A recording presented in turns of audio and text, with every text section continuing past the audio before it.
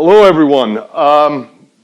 Just trying to piece together a few things. We're getting some film together, and we're sort of piecing it together to make a hopefully decent presentation of some basics of electricity and magnetism. Essentially, it's going to be two videos. One's going to be some notes on electricity and magnetism, part one. And the other one's going to be some notes on electricity and magnetism, once again, but part two. So some notes on electricity and magnetism, parts 1 and 2.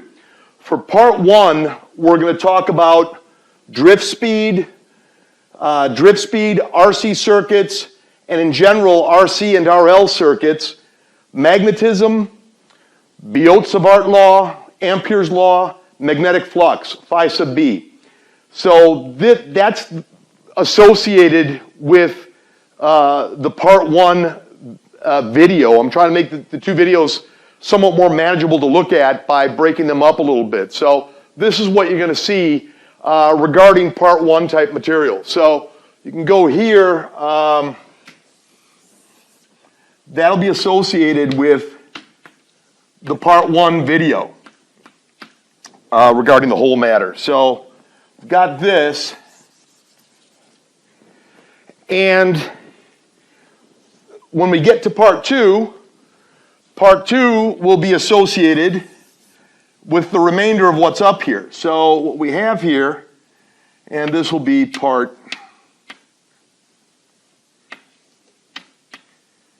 2.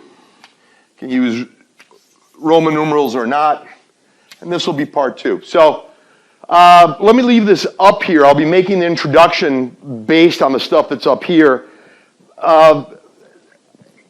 Not everything is in the greatest of detail.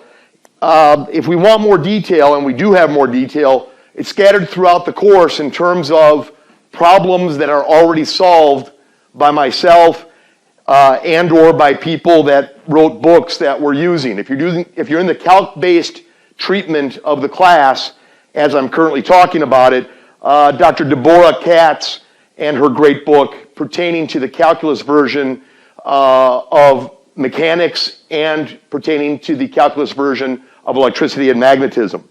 So much is there. Some great resources are available to us to be able to solve problems. Hopefully I've looked at some of this stuff in a good enough manner that when you look at the solutions that I've given from that particular book, whether you're taking the class or not, I say enough in the videos that you have access to what it is that I'm trying to solve just by virtue of what I'm talking about when I'm trying to explain various things. Whether I'm talking about calculus-based treatment of mechanics or whether I'm talking about calculus-based treatment of electricity and magnetism. I speak through it quite a bit so you can actually look at some of the problems verbally that I kind of present and go through. In addition to that, the solutions are available to a lot of people. So if you get the book, Dr. Deborah Katz's book, you can look at the problems that are actually listed in the book, and you can look at my solutions that way as well, and also have films pertaining to that. The same exact thing holds when we are talking about, forgive me guys, we're talking about another great book, and it's non-calc treatment. So Dr. Deborah Katz's book for mechanics and electricity and magnetism is calculus-based, and the other great book, 2 volumes as well, just like Deborah Katz's book, 1 volume for mechanics and the other volume for electricity and magnetism. Same with Serway and Vuille, their books, volumes 1 and 2. Volume 1 pertains to mechanics, and volume 2 pertains to electricity and magnetism, and that is. And that is all, and that's non-calc treatment. So Serway and Vuille is non-calc treatment. Deborah Katz's book, her books for mechanics and electricity and magnetism are calculus-based, and Serway and Vuille, their books pertain to so calculus-based treatment for Deborah Katz's book, mechanics and electricity and magnetism, and non-calculus-based treatment for mechanics and electricity and magnetism for the Serway and Vuille book. So here they are. Many, like I said, if you have one course but not taking the other course, if you have one book or one set of books but not the other set of books, if you can acquire both sets of books, I have very many, not all the solutions possible, but I have very many solutions presented to you in PDF format on Canvas if you're in my classes. Many PDF solutions are presented on Canvas, and a substantial amount of film is presented, much of it on YouTube. So you should be able to get something out of it that way. So you really can't summarize these very broad topics in any one particular video. So you can summarize it somewhat, but you can't completely comprehensively really give a be-all presentation of topics that are just this massive. But you can point to where to look. And I've already told you, you can see it in my PDFs. You can see a lot of things in my PDFs, and you can see a lot of things in my film as well, both non-calculus based for mechanics and electricity and magnetism, and for calculus based for mechanics and electricity and magnetism. So that's kind of where we're going. Now this is what I've done for part one. As we said, drift speed, RC circuits, RC and RL circuits, magnetism, Biot-Savart law, Ampere's law, magnetic flux, phi sub B. When we get into the part two, that'll be another video, because I'm trying to shorten these up a little bit at least. We're going to talk about inductance, the inductance capacitor, the inductance capacitor circuit, easy for me to say, the LC circuit, and how the oscillation takes place. Again, we said very likely there's oscillation taking place if you have some sort of damping going on, but things tend to die out. Here, the oscillations will not die out when you're talking about something like this. So there's no resistor in here for there to be a power loss. So it just goes on. It's analogous to a spring, a mass that is on a frictionless surface attached to an ideal spring, and you extend it, you stretch it or compress it by an amount A, amplitude, and it will oscillate back and forth between the limits of where the amplitude can go. Positive A and negative A, it'll oscillate back and forth. The total energy of the system will remain the same. Same exact thing is happening here with the inductor slash capacitor LC circuit. AC circuits, we're going to go into that as well. Again, there's some limitations to how far we can go on that, but we'll try to give a decent presentation for our needs, regardless of what class you're in, whether it's a calc-based class or non-calc-based class. It should be pretty decent for us. We'll talk about the transformer, the refraction of light, and I forgot how to spell light. The refraction of light, and the Mir equation and the Thin-Lenz equation. So it gives you a little bit of look at least a good portion of what's going on here. So what I'm going to do is, if for anybody, I guess maybe perhaps the easiest way to do this is I think maybe we're going to leave this as is for an introduction to both films. The part one film, which is that material, and the part two film over here. Once we start, when we're talking about the part one film, this is substantially what we're going to be doing. If we fall a little bit short, we'll do it into the other video. That's not an issue. But roughly speaking, this is what the part one video is going to entail regarding, and the video itself, both videos are going to have the title, some notes on electricity and magnetism. The part one is going to look like this. So if you're looking at this now, this part of the film, and it's attached to the part one video, this is what we're going to try to do. Later on, in the part two film, and I'll make this kind of like a universal introduction to both films. Here will be the part two film, and you'll see this is what I'm going to try to attempt as well. So depending which film you're seeing this on, it'll tell you what we're going to be doing. If you're looking at part one film right now, this is what we're going to do. If you're looking at part two film right now, this is what we're going to do. So that's about it. Everyone do great, and I hope this helps. Take care.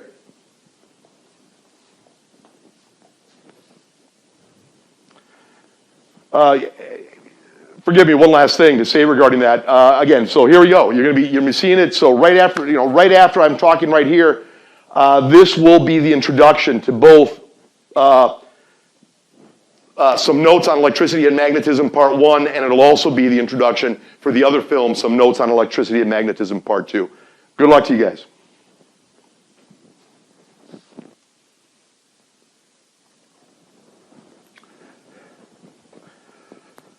Hello everyone again. Let's continue. This is going to be part 2 of the conversation regarding what we had written down earlier, some notes on electricity and magnetism. So this is part 2 of this. Part 1 was obviously part 1. So basically,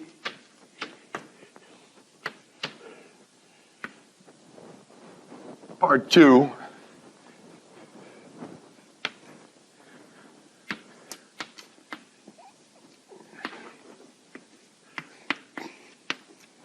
Some notes on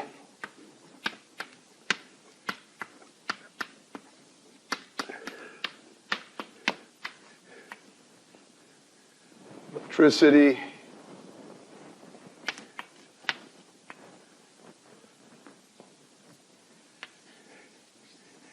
and magnetism.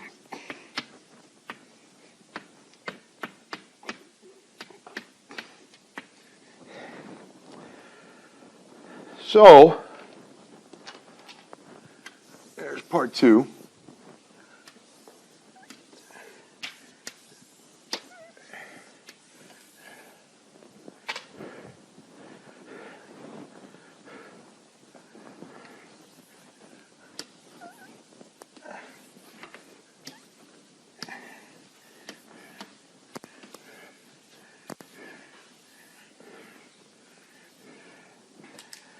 Okay.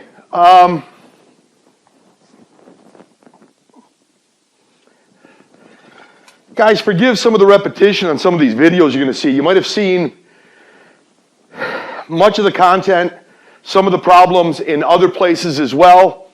That's okay. I mean, as long as they're there somewhere, sometimes they're going to be in more places than in one place.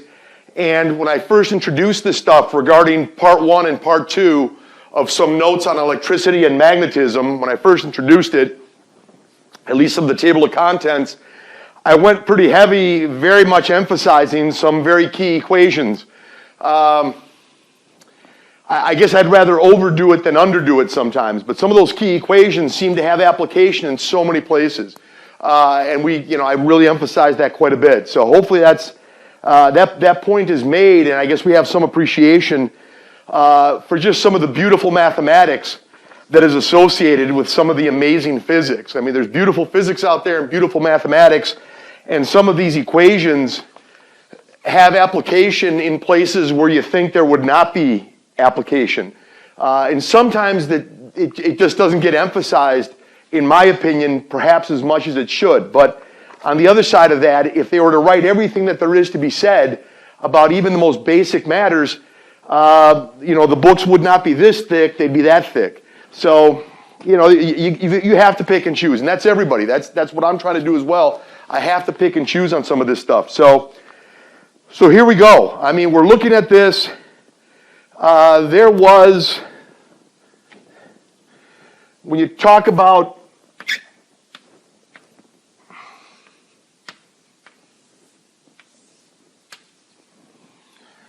part 7, we talk about inductance. Inductance is, I've heard it said, and it's said very beautifully, I believe, when they do say it. Inductance is that tendency, almost like a pseudo-inertia in a sense, that tendency to not let current build up very quickly, but also not let current die down very quickly either. Doing so, there's energy stored, like energy in a spring. Well, that's kind of an interesting thing in its own right. You can say energy stored in the spring in the mechanical systems.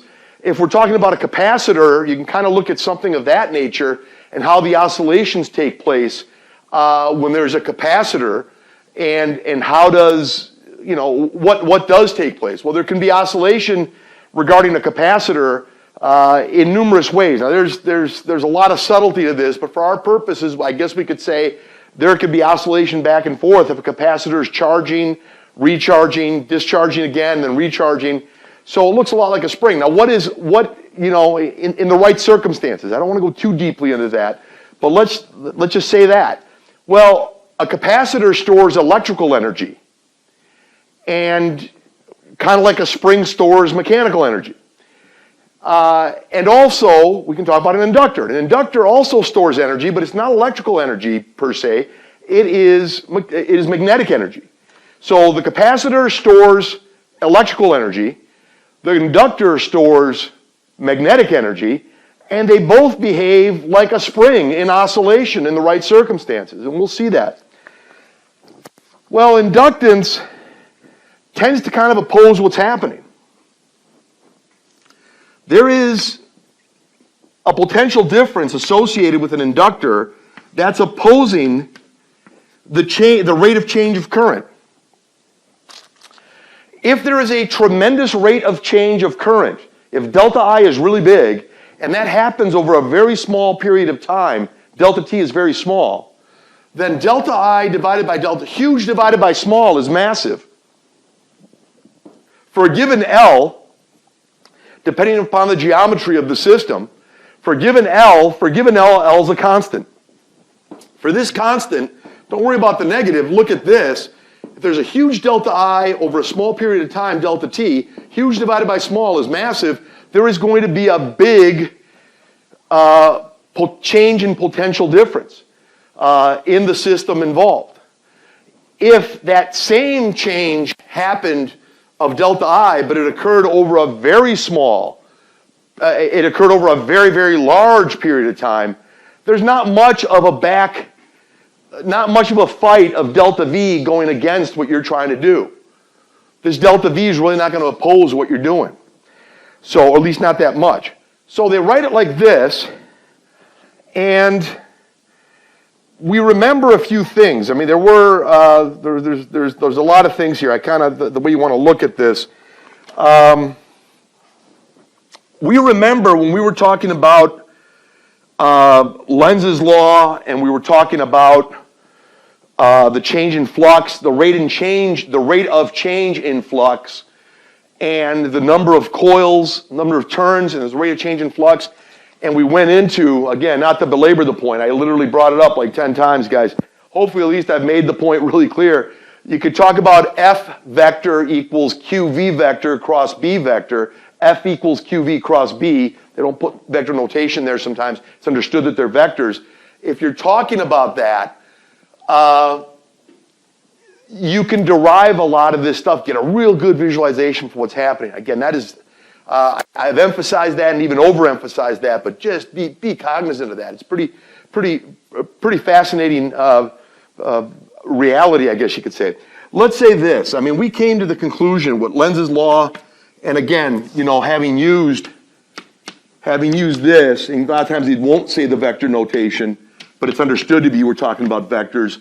F equals QV cross B, we can derive a whole lot, really visualize a whole lot. Among them, we had talked about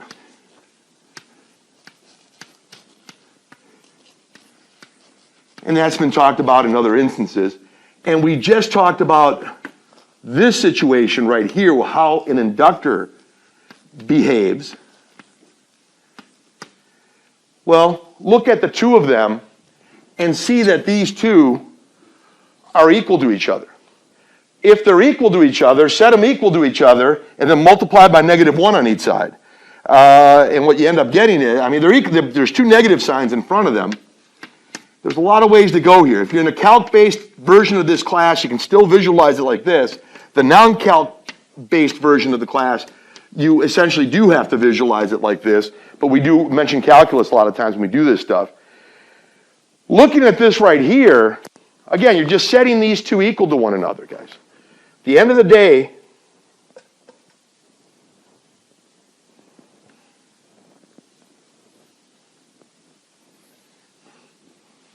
you set that and that, you set them equal to each other, because these two, of course, were equal to each other. So you look at it, you get to here, you know, the negatives cancel on each side. Why don't you solve for L?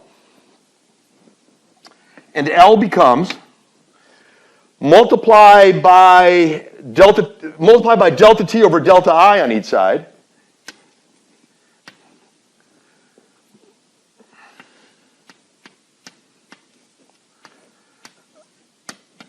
This tells you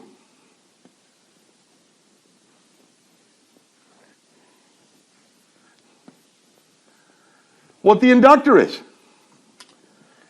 What the value of the particular inductor under consideration is.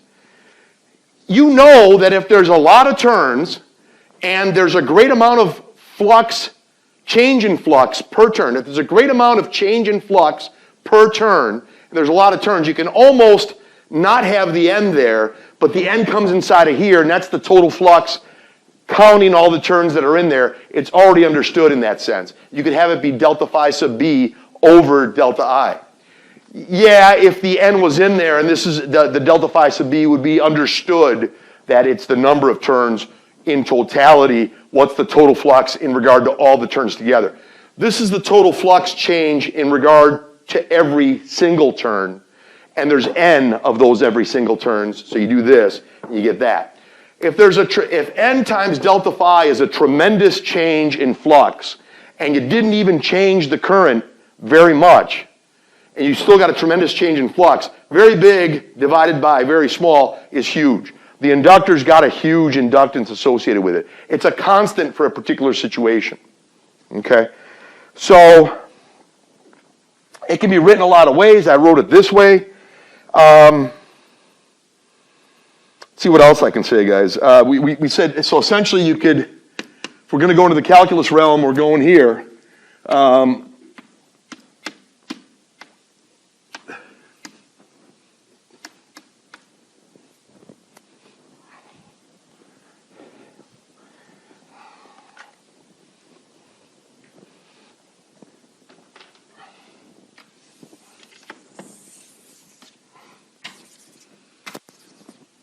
Same thing. I mean, just you know, it's written a little bit of a change in the language, I guess you could say, regarding something like that. So, okay. So with that in mind, there's a couple things I guess you can say, and we'll derive them, and just kind of move with this whole process.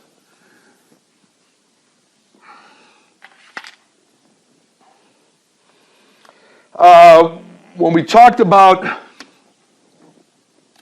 RL circuits, and you know, depending, you know, if you're in my classes, if you're watching what I'm doing, we've gone into this in person, and we've gone into this in various different capacities. So let's, you know, just kind of look at some of the conclusions again on that, and then talk about another conclusion that we did not really draw, but something that would be good to know. For those in the calculus-based classes pertaining to electricity and magnetism that I would teach, if it's a calculus-based class, obviously you know how to do calculus. If you're in the non-calculus-based class, and you might have some calculus background or may not have calculus background, just take a look at it and, like, to the best of your ability, but it's not going to be a big deal. A lot of times it reduces eventually, even when you're doing calculus, it reduces to solving an algebraic type problem at the end of all the calculations that are going to take place. Make sure that your conclusions are on the mark. That's the big thing. You know the conclusions at least as to where this goes. We know for the LR circuits or RL circuits, tau is L over R, and I is equal to ER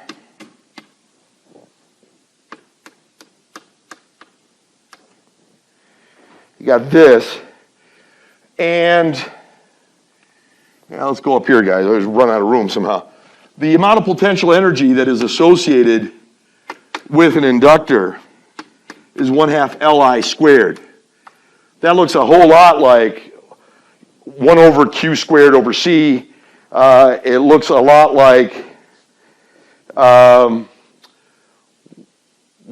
times QV. It looks a lot like 1/2 CV squared. It looks really a lot like 1/2 CV squared, which is associated with the electrical potential energy of a capacitor. PE for a capacitor, 1/2 CV squared, and a number of other things. 1/2 Q squared over C squared. So 1/2 CV squared equals 1/2 Q. 1/2 Q squared over C. So, okay, guys, I almost forgot which ones I actually said on that, so I'll write them down again. Forgive me here, guys. Let me see. Yeah, when we're talking about this, it might be, some of this stuff's easier said than anything. You're talking about, let's say, the potential energy electrical associated with a capacitor. You're talking about, I mean, the one that really sticks out, that V is the same as delta V. 1/2 QV, and the way let me just see that really quickly, guys, if I could. Correct, right. So Q right there, and it's going to be this as well.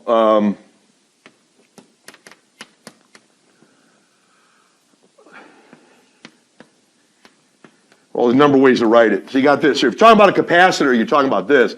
The thing that kind of jumps out at me more than any of them is that one right there, and I guess I wasn't able to articulate that. 1/2 CV squared and 1/2 LI squared, wow. Same kind of mathematical structure. For an inductor, it pertains to the storage of magnetic energy. For a capacitor, it pertains to the storage of electrical energy. So, pretty interesting stuff in that regard. With that having been said, let's look at the energy stored in a magnetic field. This is from the Katz book, and we'll see what we can say pertaining to it.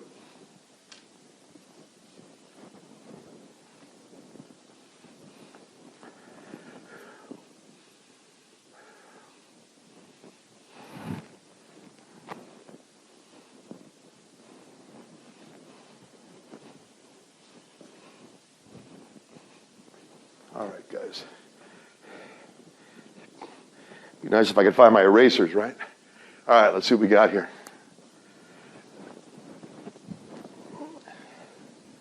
All right, so we got a lot of stuff here. We wrote down a lot of stuff, so we know what we're talking about.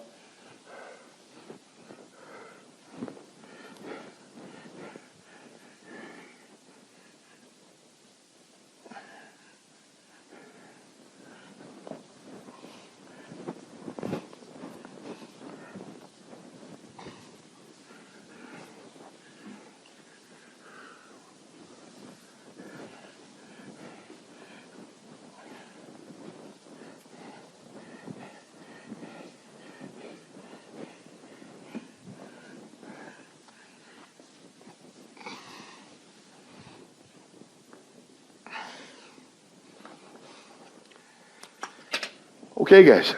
So say a lot. Like I said, I have very, very much of what I write. I have it in writing in PDF format on Canvas. Oftentimes, I have it scroll at the end of a video. That's not always happening. It doesn't always happen. Sometimes it does. But the PDF is out there, especially if you're in my classes. You can look at the Canvas information system pertaining to our course. You look at Canvas and you'll find the PDFs pertaining to this stuff. So, energy stored in a magnetic field, let's see what we got.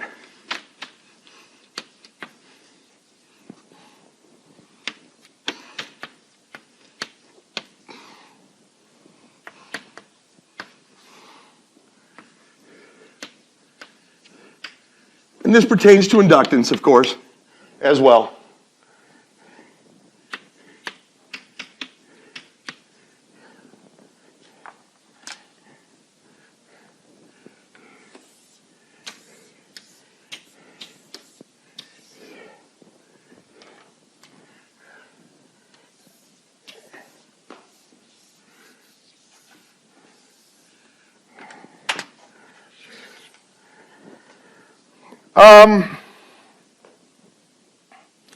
Very much the argument from the brilliant book written by Deborah Katz, called the Katz book, from the Katz book, which has electricity and magnetism calc treatment.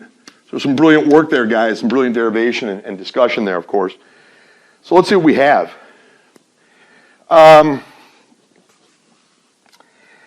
If you're talking about let's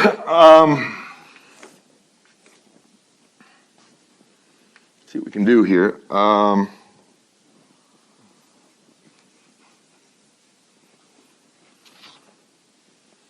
This all looks familiar. We've been down this path before.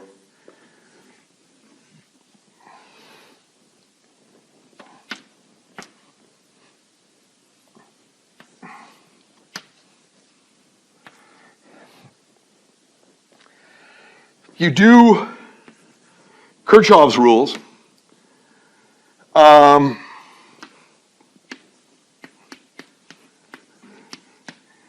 delta I over delta t we're going to call di over dt.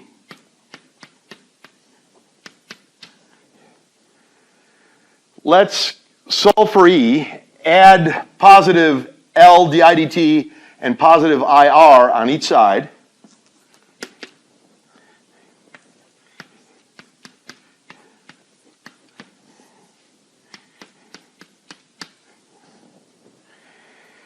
Let's, you kind of change up the order of the addition. Obviously, that changes nothing. Perhaps a little easier to look at.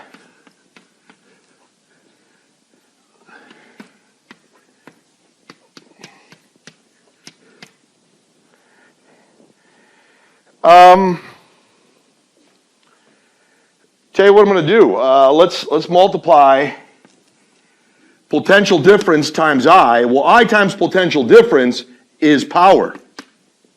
Let me multiply by I on each side of the equation and see what the heck happens.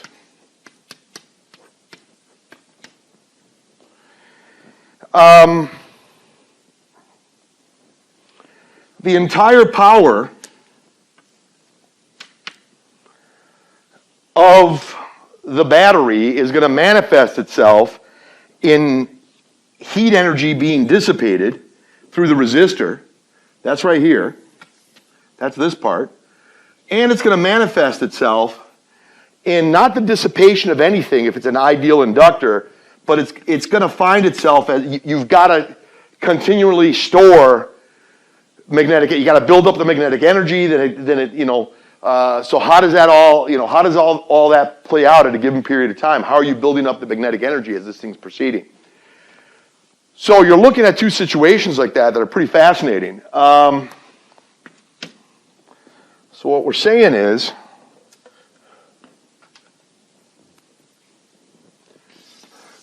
the bread and butter of the whole thing is right here. And we're looking at this. Now, I just want to know what's going on with the inductor. That's this guy right here. And that's this right here. So, that's okay.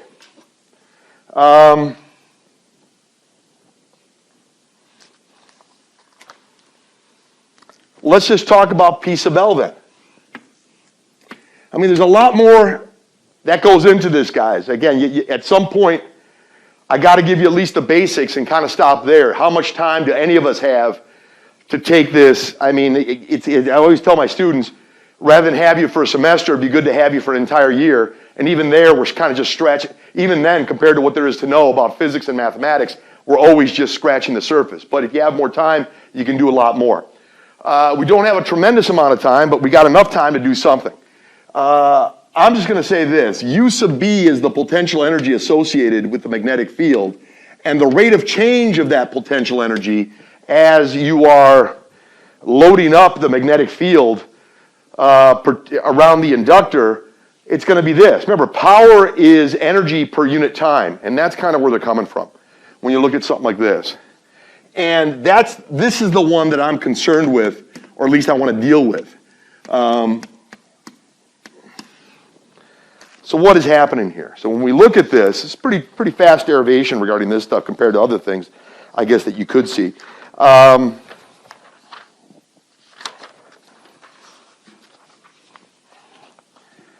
the end of the day, guys, you're looking at this. B is associated with the B field. I did not want to write that, but B is going to be a subscript. Not getting a change in flux here, at least explicitly. dUB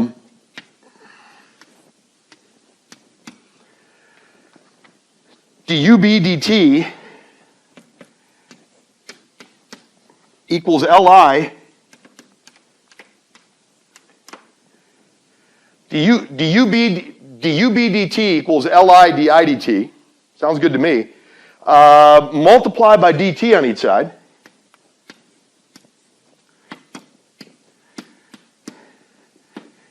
Pretty straightforward move at that point. Now what? Well, it's pretty easy at that point. If I want to find the total UB as I'm loading up a magnetic field here, kind of like out of nowhere, I'm starting at nowhere. I'm starting at no current. I flip a switch, and then the current builds up. And then at a particular time, after the current is built up to a place called I amount of current, I amount of amps. When it's built up to an amount I can tell you how much magnetic field is stored at that particular moment. So, so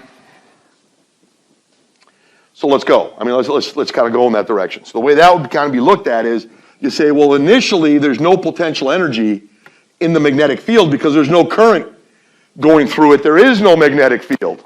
Better way to put it. With the rapid change of current, you're building a magnetic field. With the current changing, you're building, there's a change in flux, the rate at which the flux is changing. You got an E, you got a potential difference E, which is some kind of delta V, and you've got an amount of current. Well, I times delta V is power. So we did that song and dance here to kind of make this thing happen, especially right here, and that's the total. I'm not worried about this. I just want this part of it. I just want this part of it right here. So if that's the case,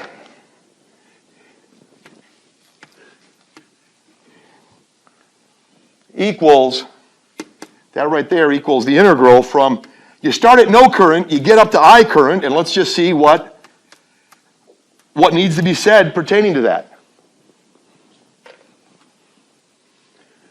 So this is, among a number of big moves, this is also a pretty big move. You're going to get this, which is going to be equal to that, which is this song and dance once you do the integral.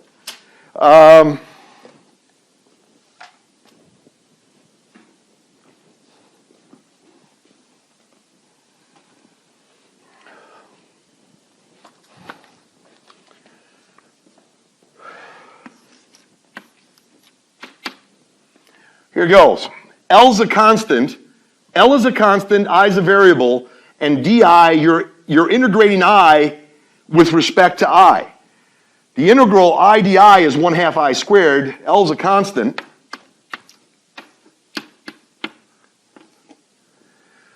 Between the limits of 0 to I, between the limits of 0 to I, you got this.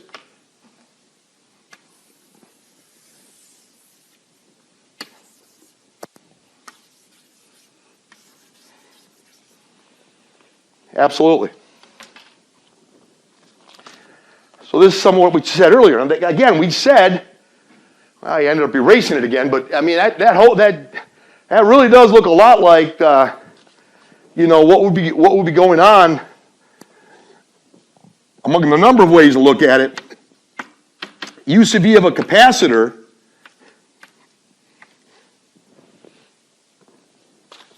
the structure of them is very similar. One pertains to electrical energy, that's associated with capacitors, and the other pertains to magnetic energy, that's associated with inductors, and there is an analogy there. There's an analogy, or a mathematical analogy that we can clearly see. With that in mind, there is a very interesting potential reality, I guess you could say, or a very interesting instance where, let's say, there's no resistor. Now, if there's a resistor present, resistors tend to do something. you know, if you got a set amount of energy in a capacitor, the resistor is going to dissipate everything that's there, or close to everything that's there. In the limit, after an infinite amount of time, so to speak, there will be no, whatever energy was there, the capacitor won't be able to keep charging up, because every time it passes by the resistor, it's losing some of the initial energy that it had. But if there is no resistor, then they can go on indefinitely, very much like a spring that's an ideal spring that's on a frictionless surface, and there's a mass attached to the spring, and it's this frictionless surface.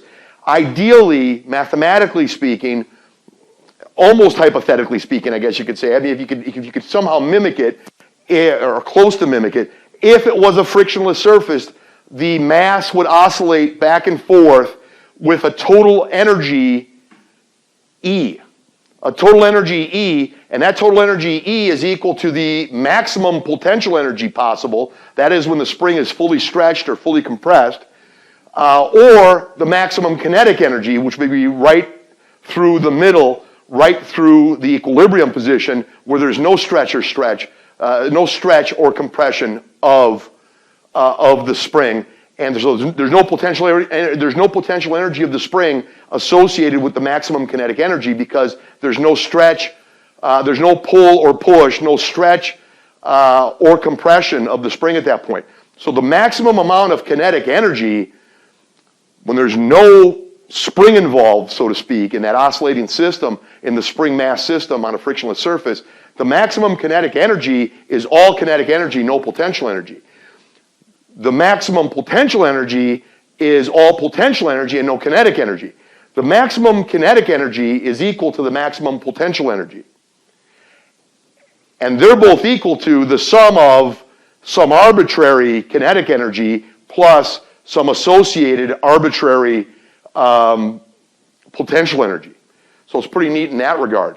And you're going to see this in the problem that we're about to do.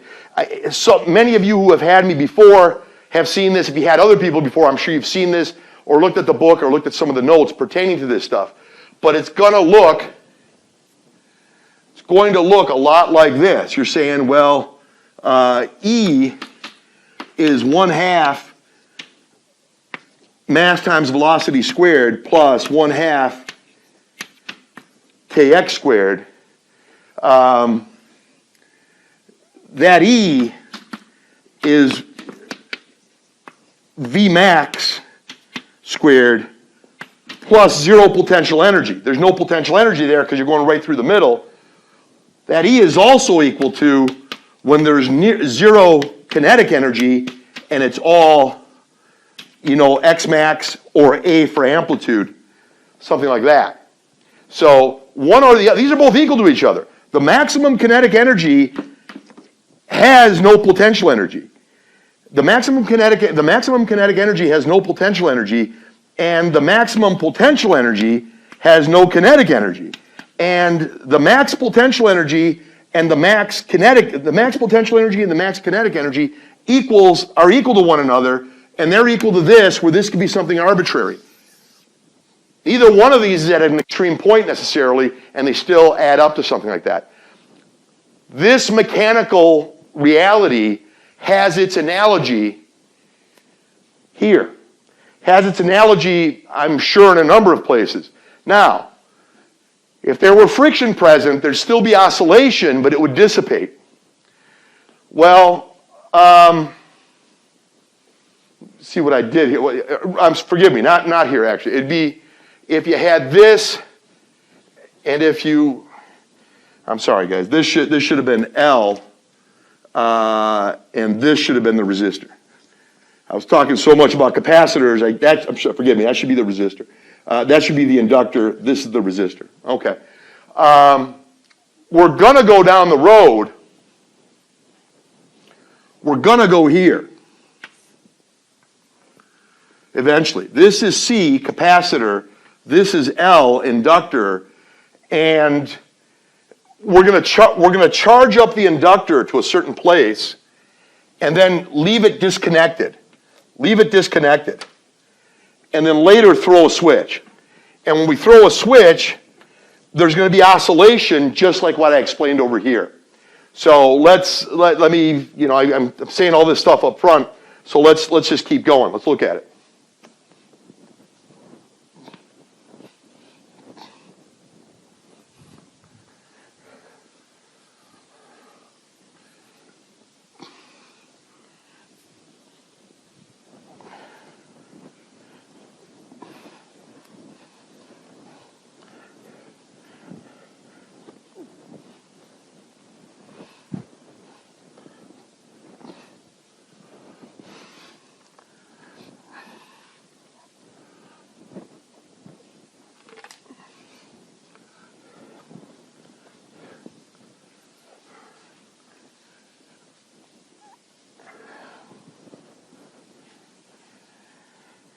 Okay, try to get this thing to look halfway decent.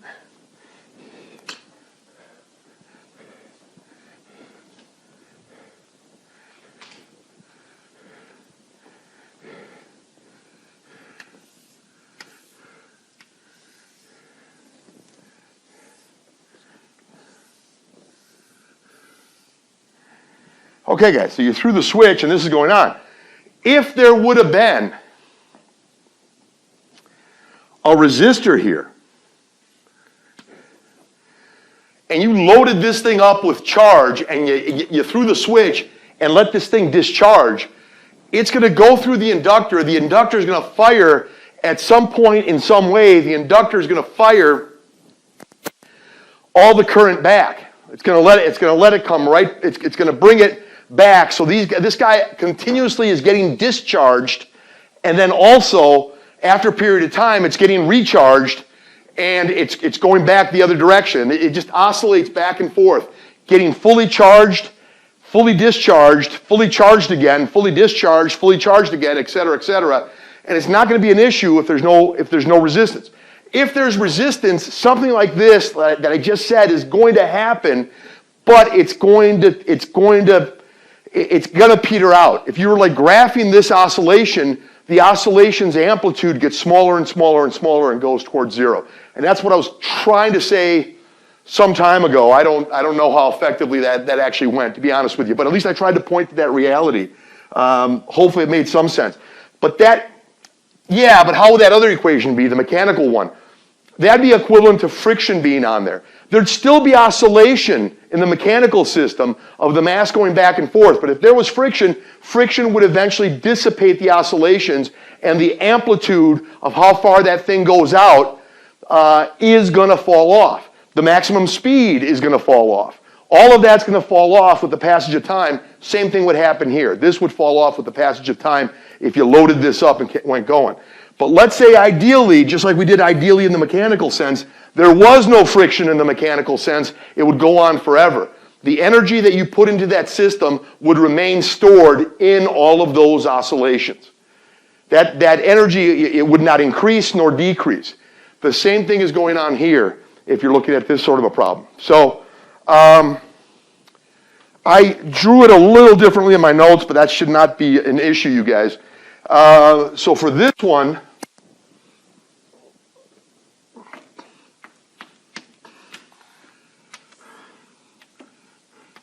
my writing is sometimes less than the best, but it's one good thing is I write pretty large, so you should be able to see much of what I'm doing in the notes in PDF format and when I'm doing this on the board, I hope. That's the goal.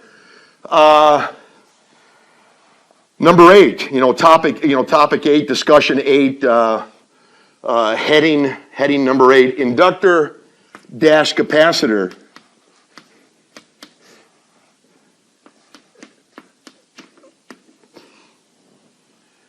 Inductor dash capacitor circuit.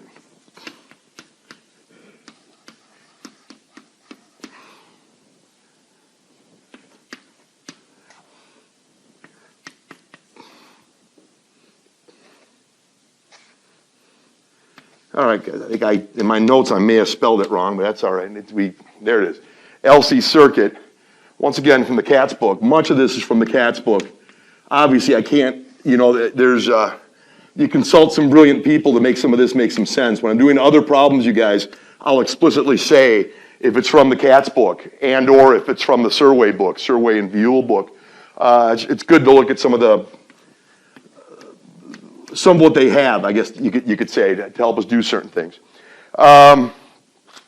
We have put the situation as such. No resistance, so no energy lost. Current oscillates back and forth. So there's an energy total and it stays an energy total. And here we go. What does that mean? Well, it's a lot like the analogy I drew earlier. Now here they're using capital Q as a variable. If they want to use a constant, they say Q max. Q max. Here they're just saying Q. So Q is a variable.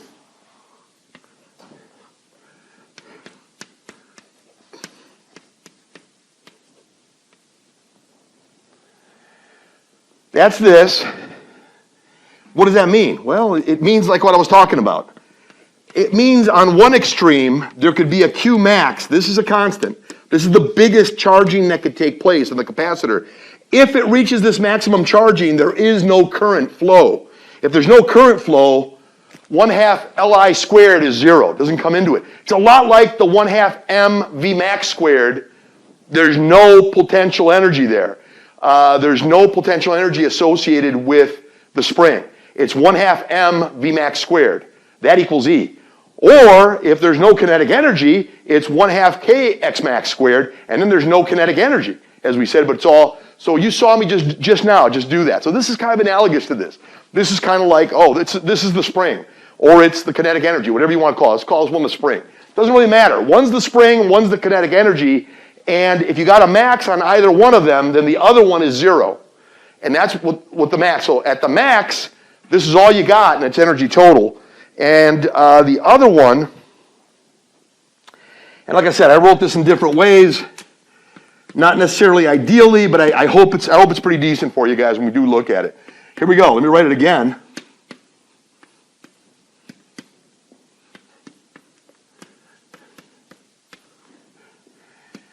And on this other side,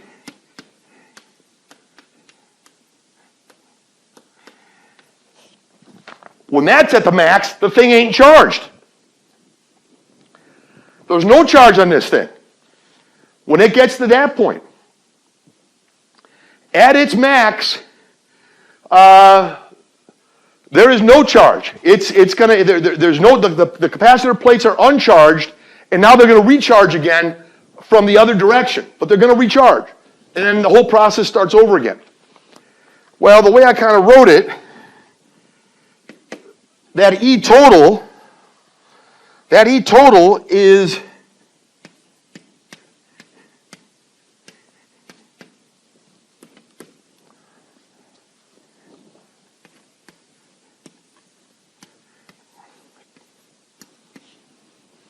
yeah, I mean, make the long story short,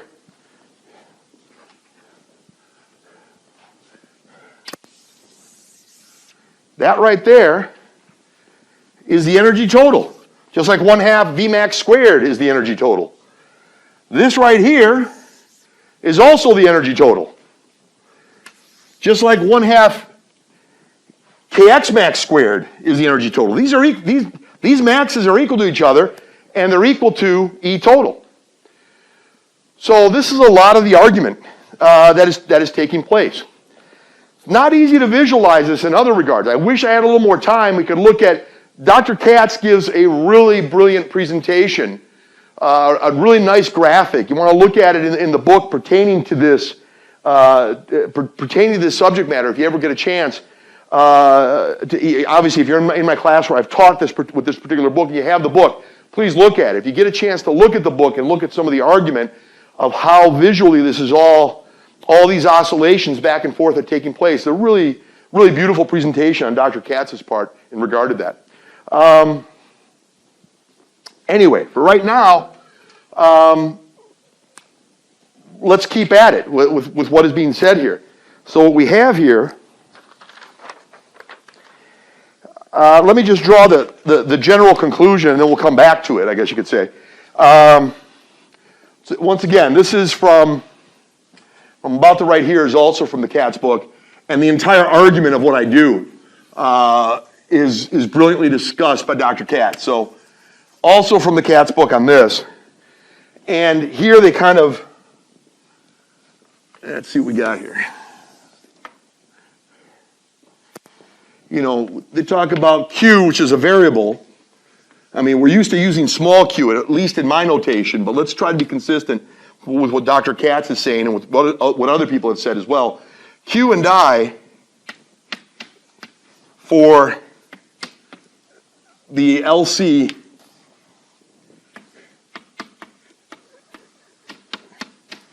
Q and I for the LC circuit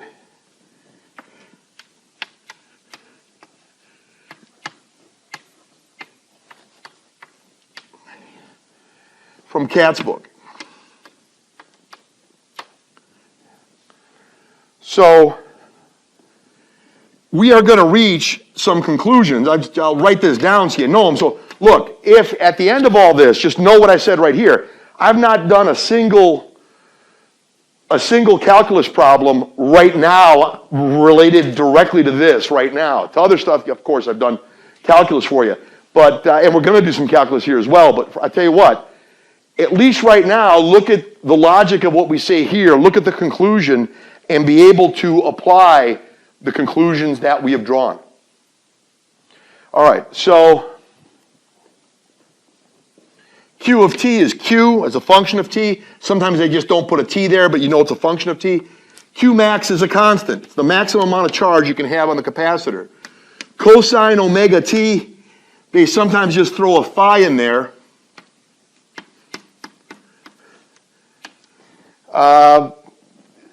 Not incredibly anything that's going to like throw us off or anything. Where omega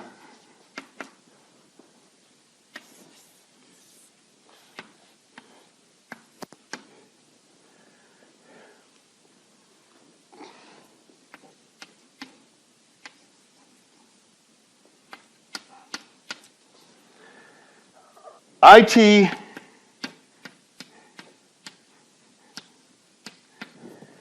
negative I max sine omega t plus phi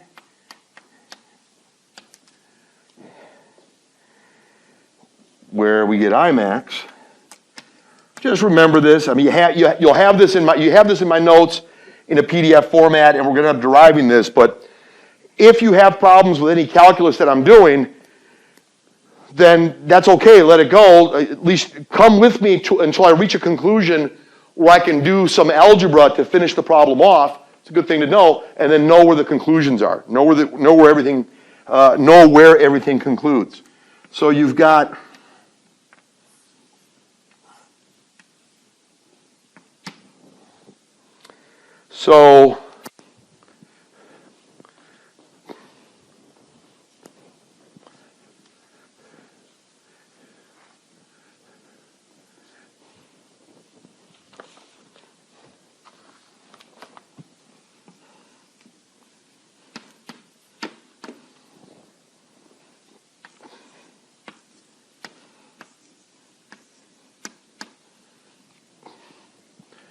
all right, guys.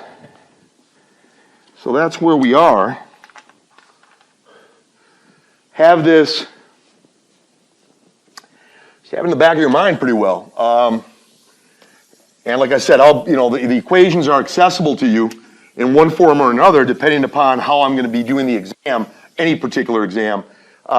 These are usually going to be given to you up front. You can kind of look at them, just know how to apply them. The more you know, independent of anything that I give you, the better off you're going to be, I think. But very much of this is going to be given to you right up front.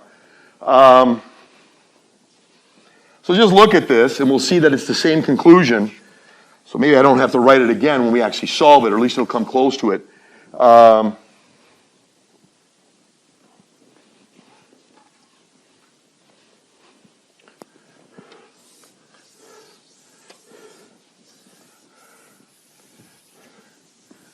we got that.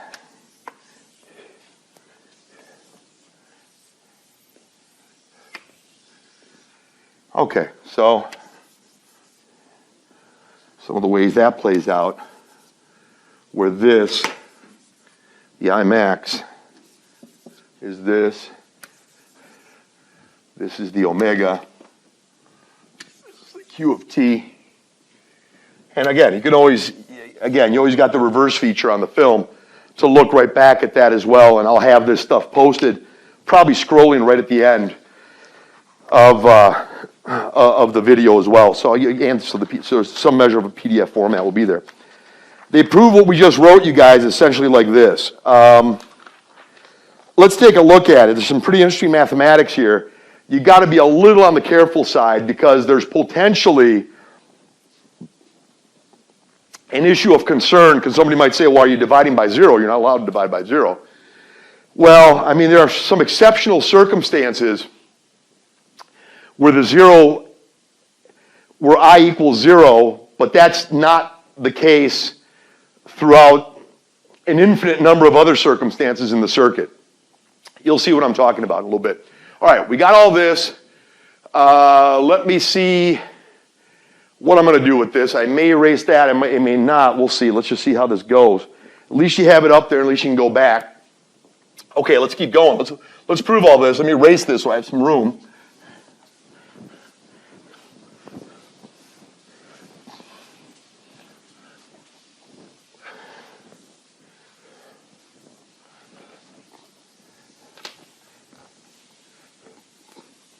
And again, the conclusions are kind of paramount in this. Very oftentimes, regardless of whether or not you have a calculus background or not. A lot of times I'll show it for people who are in the class or in another class that does not require a calculus background, but they have a calculus background. That often happens. Other people are simply in a calculus-based class, and it's good to know anyway. In the end, the conclusions are what are going to rule the day when we're doing something like this. Let me see exactly what I'm going to do, and if I end up erasing that anyway, guys, but they prove what we just wrote essentially like this. They're making some statements, guys. We just said, in one form or another, and in numerous forms, I guess you could say, we said that E total is equal to a constant. That implies dE total dt is equal to zero. I mean, the time derivative of a constant is equal to zero. If that's the case, we had this up there.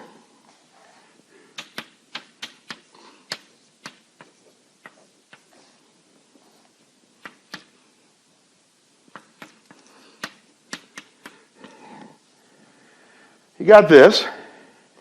Well, this is of interest.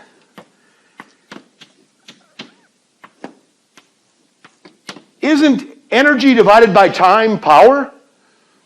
dE total dt is the instantaneous power, and we said it's equal to zero. Well, there's a lot going on in regard to power, I guess you could say. You could say it's going to go one way, it's going to go the other.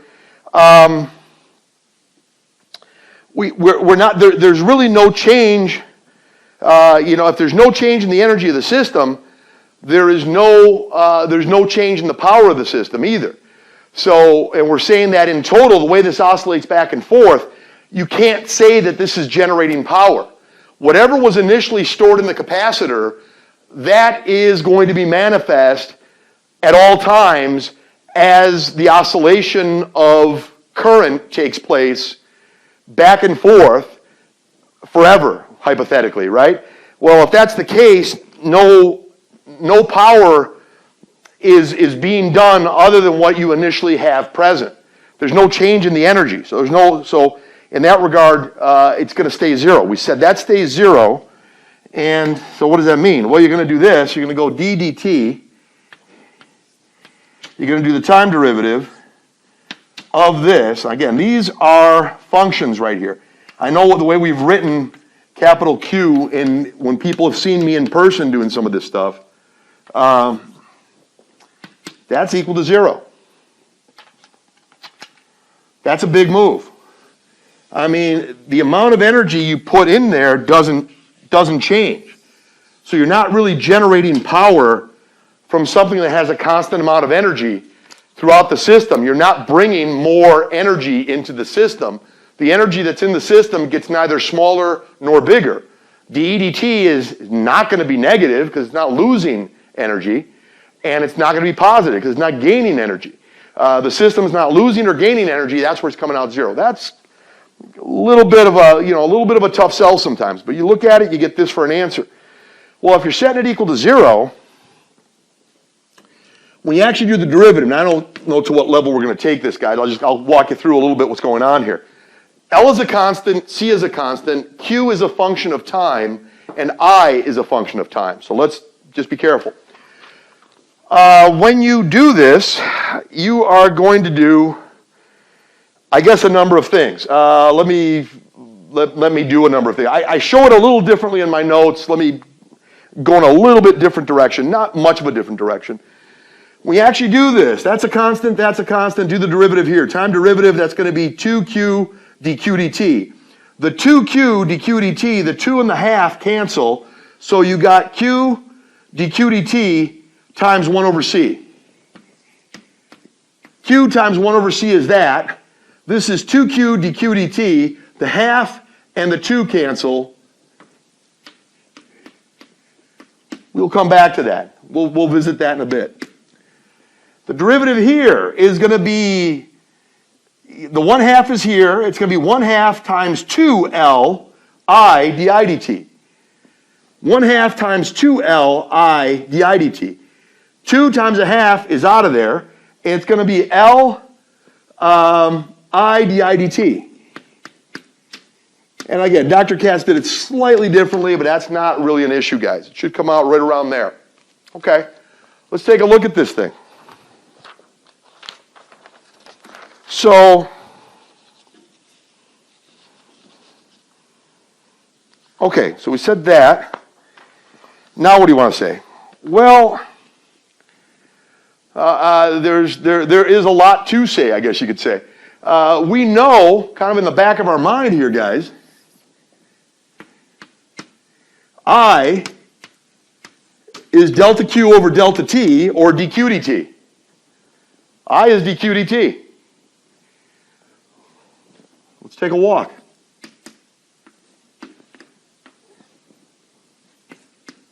Here's I. Time out. No, not time out. This is fine. dq dt is I. Li is Li. And this is di dt. Yeah, let's go with that. Let's go with that for now. Let's do something on the side, if you don't mind. Let's see how much room I have to do that, actually. Let me see, guys. Don't know how much of this. I'm doing all these elaborate colors here, guys. I don't know how long I can keep this, but it's been up here long enough, I guess. We can knock this thing out. Let's just see what I just did. I mean, I is a lot of things you can do here. I equals dq dt, di dt. Di dt is the first derivative of dq dt, which is d squared q dt squared. We talk about that a little more here, guys. If I is equal to dq dt,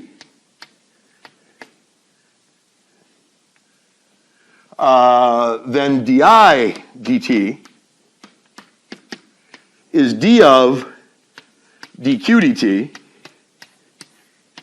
dt,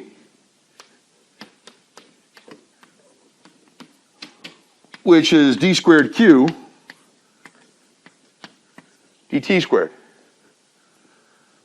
What's going on here? Well, there's a lot going on here. You got 0 here. Let's pull an I out of there. You can argue this one a whole bunch of ways, but let's pull an I out of there.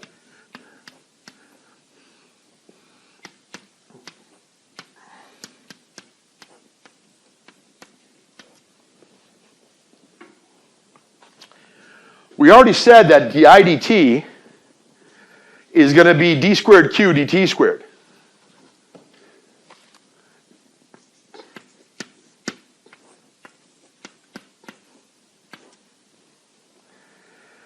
Now we got to talk. I is not often 0, but if this goes on forever, I will be 0 an infinite number of times. There will also be, in one cycle, I will occur where it's going to be 0. I mean, if you look at, let me kind of cheat over here, guys. If this thing that's in the argument, omega t plus phi, is equal to 0, is equal to pi, is equal to 2 pi in terms of radians. 0 radians, pi radians, 2 pi radians, 3 pi radians, 4 pi radians. You get it. Within a few cycles, a handful of times, I will indeed be 0. Literally in any given cycle, an infinite number of other times, I is not 0. I is not 0 an infinite number of other times. So it's easy to divide by I. Well, yeah, but what if it is 0? Well, if it is 0, if this is all 0, 0 times 0 is still 0. So in that regard, you can pull it out. In the relatively few instances, for a given number of cycles, I is going to be 0. It's going to be a few times. If you do this over an infinite amount of time, it's going to happen an infinite amount of times. I mean, this is going to happen. It's going to happen at 0. It's going to happen at one cycle, where it reaches 0, and then it's going to happen when it comes back. It's going to fully discharge, before it charges, and then when it fully discharges, there's going to be places where this is going to occur. So to come back to where it came, guys. So let's not over talk this thing, but again, it's a handful number of times for a given number of cycles. How many times do you want to see this go back and forth? I don't know, 8 times? Well, how many times is this going to happen then? Well, 2 pi is the full cycle to get back to where it started. If you're going to do this 4 cycles, you're going to get the 0 at 0, pi, 2 pi, 3 pi, 4 pi, 5, you get it, So it ain't going to happen a whole lot, but it's going to happen. While this is happening, literally an infinite number, a massive number of times, and I don't mean mass, just massive, an infinite number of times, I is going to be non-zero. If I is non-zero, I can easily just divide by I on each side. When I is 0, I can't really do that. Yeah, I don't need to though. If I, in the infinite number of times where I is non-zero, this has to be 0. When it is 0, this is going to be 0 as well. The way the function is set up in such a way, it should always be coming out to 0. It's a continuous function. So as we approach a particular place, this should be approaching 0 as that's going to 0 anyway. So that's kind of the justification. Sometimes that gets thrown by people a little bit, but just kind of be aware of what I just said, and we'll kind of take it from there. So let me, with that speech in mind, we know that this right here is going to have to be equal to 0. You can kind of sort of pretend that you're allowed always to divide by I. Well, there's some instances where you wouldn't, but in the limit, these are going to be going to 0 anyway. That's the argument on to do that. So divide by I on each side, or just know that 0 times whatever this is, it's going to be equal to 0. This has got to be equal to 0. So so they kind of say it in different ways. If you say it like that,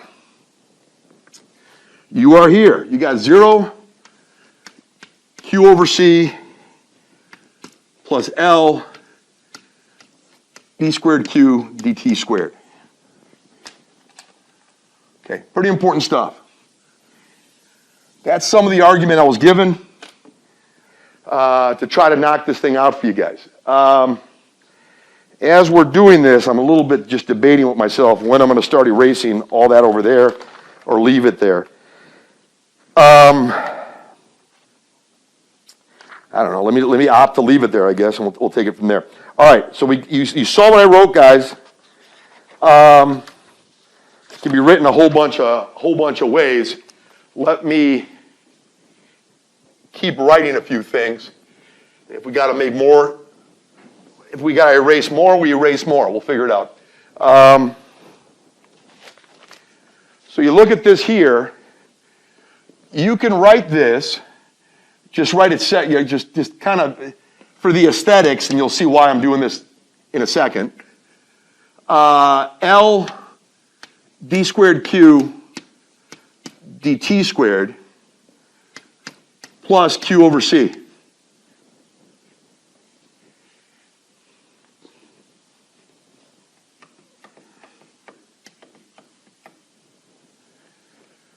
So we got this.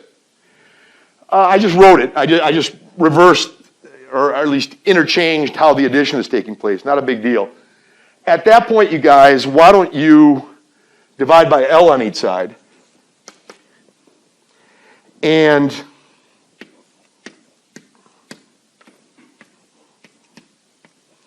divide by L on each side, and we got this. And this is kind of where the LC is coming in. This is where this stuff is coming in, guys. That's where all that's kind of coming. It's going to come in. Of profound significance. It looks a lot like, look at it, I'm going to leave that there just for a little bit, erase it, and then try to take it. We'll figure out where we're going to go. Let's get a little more chalk, guys.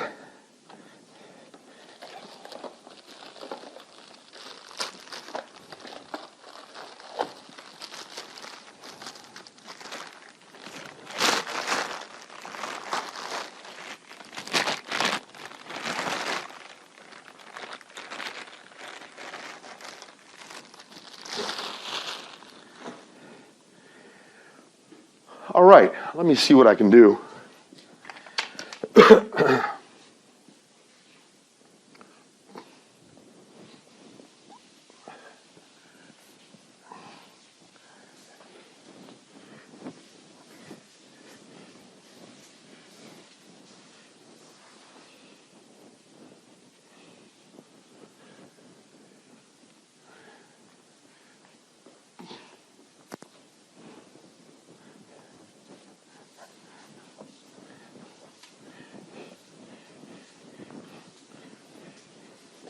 All right, I left this up here. You saw what I did. We derived up to here, you guys.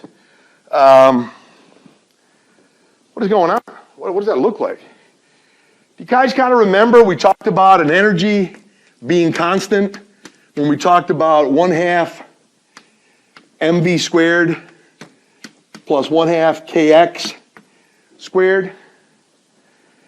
And there's a lot of ways you could have played this. You could have said earlier, hey, look, you remember we said that force was equal to mass times acceleration. And, you know, acceleration is dv dt. And, you know, what else? Well, what's that? Well, isn't v dx dt? You know, then we say that v was dx dt. dv dt equals acceleration is d dx dt dt. Okay, guys, chalk's starting to go bad on me. All right, so you should be able to see that okay. So you got this. Well, yeah, d dx dt is d squared x dt squared, right? So, and you can kind of look at that and just kind of see where, again, I'm dealing with the analogy again, guys. You got this right here. F equals ma equals ma, right? M dv dt. Well, v is dx dt. So dv dt is dv dt. V is dx dt. So d dx dt is d squared x dt squared. And F equals negative kx. Well, the F's are equal to each other. If the f's are equal to each other, if the f's are equal to each other, then MA is equal to negative kx. Add kx on each side. Well, we already just said that MA is m d squared x dt squared plus kx equals 0. If you divide by m on each side,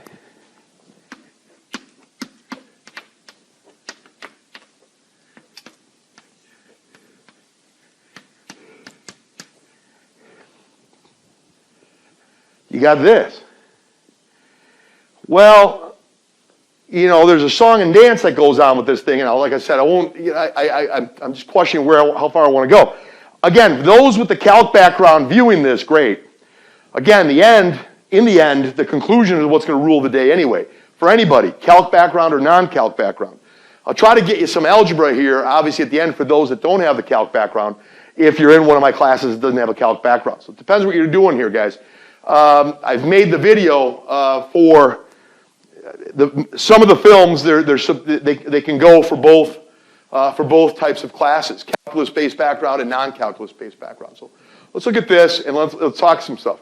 Well, you saw what I just did right here, guys. I got it right here. I based it on force.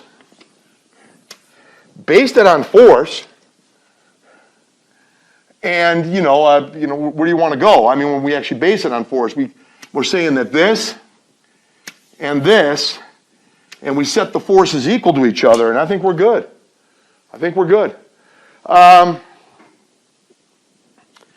You use differential operators when you do this stuff. I don't want to beat this up too much, but if you're actually doing something like this, you're trying to say basically with a lot of this. Let me get rid of a lot of stuff. Now again, you saw what I got circled in red. Look at what I got circled in red, you guys. You cannot help but see, once again, an analogy, a similarity, a mathematical affinity. You look at right here, and especially, so we dealt with this, but especially when we get here. Take a close look at this. Here I got the 0 on the left-hand side. Over there I got the 0 on the right-hand side. Who cares? You got a second derivative with respect to time plus some function divided by a constant. L times c is a constant. So if L times c is a constant, 1 over L times c is a constant. So you got the second derivative of a function plus the function multiplied with a constant set equal to 0. Here you got the second derivative of a function multiplied by a constant, second derivative of a function with the function multiplied by a constant equals 0. So again, second derivative of a function plus the function itself without any differentiation taking place multiplied by 1 over LC, multiplied by a constant. Here you got the second derivative of a function plus some constant times the function equals 0. They're mathematically identical. The way they solve is identical, so maybe that'll make things a little easier. Essentially, the exponential function is beautiful. Those who have had me as a teacher in person, I cannot say enough about the exponential function and how powerful it is. Typically, for our purposes here, there's a number of ways to write this, so let me not write it a number of ways. Let me write it one way that's relatively easy to look at. R is some constant. It could be a complex number, I warn you. In fact, it's going to be a complex number because we know that e to the I theta equals cosine theta plus I sine theta, as I've said. So when we take a look at that, this, it's some sort of complex number is present in the exponentiation and you end up getting trigonometry. So absolutely you end up getting trigonometry. So there it is. So it's probably going to be a complex number. Why do I think it's going to be trigonometry? Because I know this thing oscillates forever, back and forth. Back and forth oscillation pertains to trigonometry. Pertains either to the sine function or to the cosine function. There's not a huge difference between them. They're the exact same size and shape, if you allow me to speak very colloquially. They're the exact same size and shape, they're just out of phase with one another. So you can work with one or the other on that and still be consistent. Just make sure you got all the boundary conditions set up. So there's some constant R, and I don't know what that is. That could be some kind of complex number that we're not used to seeing, or it could be just a real number. I don't know. E to the RT, it's probably going to be something pertaining to the strictly complex numbers that we're used to looking at. Obviously, I mean, I don't want to make this entirely a math class, guys. All the real numbers are complex numbers, technically. It's kind of like saying every single square is a rectangle. Not every rectangle is a square, but every square is a rectangle. Every single real number is a complex number. Not every complex number is strictly a real number, is a strictly real number. But every real number is a complex number. But anyway, so some kind of complex number is going to take place here to do it. If you actually plug in here, x is a function equal to this, why don't you take the second derivative of this thing, and it's going to come out, kind of make a long story short, you guys, it's going to come out as a number of ways to write it, so let me just write it the number of ways. C e to the RT. C e to the RT does not disappear, but you get an R squared. You take the first derivative, an R comes out. Take the second derivative, the R stays, and another R comes out, and you get out to here. This is K over M, and you're leaving it as, you're setting that equal to 0. Well, if you do reverse distribution, called factorization, you get C e to the RT times R squared. And this is where the differential operators kind of come into play. I don't want to take this too much further than I've already taken it. We go to here, divide by C e to the RT on each side, and you get this. All I need to do, one of the main things I need to do is find out what R is. If you solve this, you got R squared equals negative Km, square root both sides, well, it's the same as negative 1 Km. So if you square root both sides, you get R equals, well, the square root of negative 1 is what you're going to have to find eventually, and that's I. It's plus or minus I times the square root of K over M. If you put this here, it ends up doing a number of things. And again, I don't want to erase too much, guys. Let me just, eventually I'm going to have to erase a little bit. So you got something looking like that. X equals C e to the RT. Let's go with this right here as it is and say C e to the RT. You're saying that's solution. That's C times, let me factor the C out, go e to the RT.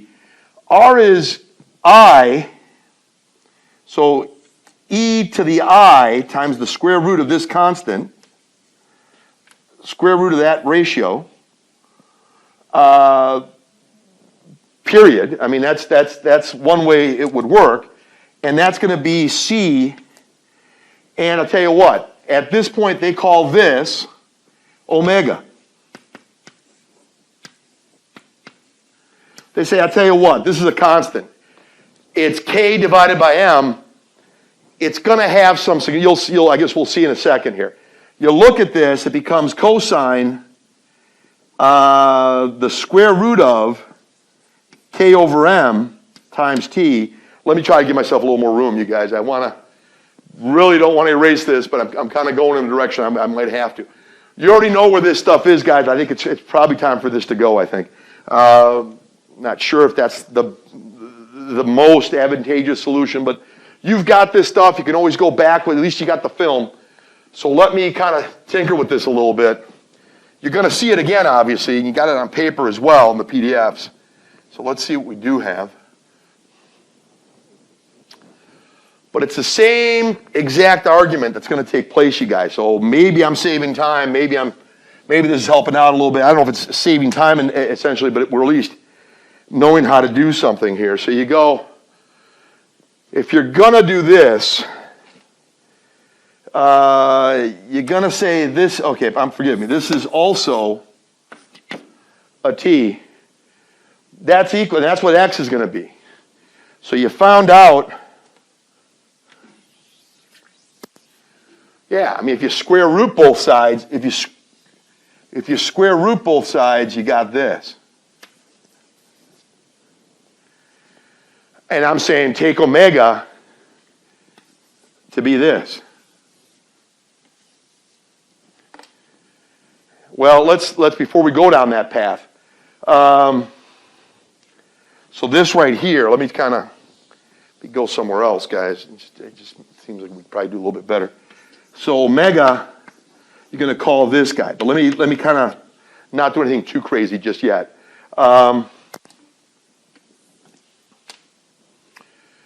So what we got here is we're saying x is going to be c e to the RT. C times, E, let's just put the I in there first, and we got this, times T. There's a T, right? Forgive me, guys. It's always a good idea to give yourself a lot of room. All right, go like that. That's equal to cosine square root of k over m times t plus I sine cosine square root of k over m times t and sine of the square root of k over m times t equals this. We said it's a plus or minus solution. If it's plus or minus, if this is plus or minus right here, you can do that. Okay. At the end of the day, guys, it's not a real big deal. The sine function, the cosine function and the sine function both solve this particular differential equation. As a consequence, with different symbols and different physical realities, the sine and cosine function also solve this type of an equation, is what I'm trying to say. There's that analogy there. So cosine or sine solves it. You could use one or the other when you're doing this. It doesn't matter. Sine and cosine solves it. So at the end of the day, sine or cosine solves it. Let's use cosine, where this is the square root of k over m times t. Sounds good to me. What is that? Well, we just said that's omega. We just said omega is going to be equal to that.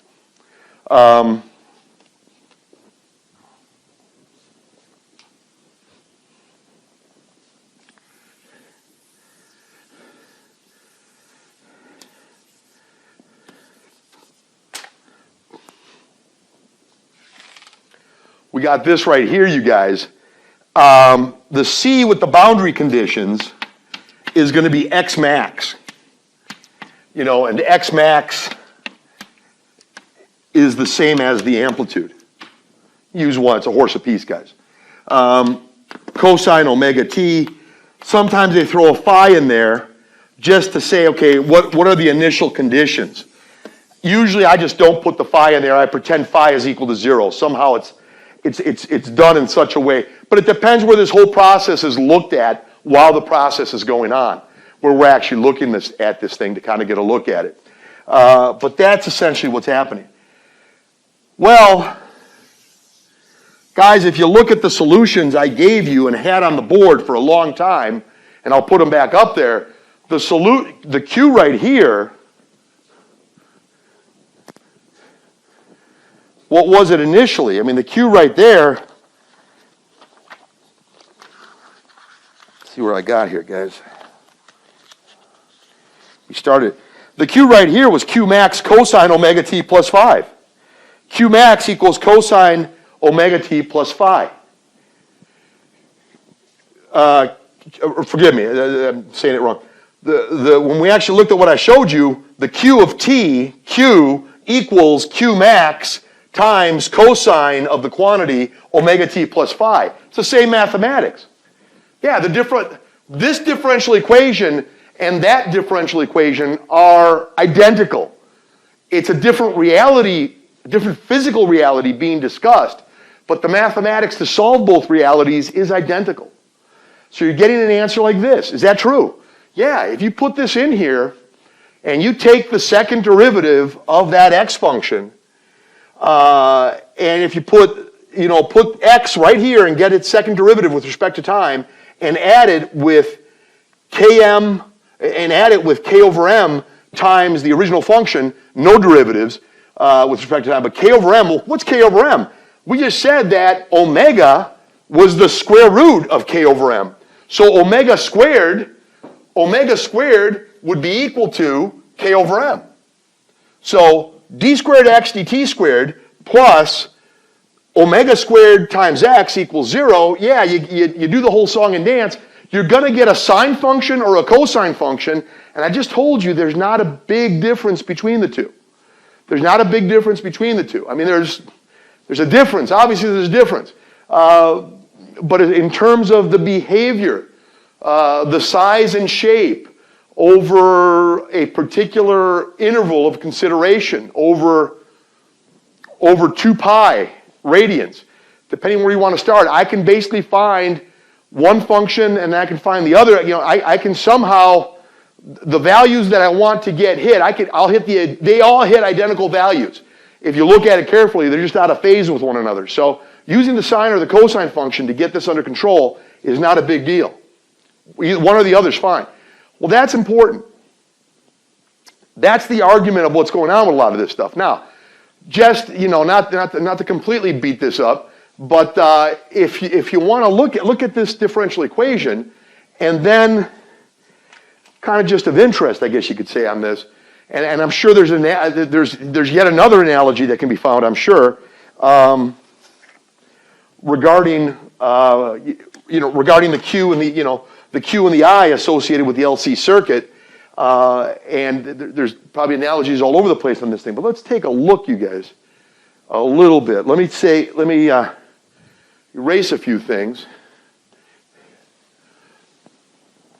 Again, the versatility of the exponential function. You can even work with the exponential function when you're dealing with truly complex numbers that aren't necessarily real numbers. They could really be any complex numbers can be put into the exponential function. Not even that. I mean, you could say, like, essentially, again, guys, I don't want to completely beat this up too badly, but e to the z,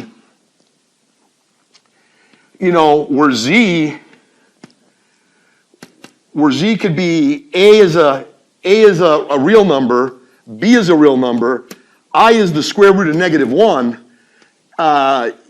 You can deal with any sort of complex numbers. Any sort of complex numbers to do this, and you get some crazy stuff. You're not going to get, the only time you're getting this special circumstance of cosine theta plus I sine theta is if theta is a real number in radians. It has to be in radians.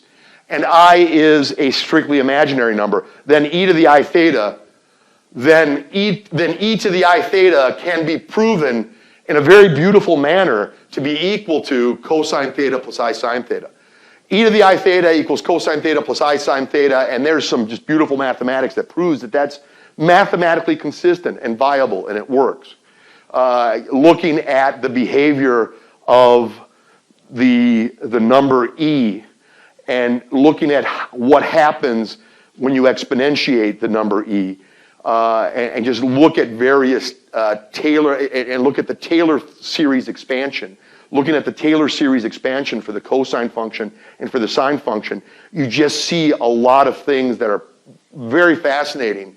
And this conclusion, indeed will be real. I mean, indeed comes out, at least mathematically, it becomes very viable. I want to look at it. But like I said, generally you can use complex numbers, all kinds of complex numbers, and still find a lot of brilliant conclusions associated with the exponential function. Now, when you put this right here, when you put that right there, you guys, into here, we can tinker with it. We can do a lot of stuff. We find some manifestation of this, but we also find other things going on that we have to put with it. That's another discussion. That's another course. But for our purposes, pretty fascinating stuff. So you look at it. Let me see what I can do, guys. Get rid of a few things. And let me just say something that you might find of interest.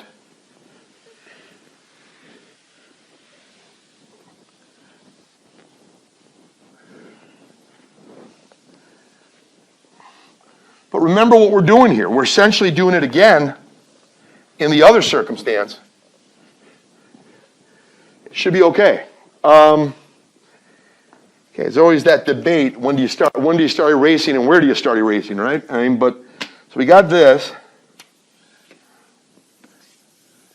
All right, let's keep that in mind. It looks like a lot of what we've already said. Why don't you say something? You said something here a while ago. Come back up here. Let's do what we did with this LC circuit. It seems like a long time ago now.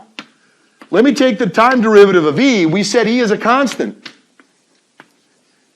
We said E is a constant. So you go d dt of this mass right here.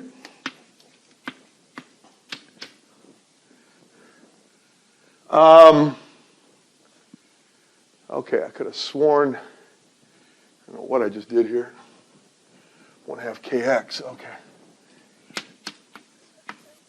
Okay, I don't know what I wrote over there initially, guys, but that's the way it's supposed to be looking.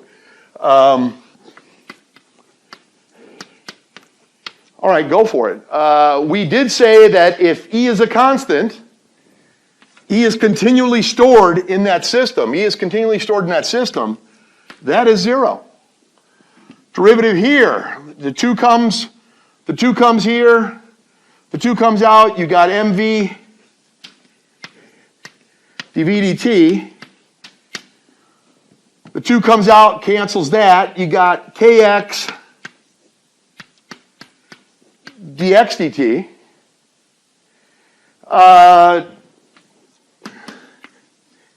mv dv dt plus kx dx dt is v.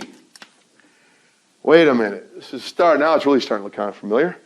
Let me pull a v out of each of these. Let me pull a v from here let me pull a v from here and a v from here. Because indeed, dx dt and v are equal to each other. Pull a v out of here. That's m. Same argument as last time. So let me not, go too crazy with it. And then you got this.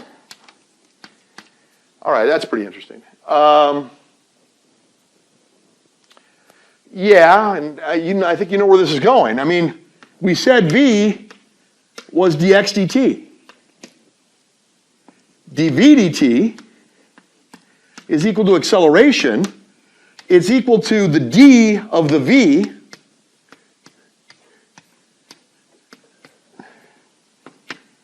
that's d squared x dt squared. This is starting to look incredibly familiar.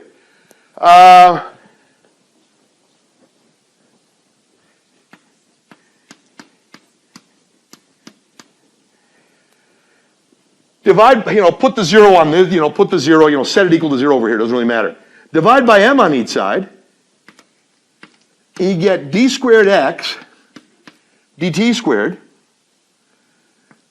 divided by divide by m on each side, right? So you got this. Okay, now that should really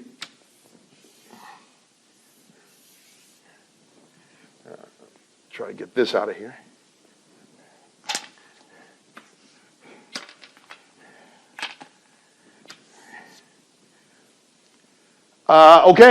They are identical. Whether you take energy considerations first and say what is the net power that is going into the system or leaving the system, what's the net power coming into the system or leaving the system? Well, the energy remains constant, so therefore no power went in, no power went out, so dE dt was equal to 0. I did that, I played the games I've played before, and I got this as an answer. I played the games I played before, and I got this as an answer. Well, that's the same answer I got when I talked about force considerations. Here I was saying force equals ma, and force equals negative kx. I equated the forces, did all that I could do, and I came down to this when I was talking about force considerations. When I was talking about energy considerations, power considerations, the net power going in to a system that has constant energy, or the net power leaving that same system that has constant energy, the net power coming in or out is zero. dE dt is zero. Same answer. So that's a lot of what we did to get here. They are identical. No mistake there. Look at this. This looks, if anything, when you see the handout, if you're in my class, you're looking at the handouts on Canvas, you'll see this, or you'll see this scroll at the end of the video, at the end of both videos, part 1 and part 2. The whole thing scrolls. And you're looking at x equals x max, cosine of the quantity omega t plus phi, or q equals q max, cosine of the quantity omega t plus phi. Doesn't really matter. Yeah, it's the same mathematics, same arguments, you guys. All right, so we're looking at that. We beat this up pretty good, so good that we don't need to solve this differential equation because we already solved it. So let's look at it. Let's take a real brief look at it, I guess you could say, and say, look, I'm going to let everything play the role that it played earlier because everything, there's a correspondence here. Definitely a correspondence here. So let's see what we have.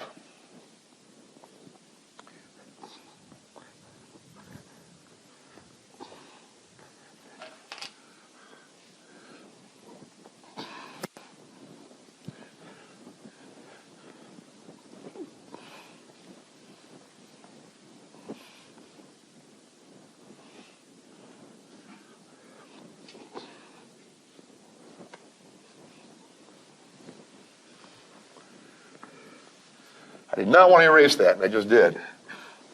Well, I'll put it up there again.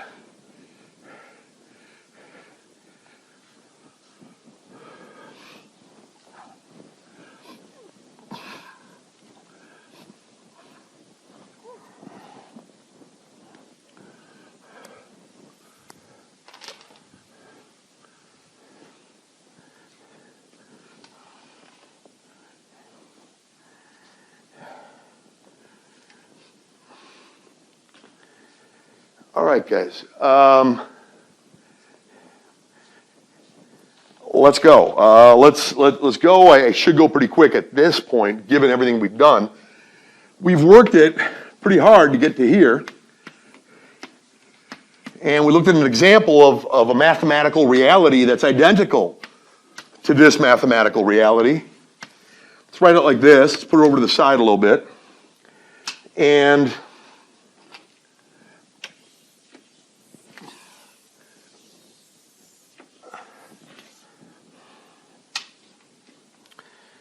so we got this.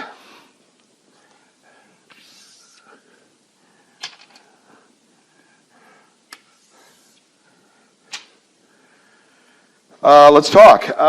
Look, I mean, we said it earlier with the x. X equals some constant.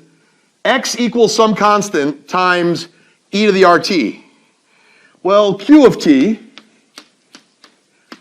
equals q. This is really a q of t. It's a function of t. Is equal to some constant times e to the RT. Yeah, we've just gone down that road. If you want to look at this, you're looking at, if you did, and it will solve it. The exponential function has such fascinating behavior that it's going to get you there. So what you're going to do is, let's see exactly what I could say here, guys, just to kind of get. Now you've already seen much of the arguments. I don't think it's going to be an issue. You take the derivative of this with respect to time, and it's the exact same function as is with an r in front of it. Take another derivative, and you get the exact same function that was here, but with an r and another r. In plain English, it's going to be this. The exponential function has that attribute. You can keep taking derivatives of it, you can keep integrating it, and you still get some manifestation of the exponential function in some way, shape, or form. Q is equal to just this. And When you go in there, you're saying, okay, well, you just told me this one right here is going to be r squared at the end of the day when we proposed that Q was equal to C e to the RT. This is 1 over LC, C, E. It is a different C now. It's not necessarily, the C is not necessarily capacitance. It's some constant. Perhaps I should have used another constant, but just be aware there's the different language, I guess you could say there. I just noticed that. Equals 0. Why don't you take, okay, we got this from this big thing right here that we had concluded.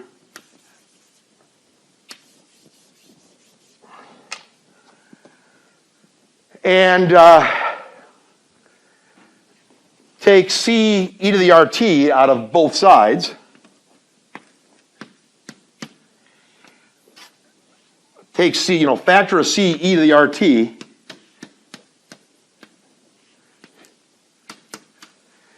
Divide by C e to the RT. Divide by C e to the RT on each side.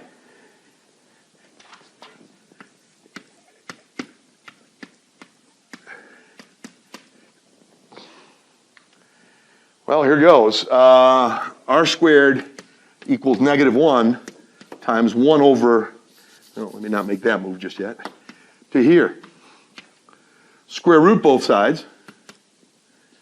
It's going to be the square root of -1, plus or minus, and it's going to be the square root of 1 over LC. Well, here we go. That looks awfully familiar. Plus or minus the square root of -1 is plus or minus I times 1 over the square root of LC. C, this is not the same C, guys. I guess, forgive me, the way I wrote it. Just be watch. I wasn't even thinking about the capacitance. This is not the same C.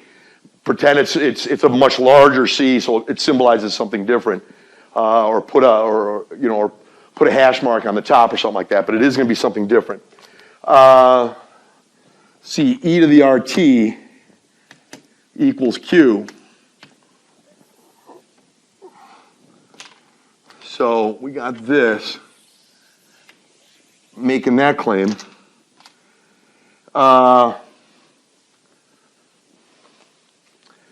What do we got here? Well, I mean, you know what we got here, guys. We basically got Q equals some constant, not necessarily capacitance, as we said. C times e to the plus or minus. I can use either one of them, guys. Let me just use this one. Times t. Equals C times the cosine of the square root of that ratio, that quantity.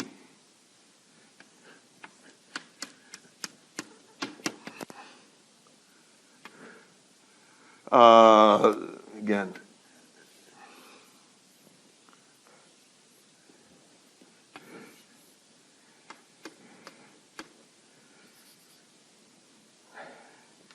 The t is outside of the square root symbol, obviously. Look, there's a lot going on. Cosine or sine solves this again. This has to be unitless. Has to be in radians. This has to be in radians. Radians are unitless. What does that mean? That means that the square root of this quantity has got to be radians per second. You know, radian is unitless, radian per second, so the unit's got to be able to work out and come to a non-unit. Radians per second is the way this works. That's omega. Omega equals the square root of 1 over LC, and that gets written different ways in different books, guys.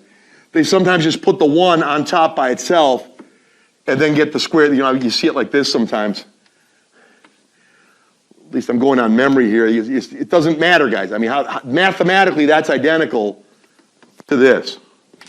And what we're getting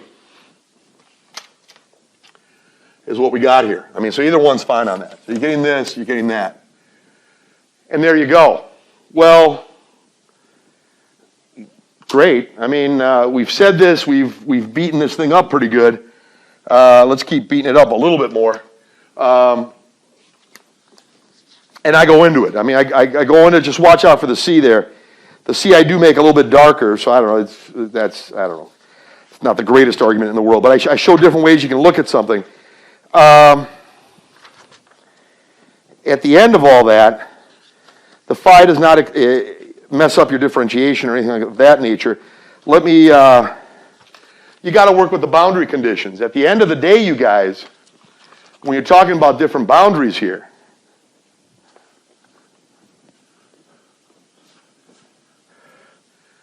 it's got to be, look, if this has got to be unitless. The nature of the function, this has to be unitless. That means all this up here is e to the I some number of radians.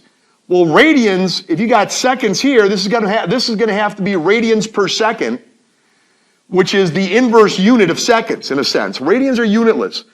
Radians per second times seconds, or radians per unit time times unit time are radians. That's fine.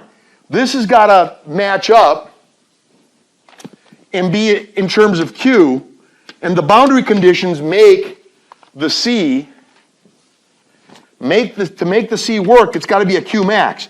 Just like we had the amplitude earlier on. The X max was kind of satisfying the boundary conditions on that.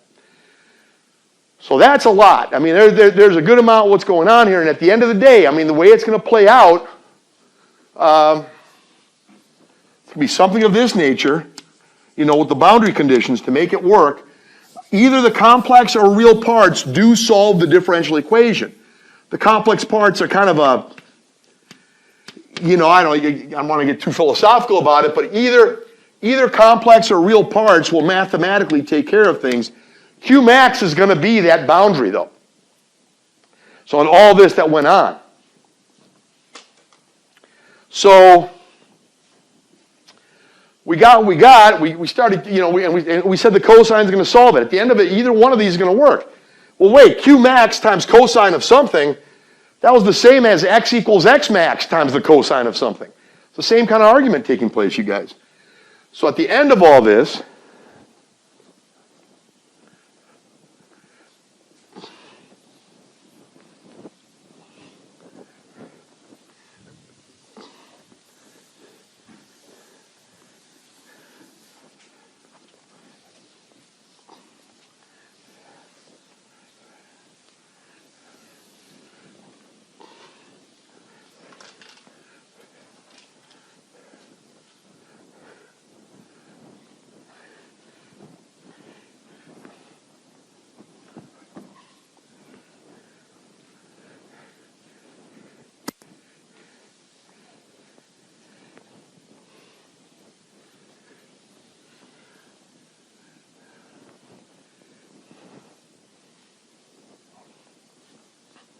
okay, let's see what we have here, guys. So we got all this. There's a lot of arguments that take place. We see what works in the process. So you take care of the boundary conditions and everything else. You can do a derivative to find what the current is and stuff and everything else. So let me jump, I guess we'll jump a little bit ahead, not too much, but somewhat. You can see at the end of the day on this stuff, guys, you've got Q, which is really Q of T, and this was your constant C, different from the capacitance. This was your constant C, and if you look at the boundary conditions to make this thing work out, you get Q max equals cosine omega T. Well, I'll put a phi in there, but that doesn't change anything when you're integrating or differentiating. It just kind of tells you where the values are. You know, the values are a little bit different at a different time, but the function itself is fundamentally just something shifted one way or the other. It doesn't mean a whole lot. Here I went underneath square root like that. That's the way you see it often in books. Like you see it different ways. And you saw me work on this. You just saw me do that. If you take the time derivative here, I equals dq dt, for those that have the calculus background, if you take the time derivative there, you're going to get, it's just, you do the whole song and dance. It ain't changing a whole lot, but, I mean, it changes enough. I mean, definitely want to talk about it, and it is a different reality. If you go and say that I is equal to dq dt, take this function, do the time derivative. Well, what is the time derivative of this function? Derivative of the cosine is negative sine. So there's going to be a negative out in front. There's going to be a negative out in front. It's going to be a negative sign. So you got the Q max here, and the negatives out in front. And then by the chain rule, derivative of the cosine is negative sine, and derivative of what's in the argument is omega. So you get this, and you get an omega coming out there. So let me try to do this. You get a negative omega coming out there, and then the rest is sine. And that's it. And in both cases, you got that. What's the I max? It's got to be in terms of I. So the I max is this. So basically, guys, you're looking at what we just, essentially what we just looked at. Let me just kind of see here. Right.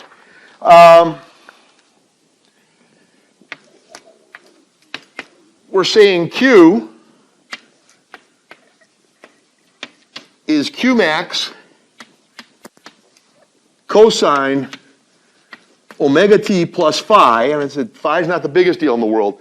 Omega is a big deal. You got to be consistent with the mathematics that you're doing. You got this. You saw me do a little bit of the song and dance. Well, you saw me do the derivative. Those who got it, got it. If you didn't, at least know what the conclusion is here and be able to apply this when you encounter a problem. The formula is going to be there for you. I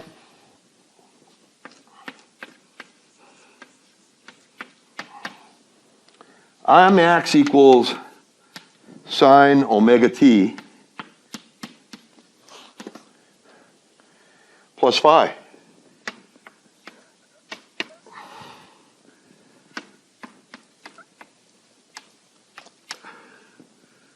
I equals negative I max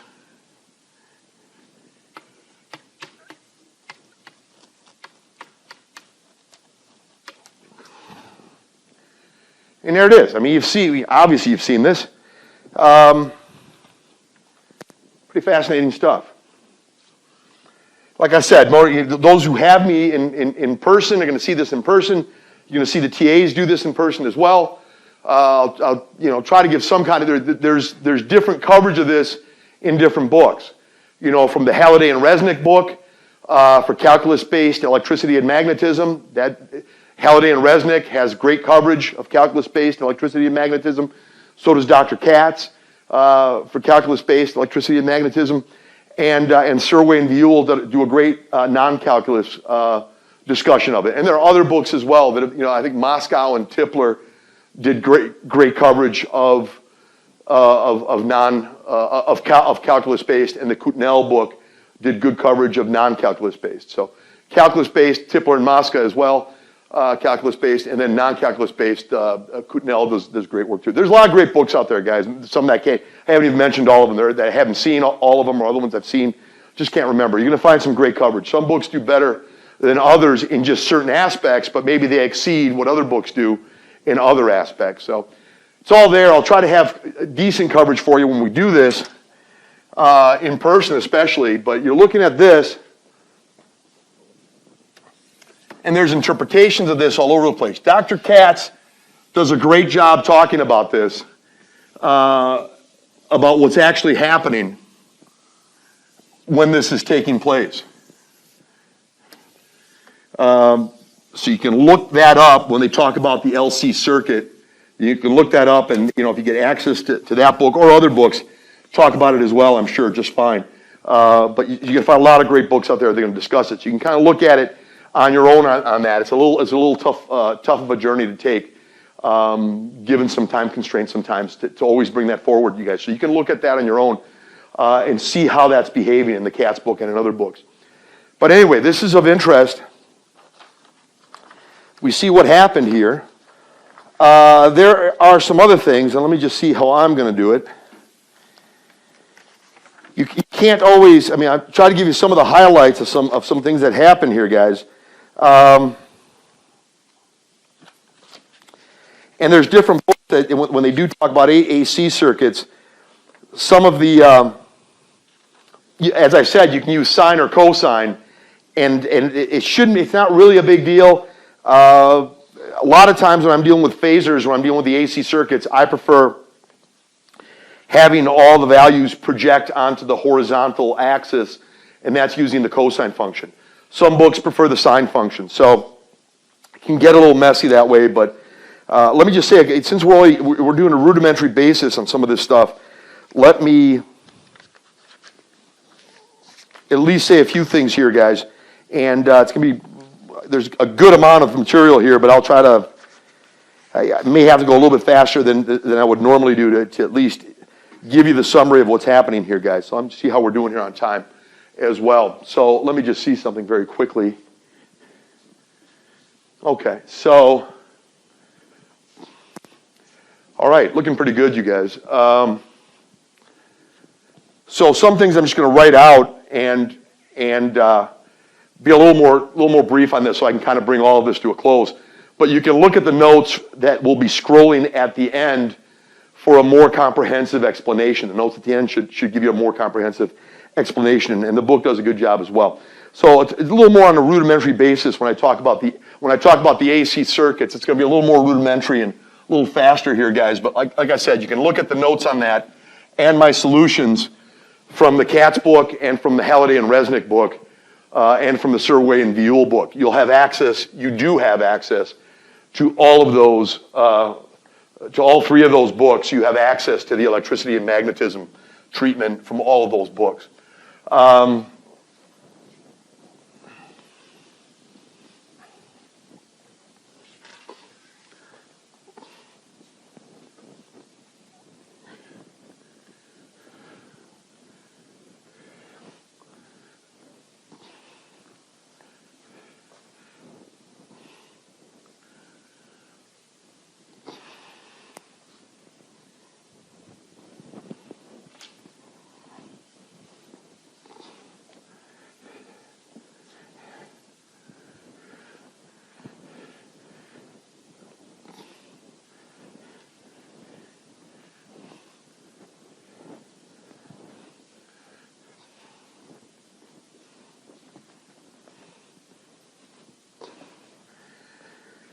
All right. Some basic looks here, and then can give you some idea why it's actually occurring, too, when I say some of these things about the AC circuits.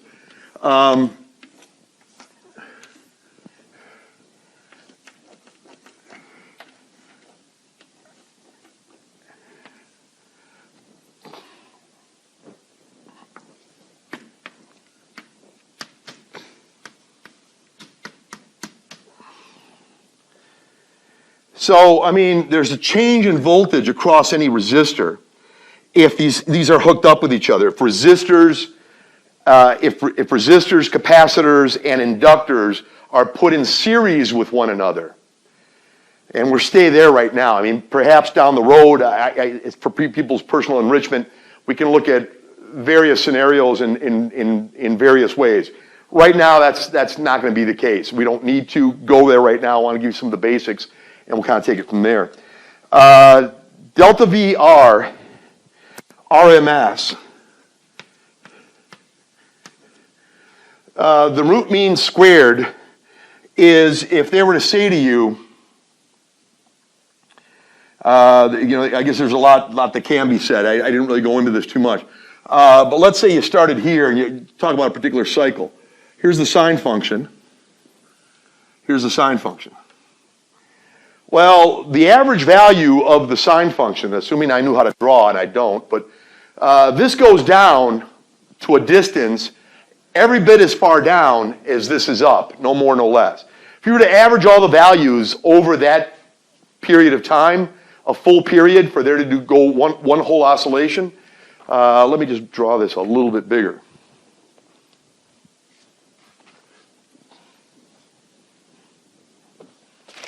So, try to give you kind of a basic.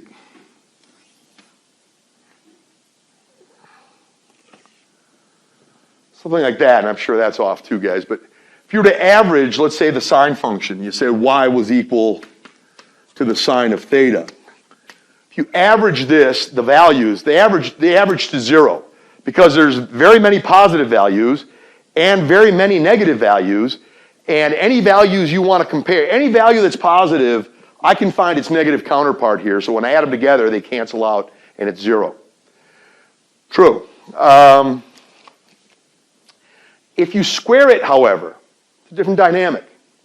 If you were to square the sine function, you'd be looking something like, let me see here. Trying to see, guys, exactly where that would go. Right. So for that one, let me try to make this as big. You're looking at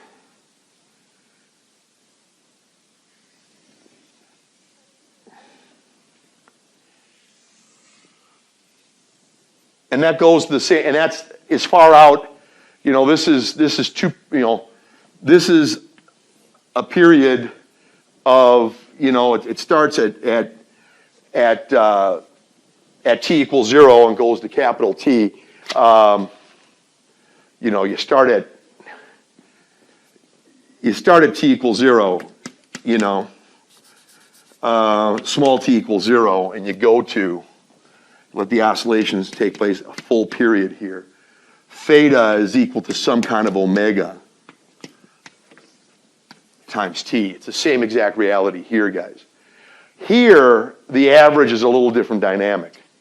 This would be y equals sine squared theta. And theta, again, it's the same omega t and everything else going on here. Well, if you were to take and add over that period of time from, in other words, this just takes you, this goes from 0, from theta equals 0 to theta equals 2 pi. It's the same argument right here, guys. Well, if you took sine squared theta plus cosine squared theta, that's equal to 1. If I were to take the cosine squared theta, that's a little different dynamic. The cosine squared theta would be like, it'd be occurring here. I don't want to draw too much, guys. But if you did the cosine function, I just said I don't want to draw too much, and I'm about to now, right? Let me see what I can do here. Here's the cosine. And let's see, it'd be here, then it'd be here, then it'd be here, then it'd be here. And that's the cosine. At any point you add them, you're getting 1, no matter what. If you took, and I get there's a lot of things you could do here. I guess you could cut right here and move all of this over, and it falls right onto this guy. And what you cut here, you put right there, they're identical. They're hitting the exact same values, just out of phase by pi over 2 radians. So it's you know, one or the other. The average value that you're getting for the sine function, or for the cosine function for that matter,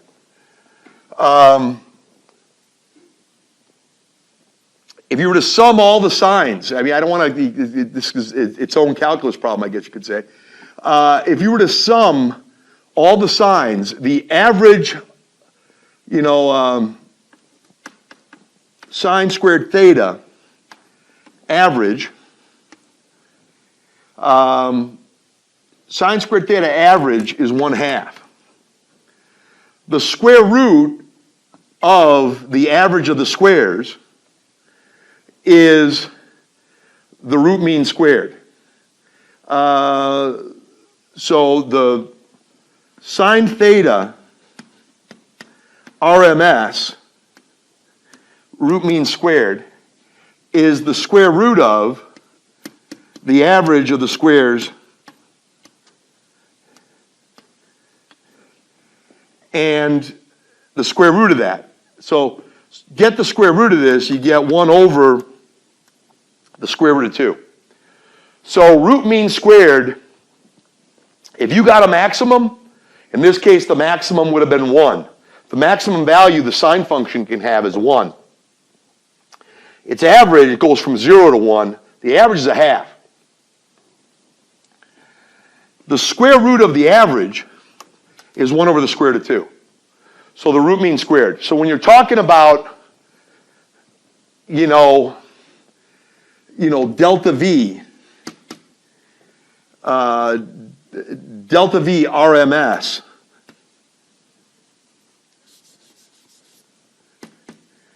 it's delta V max divided by the square root of 2. If you multiply by the square root of 2, delta V max equals square root of 2 times delta V RMS. You could just easily put an I right here. I RMS equals I max divided by the square root of 2. I max is the square root of 2 times I RMS. Square root of 2, so you could just as easily, yeah, that's true. Put an I max right here, divide by the square root of 2, you got I RMS. Put an I max right here, and then get the I RMS and multiply by the square root of 2. So that's this I RMS, this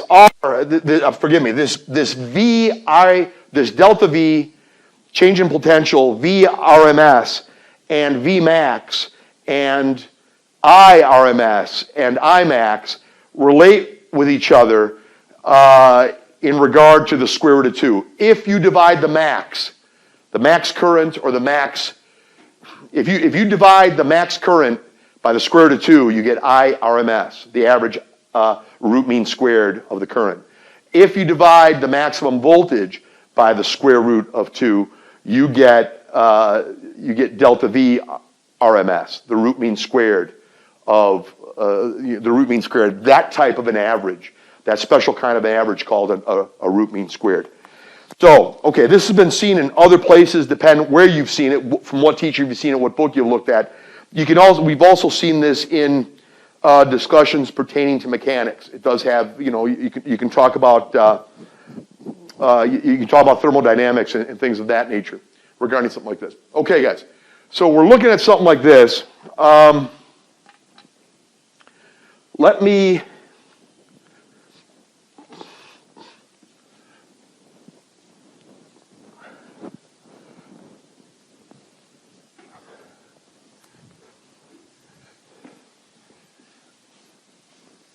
write a few things down. Did not go into the RMS too much, I don't think at all, actually, in the notes that I'm going to have scrolling for you on this one. But I've done it in other places and in the discussions themselves when we talk about it. Let's see exactly how you want to talk about some of this stuff, you guys.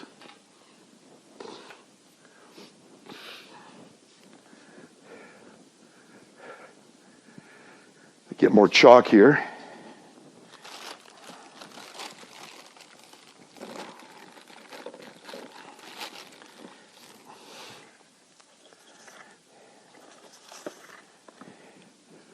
Okay, so left off a little bit. I just thought we had to look at some things. I think we did. So let's see what we can say. So the potential difference across the resistor. Now again, the resistor, the capacitor, and the inductor are all in series with one another. And can you make any conclusions what's going on in kind of a general sense? I times R will give you the change in voltage at a given period. Now again, this is a constantly oscillating process, guys, according to sine or cosine function. So you take a snapshot of it at any time, bam, you got this right here.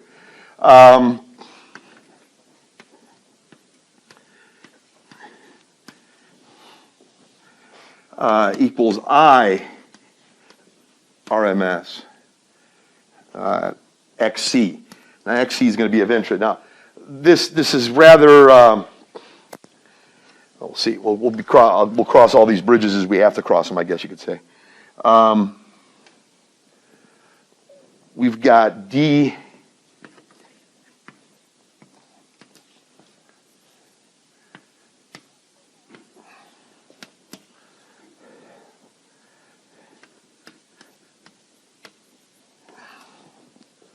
XL. Now what's going on here? There's an X sub L, an X sub C, and an R, and they're all in the same units, ohms. They all have this reactance. They all have this sort of impedance. They tend to impede current. By their very presence, they tend not to make the flow of current the same as what it would be if nothing was there and it was just a straight wire there and no inductor, no resistor, no capacitor. The fact that they're there, they tend to hamper current somewhat. So the way they're defined, and we see some kind of definition of, this is how they're defined, and where they arrive at these, I'll try to talk about it a little bit. X sub C, they say is 1 over 2 pi f times C. F is the frequency of oscillation within the circuit. And you saw what happened with the LC circuit, how that was going. X sub L is, and they put 3 I mean, by definition, they're defining this. And resistance is just resistance, guys. I mean, it doesn't, resistance is not affected by the oscillations that are taking place. Whereas the capacitive reactance and the capacitive, whereas the capacitive reactance and the inductive reactance, they are affected by the oscillations that are taking place. The resistance is not affected that way, but these are. And they're saying here that omega is 2 pi f. Now we've been down these roads, depending where depending when we've studied this stuff and who you had as a teacher, but this is something that has been discussed already. So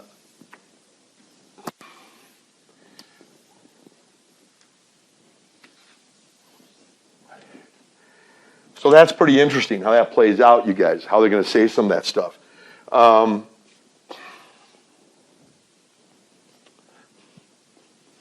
It's a lot to say. I mean, there's a lot to say, and I'm limited, for a number of reasons, I'm limited in everything I can say, given the short time frame. But there's a lot we can say, and certainly enough to get through the content to the level that we want to get through the content in our course, guys, as we're doing this. So we've got something like this. So these guys, this X sub C and X sub L, behave a lot like R. They do tend to hamper the flow of alternating current. This only takes significance.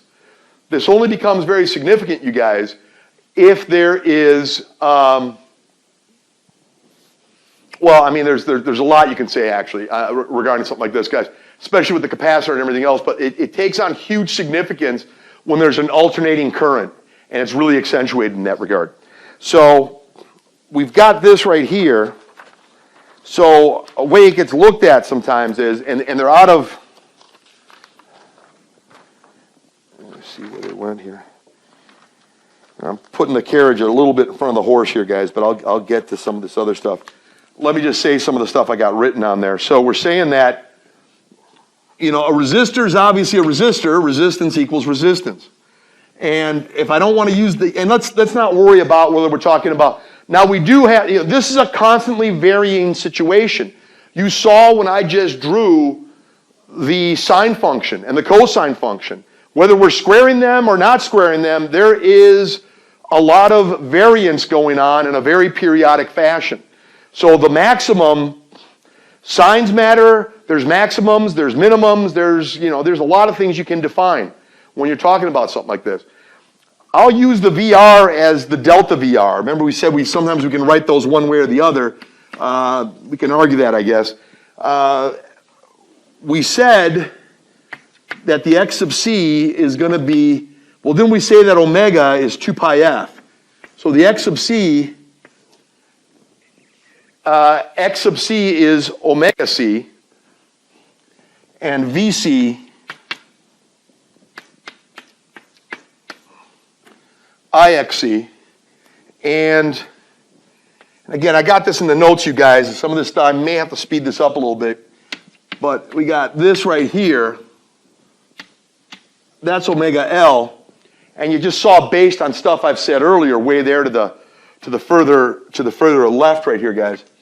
We got the L right here, which is the same as delta VL, delta VC, delta VR. I'm just calling it VR, VC, VL. But again, it's this X sub L, this X sub C, and this R, they look a whole lot alike. The capacitor and the inductor in a series circuit tend to behave, well, they absolutely behave in a periodic manner when the current is periodically moving in an oscillatory fashion, when the sine and cosine functions rule the day, as we kind of just talked about. So, yeah, there's oscillatory behavior, regular behavior, oscillatory behavior. In a series circuit, the potential difference associated with a change in current is one of the first things to manifest itself. And then at a different time, at a 180-degree angle, in fact, the potential difference associated with the capacitor manifests itself. They are both on opposite ends of one another. The potential difference reacting to what's going on with a capacitor is quite a late phenomenon, whereas with an inductor, it happens immediately. Whereas in the middle of all that, there's this thing called a resistor. And so they're kind of out of phase with each other, so they draw this kind of diagram, and then they use that Pythagorean theorem again. So I'm kind of, I'm putting the carriage a little bit in front of the horse on this one, but let me just see what I can say on this. I'm going to get another.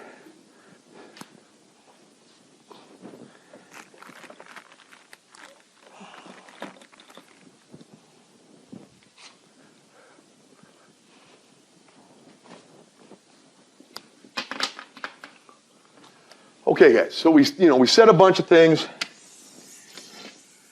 This doesn't have to be perfect at this level and at this juncture, but let's get some kind of a gut feeling of what's happening here, and it can put us in a place further down the road, either within this course or certainly outside of this course, to at least be able to look at something and be able to attack it a little bit, and at least get a start on this. We walk before we can run, I guess you could say. Z is the total kind of like pseudo-resistance, so to speak. It's the impedance. It's the total impedance. It behaves a lot like a resistor, but you got to take into account the capacitive reactance, X over C, and the inductive reactance. And since they are out of phase with one another, the actual amount in a series circuit, and this is just for a series circuit, it's a different dynamic if you talk about a parallel circuit.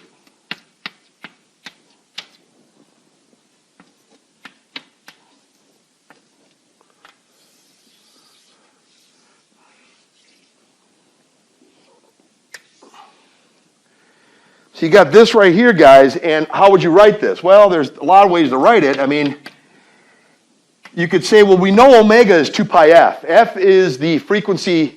I don't want to elaborate too much on it. You've seen it before in other circumstances. Perfect example, when there's an oscillating mass going back and forth attached to a spring on a frictionless surface, as we have said.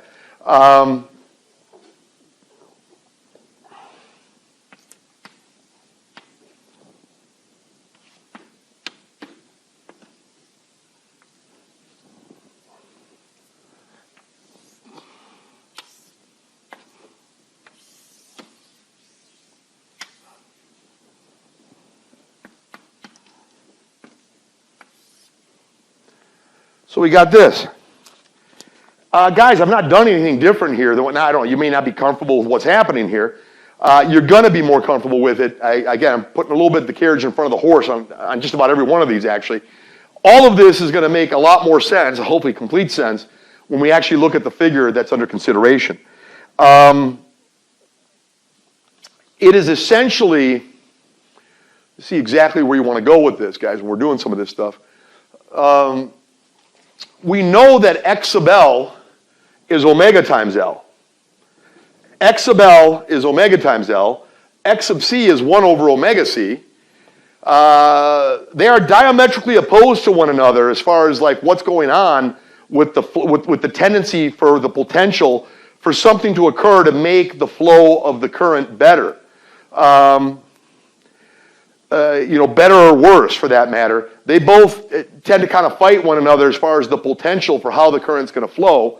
When they are both equal to one another, it becomes zero, and then we're just talking about a resistor, and that's an ideal situation because the square root of R squared, if the other two right here fly out of here, if they're equal, you got a thing called resonance. You'll find out what the value of that would be. You'd say omega sub L equals 1 over omega sub C. Omega sub L equals 1 over omega sub C. You set them equal to each other, you find that omega would be equal to 1 over the square root of the product LC. Wait a minute, omega equals 1 over the square root of, omega equals 1 over the square root of the product LC? That's what we found earlier when there was no resistor present. If there's a power source allowing this to continue to go, you've got to have a power source driving this, otherwise it would dissipate. Or if you got rid of the resistor, they would just go back and forth forever. It's a lot like the solution of this thing. For resonance, omega would be equal to 1 over the square root of the product LC. We just did that. Now there's an R there, which is going to make this thing dissipate. Sure, but if you got a power source driving it through all that, it won't. And then you got pretty much an ideal situation where it acts like it's just a resistor. You're not really losing power in aggregate here once you got this thing set up because they're not really a resistor to be burning off power. You do have to set it up initially, but once it's maintained with a particular power, we're fine. So you're looking at something like this, you guys. Let me just try to, like I said, I kind of went a lot of ways you can argue this. Before you do, you almost want to get in front of the whole process here, guys, if I can.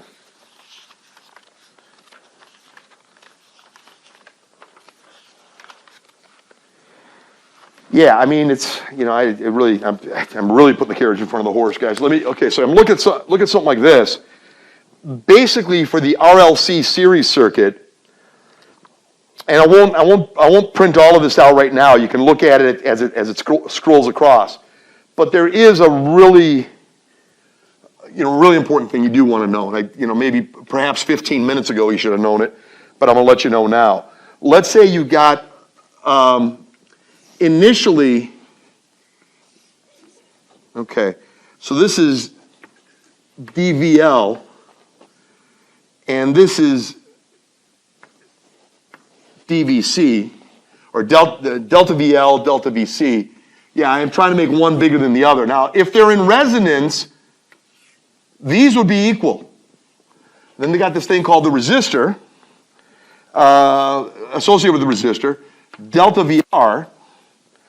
And this thing, it's a little complicated, it spins around counterclockwise. All of it. This whole vector diagram spins around at omega. It spins around theta equals omega t. It's moving at omega with time t, so we'll tell you what the theta is. These guys are all projecting, so it's a lot of stuff, guys. These guys are, the values, they will all project onto the horizontal axis. To me, that's the easiest way to look at it. Some other places use the vertical axis on which they project. If you're careful how you're doing the mathematics, the values, if you're careful how you set up the mathematics, it doesn't matter whether you're talking about the sine function or the cosine function. You can still get it to work. You just got to be careful with it. The way I almost always discuss it, regardless of what book I'm using, is the cosine function on that. Okay? So they do a little bit of both here. I mean, I think they do it with the vertical orientation a lot of times. But this is important, guys. So I wrote this. So how does all this how is all this so important? Well, like I said, better late than never. I wrote down that last thing that was there. And you can kind of look at how these guys are behaving. Now, we know something when we're talking about circuits in general. When we were talking about direct circuits back in the day, whenever, right? When we're talking about direct circuits, direct, DC circuits, direct circuits. We know that when current flows through the circuit, it's the same current throughout the entire circuit. What's different is the voltage drops. If you add all the voltage drops together, you get the voltage that was driving it, so to speak. If you add all the voltage drops together that are occurring, you can find out what the original voltage was. I mean, there's stuff you do. You set it equal to 0, but if you want to find at least the source or the maximum that's there, you can solve for the maximum and just find out what happens to the resistor, find out what happens to the inductor, find out what happens to the capacitor, and you can add them up. The current at any given period of time could be variable, even with a direct circuit, depending what you got going on in there. If there's inductors and capacitors, the current can certainly be variable. If you just got resistors, the current is steady. But basically, in all circumstances, at any given time, the current is equal throughout the circuit. If we're talking about a direct circuit, if we're talking about something in series. If you're talking about an AC circuit, there is a lot of variability in the current and in the voltage. Yes, but it's periodically variable. It works according to the trigonometric functions, as you've seen me discuss already. There's a lot of talk about the trigonometric functions to describe what's going on. So it is a periodic function. At any given period of time, however, whatever the current is at one point is the current that it is everywhere else. If it is a direct circuit, if it is a series circuit, now not using direct current now, you're using AC current. If it is a series circuit, at any given period of time, the current, at any given period of time, the current is one and the same everywhere. That current has a value that is changing with time, but at any given period of time, the current is a constant value. At another time, the current is also a constant value, but it's probably a different value. But whenever you're talking about an RLC, resistor, inductor, capacitor, series circuit, RLC series circuit, with an RLC series circuit, when you're talking about in series, the voltages add up. The potential drops add up to give you the master potential voltage, the master potential drop. But even that varies. But at a given period of time, if you add all the voltage drops that you need to add, you will find the voltage at that instant. You've got to add the voltages together if it's a series AC circuit or DC circuit for that matter. But even an AC circuit, at any given period of time, the sum of all the voltage drops will give you the voltage drop at that particular time. At that particular time, the current is one and the same through all the items, through the inductor, the capacitor, the resistor, at that period of time. At a different period of time, it's also going to be an identical amount of current through all those items, the resistor, inductor, and capacitor, but it's probably going to be a different value for I because of the periodicity of the function. So, okay guys, I hope that made some sense. Let me just kind of, right now, so, make the long story short.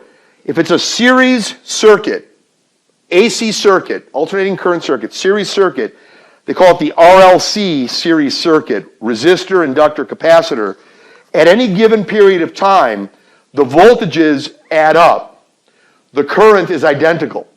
The current's identical throughout the whole thing, any period of time. You change the time, the current will change, but it'll be an identical current at that moment in time, and the voltages will also add up to something different. You're always adding up potential differences, but current is constant whenever it's a series circuit, DC or AC.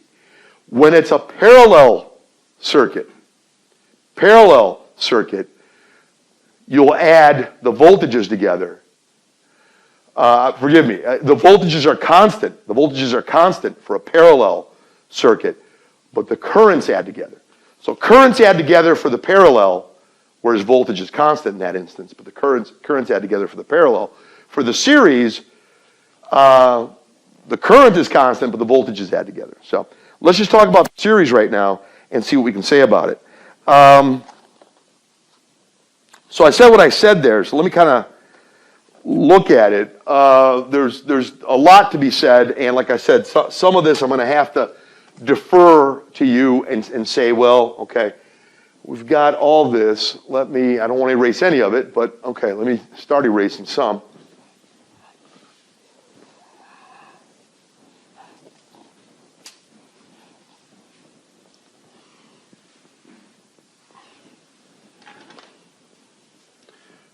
All right, let me see. We got to remember some stuff. I may need to erase more than this, actually, but let's see what I can do.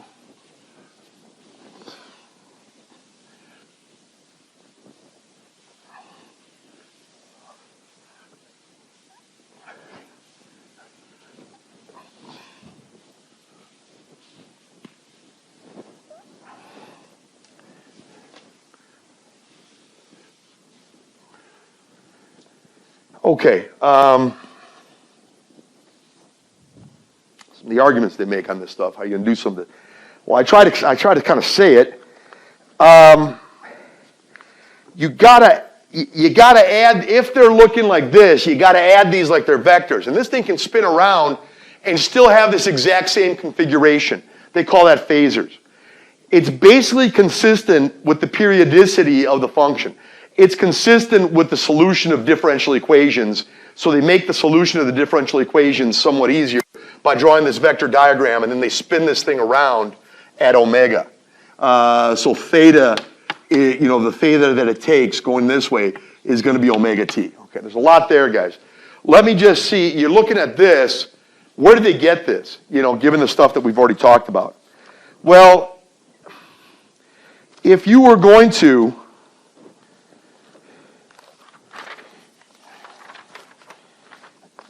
okay, I got different, forgive me guys, I just want to, it's hard to know where the best way to go with this is. Right, okay, there it is. Okay, kind of do that. Okay, yeah, they sort of do the same thing that I just did. Well, the they is me. I did this in different places, guys. So you can kind of look at it as this. The delta VL and the delta VC and the delta VR, a lot of times I'm just writing it like this, just so you're not, I mean, it's, VR, VL, delta VL, VC, delta VC. The best way is actually this way. This is a somewhat substantially better shorthand, as long as you know you're talking about a potential drop on that. So that's kind of debatable where you want to go.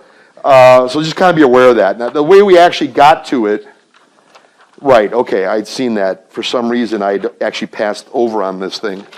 Let's see what we can say. All the maximum amount of current, the maximum amount of the maximum amount of potential drop is delta V max. But at any given period of time, it could just be delta V, and it doesn't matter. There's consistency here. So if you looked at delta V being equal to, and I'm going a little different from my notes on this one, and then I'll go right back into the notes.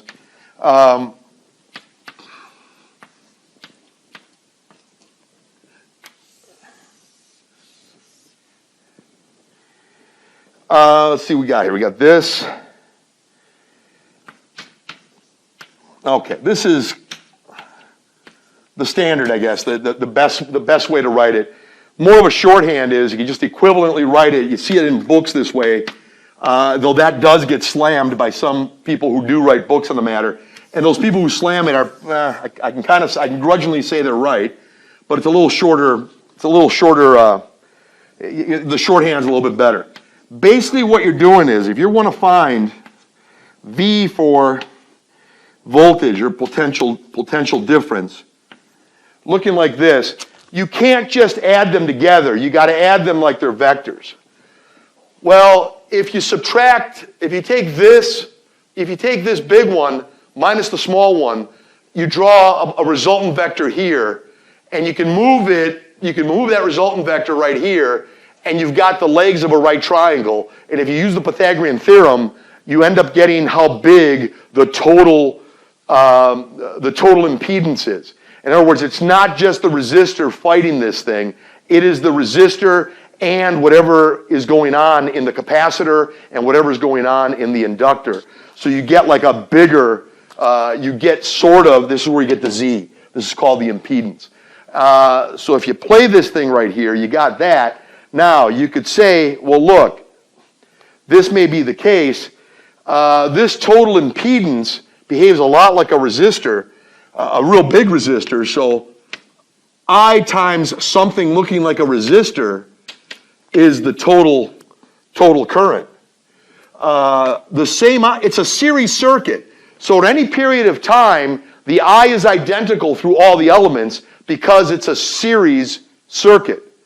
Whereas in a series circuit, I is constant at any period of time, though I can change with time, especially in an AC circuit.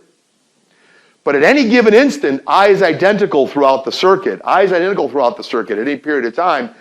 But at any period of time, though I is identical throughout the circuit for that period of time, all the voltages, all the potential drops have to add together to give you the master potential drop. Whereas if it's in parallel, the voltage is constant at any given instant. Well, that can vary as time varies. But at any instant, the voltage is constant, but the currents have to add up. So currents add up, but voltage constant in parallel. Voltages add up, and current constant in series. Pretty interesting. So when we look at this, we got the Z looking like this. How is it looking like that? Why is it looking like this? Well, I just said, if you got this, you got VR, you got VL,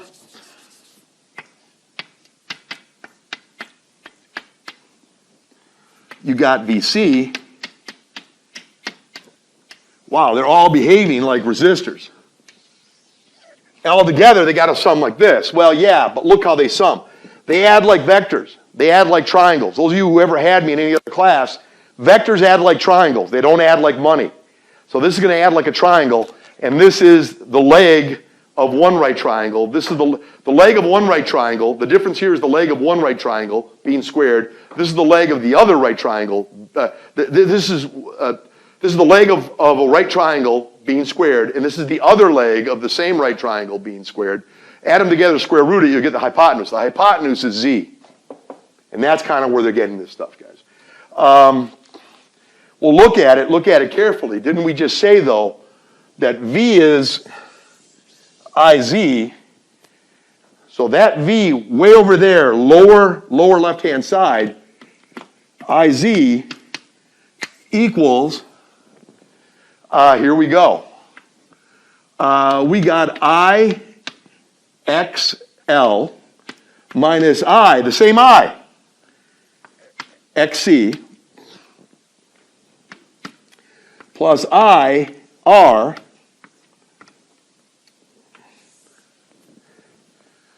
wow, it's going to be squared.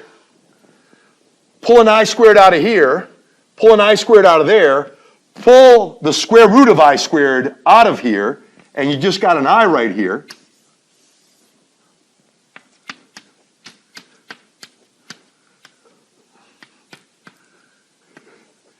That's where they're getting it, guys. Divide by I on each side, forgive me. Remember, if we were talking about a parallel circuit, we'd have to add currents and keep the V constant. Currents add up in a parallel circuit, but V is constant at a given period of time. Again, there's the periodicity you have to look out for, but at any set period of time, the current, at any set period of time, the voltage is constant. At any set period of time, the voltage is constant in a parallel circuit, but the current adds up. At any set period of time, in a parallel circuit, the voltage is constant, but the current adds up. At any set period of time, in a series circuit, the current is constant, but the voltages add up, as we said. All right, so this is where we're getting, and you solve this, you get to here.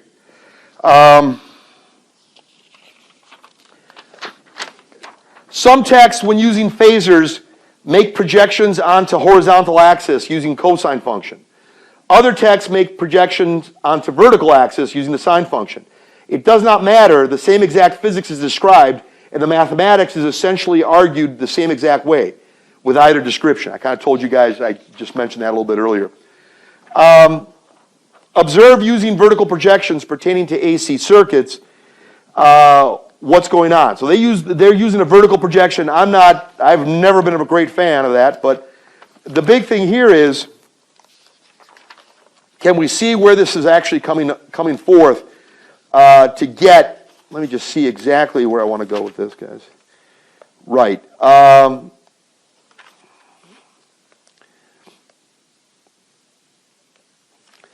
There's a lot here. If there was going to be resonance, you'd have to set omega L. I want to get the smallest impedance possible, which gives me the greatest amount of current that can go through. The smallest impedance possible gives me the greatest amount of current that can go through. These guys got to reduce to zero when you do the subtraction. For that to happen, they have to be equal to each other.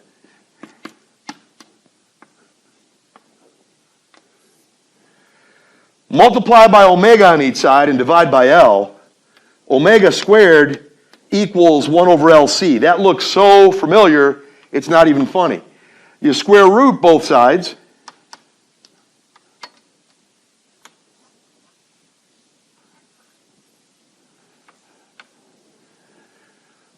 So when you're doing this, as we said, we had omega L was equal to 1 over omega C. Multiply by omega on each side, guys. Divide by L on each side. As we said, I just want to make sure you could see it. I'm not sure how this stuff can be visualized on the corners sometimes. Square root both sides.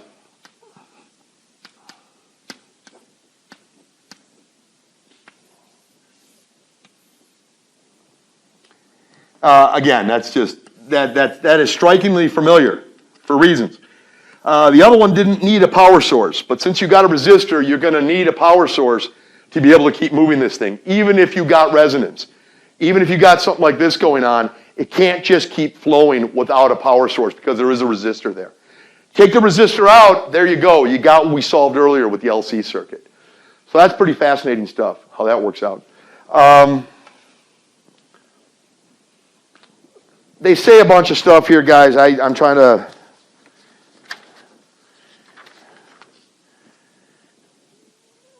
figure out a good way to say something.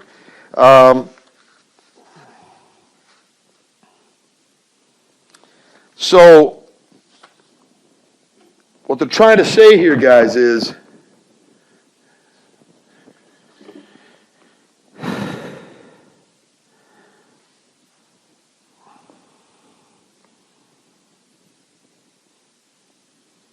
the power for the whole circuit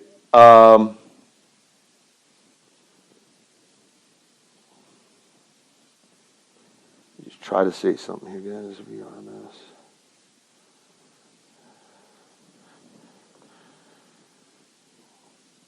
Okay, there's some things I'm going to say, some I'm not. But there is some really good things we can say. Let me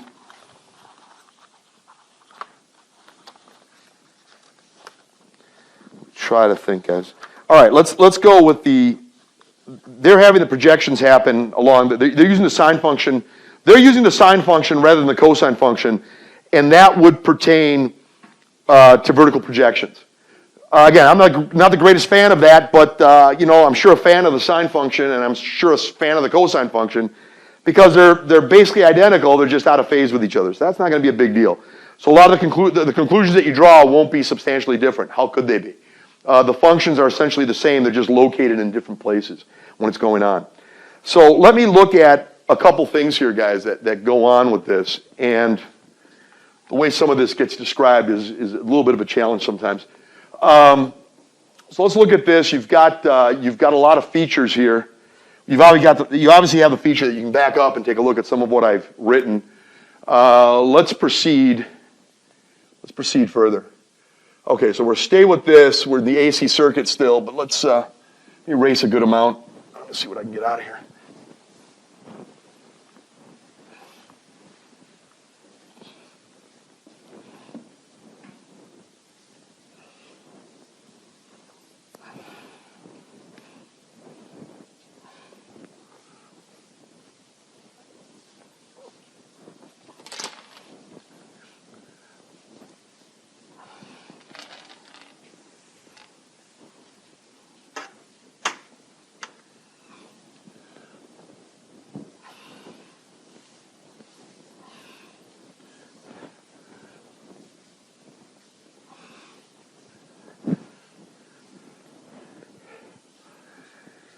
All right. Kind of debating a little bit what to do, what not to do sometimes. There is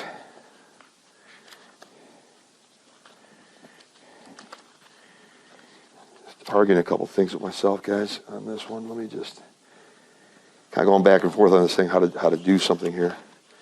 Let me say one thing really quickly, probably get us through it decently, I think, and then we can look at some things that we've already done.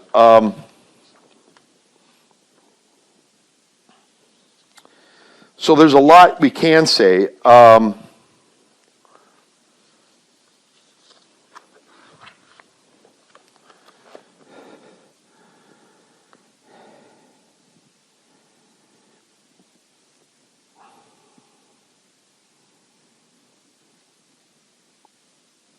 So you can say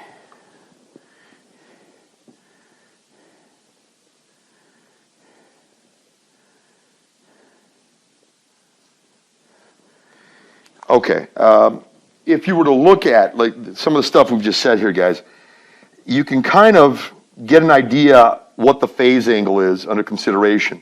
So I erased how the vectors line up.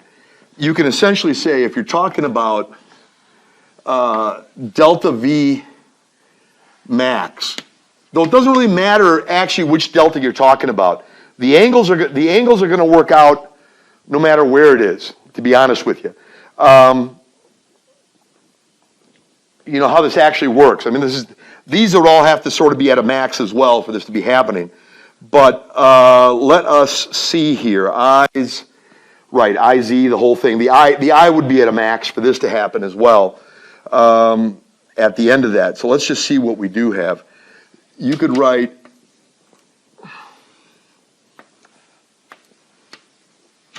a number of ways to write this, and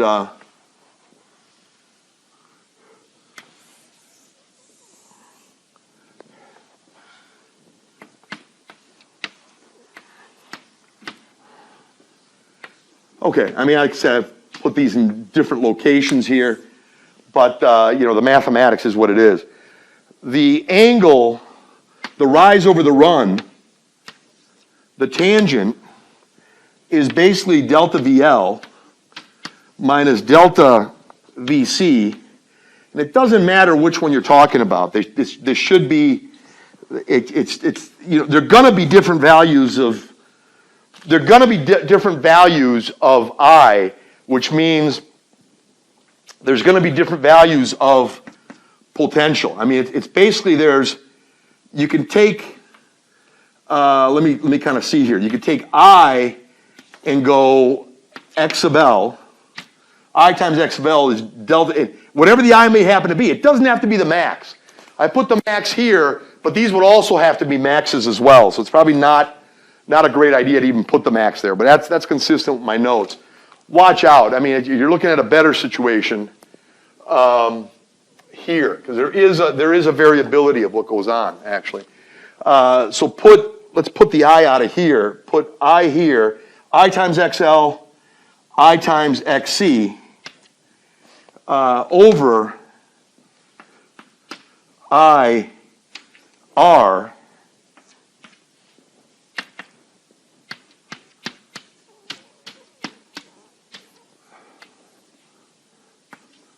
that works.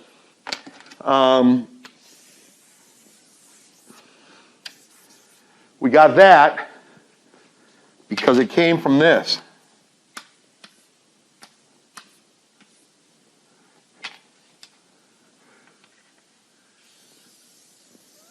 And we got this. All being set equal to that.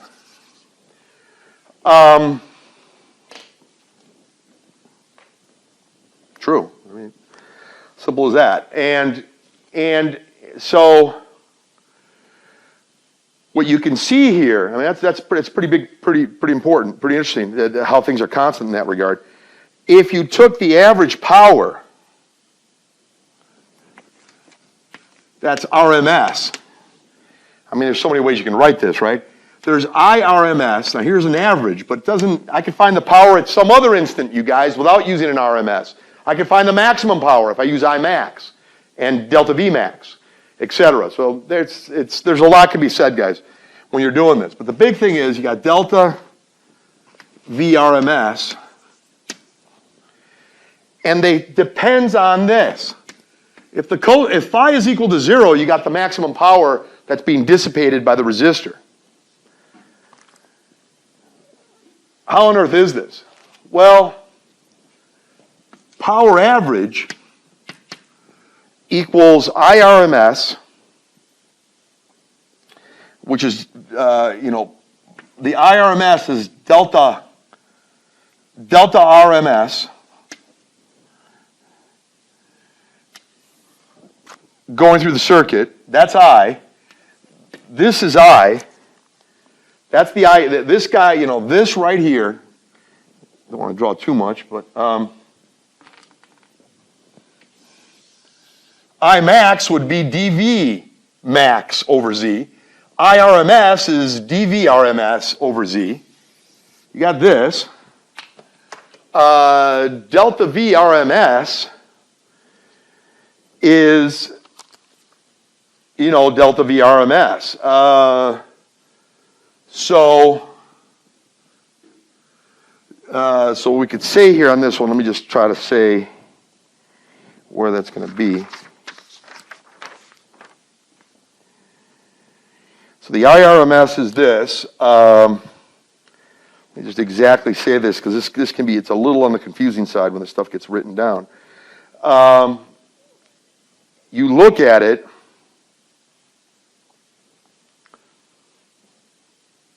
IRMS is that, which is, so you could say here, when you're looking at it, you got something like this, and you got something like this, then you got this. You could say there's, B sub R, there's a lot you can say here. But we'll say this is associated with R, this is associated with L, this is X sub L rather, and X sub C. And you do the subtraction, whatever you're going to do, and you got something looking like this. And this is Z. Z equals the square root of X sub L minus X sub C squared plus R squared gives you that, and this is just the R right here. If this is phi, the power is dissipated right here. So I'm trying to see, the VRMS is this. Delta VRMS is this, and the cosine of phi,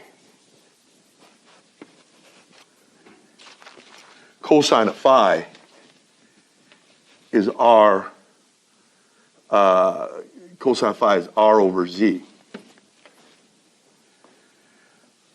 So,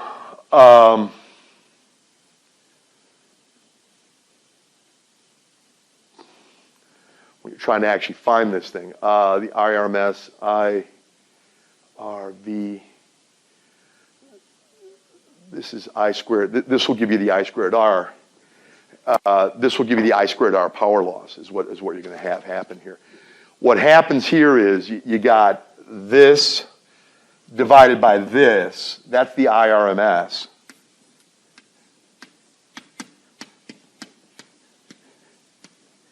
Squared times R. Well, that's going to happen because this right here goes back to it goes IRMS twice. So yeah, this is true, so is this. This allows you to have the two different entities, IRMS and DVRMS. This is for the entire circuit. Cosine of phi means you just don't have as much power being expelled as this is going on.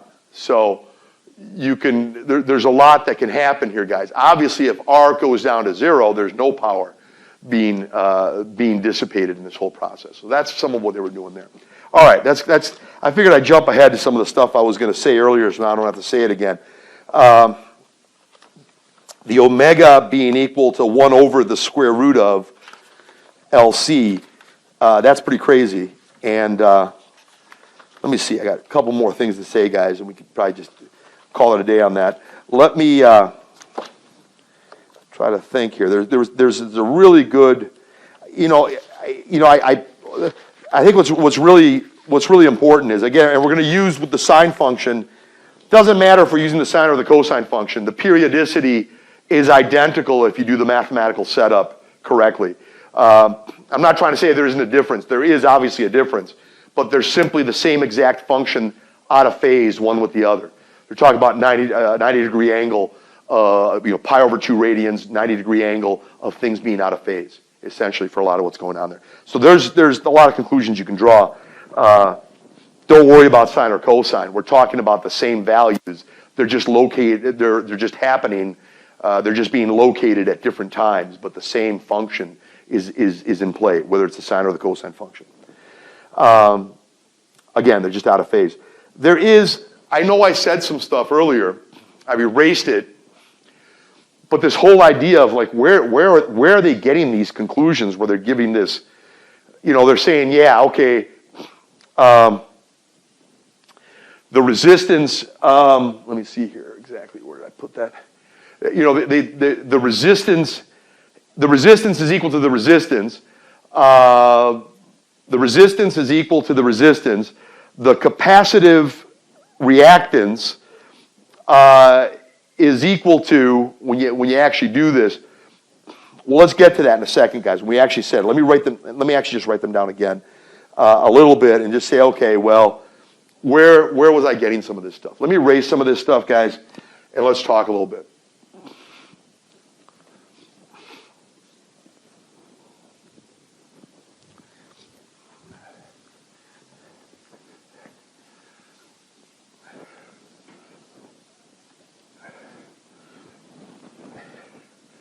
Pretty fascinating stuff. It's just it's inherently difficult, I think, for anybody to talk about. Even the great teachers that are writing these books. It's very easy for this stuff to be confusing just by virtue of the content itself, not necessarily because of any. On the part of these great books that you're going to read, it's not really anything deficient in the explanation. I would have the opinion that some things could be discussed somewhat differently and more meticulously possibly, but that's easiest thing in the world is to be a critic. You may not, I could not write a physics or mathematics book at the level that some of these great scholars are writing these books. So they're doing great, and we're lucky to have their work. I'll see later. I mean, there's some other opinions I might have about how to look at something, but that's neither here nor there. The big thing to look at, let me just kind of have them there. see exactly where I'd gone. And again, we get a little into calculus, but I don't want to beat this thing to death, guys. But we can kind of say, I know we've said it last, we've said this. Let me just say this. Let me put it up here. Let me just have it. Where on earth am I getting? We know the resistance should be pretty obvious. Resistance equals resistance. We've worked with it, and we feel pretty good about it. The capacitive reactance is equal to that, and the inductive reactance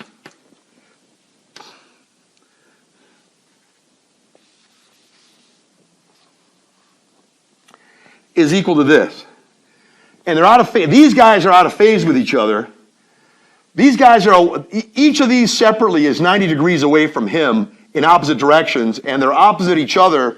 They're 180 degrees opposed to each other. What's going on here? Well, we said a number of things. And we said a lot of times omega is easy enough to look at in its own right. We got 2 pi f. We've been down this road before as well, guys.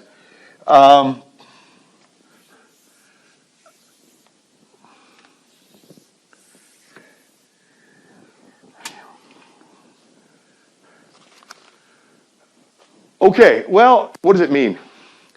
If something's oscillating very, very, very fast, very violently, there's just very rapid oscillations. What does that mean? The frequency is very big.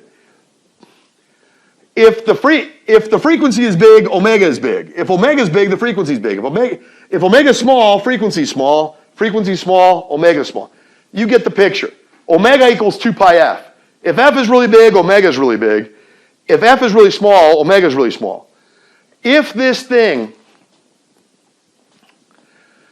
is if the circuit, if the battery, if the power source is making current oscillate very, very rapidly, back and forth, the capacitor is never really getting a chance to fully charge.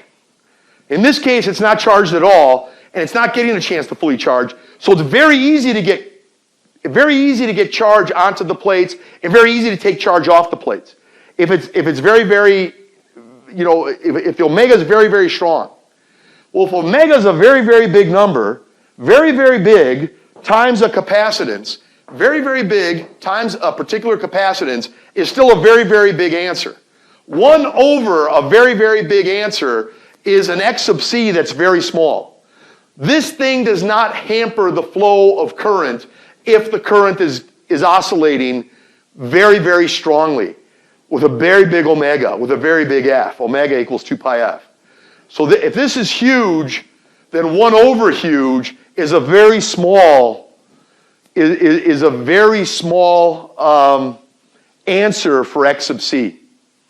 There's not much potential drop going past the capacitor if the capacitor is not really being allowed to charge up. It behaves like it's a circuit, just part of a circuit that's got no capacitor on it, no inductor on it, in that part. At the same time, in an RLC series circuit, if that same omega is going on, for x sub c, you got a really small answer if omega was huge, because it just wasn't building up that much charge. The buildup of charge tends to hamper you putting more charge onto it. So it's going to slow you down. If there ain't that much charge on it, charge gets on and off really easily.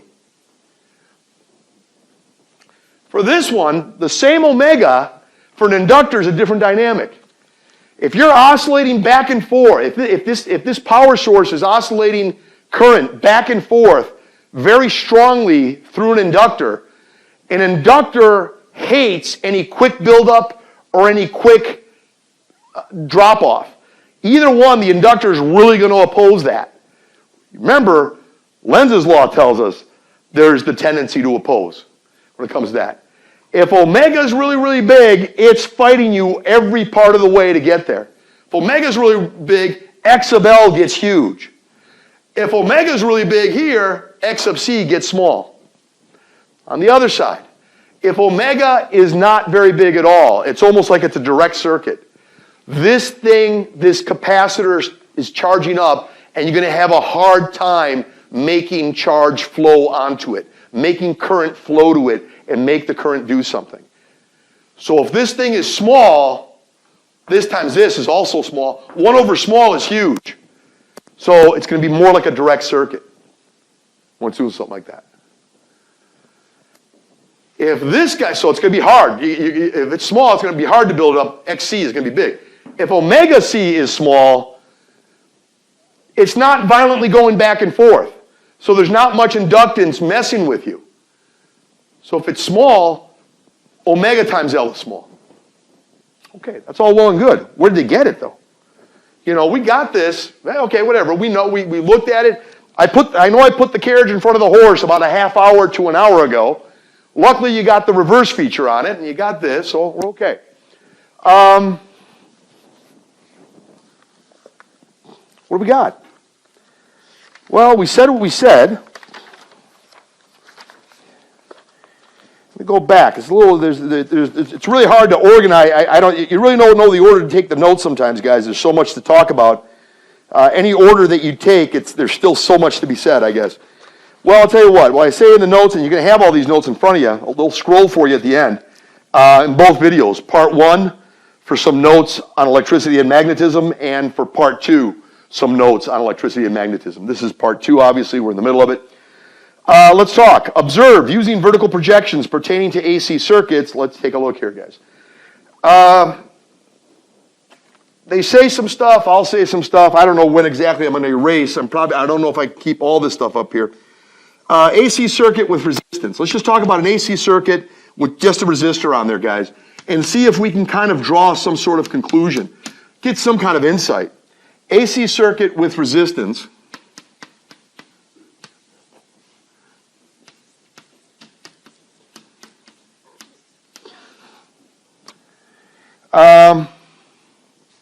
Okay.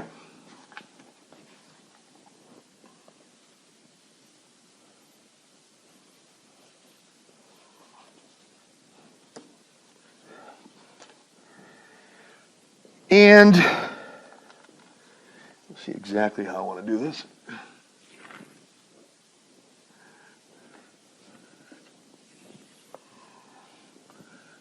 It's always the question of room, guys. I don't know how much room I am going to have, but there is going to be here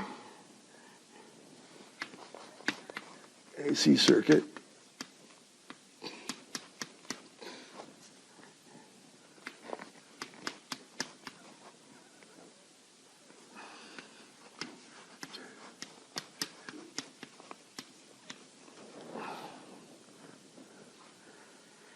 And I'm going to go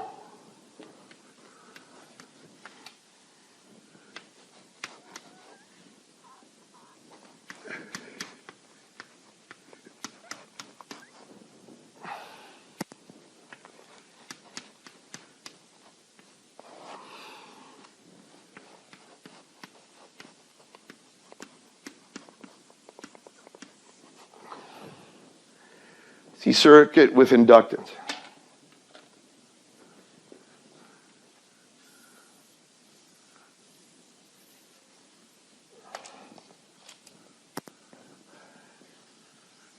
AC circuit with capacitance, AC circuit with inductance.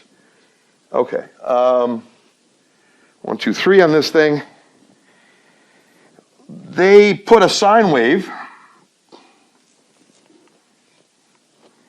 when they're talking about an AC power source.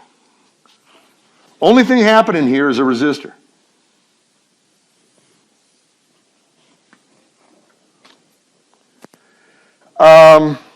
They're using the sine function.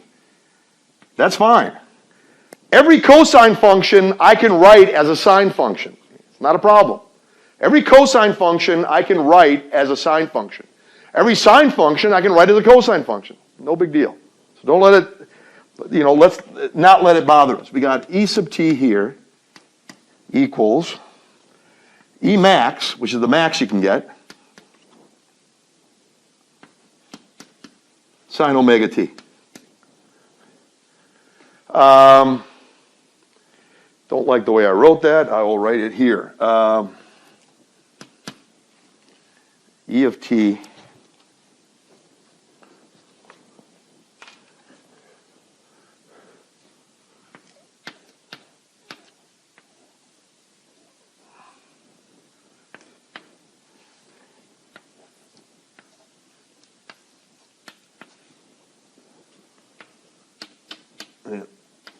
guys, I don't know if I ever have room the way I write sometimes, but okay, so we got, it's essentially this.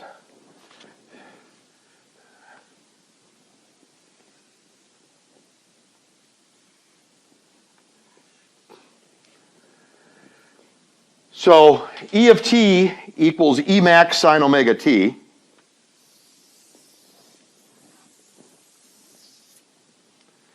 And that's that right there. That's that sine wave right there to give us that. Again, I think my drawing's better on paper, you guys, than it is on the other one here. Let me, well, essentially I'm going to be writing the same thing everywhere. So you got this.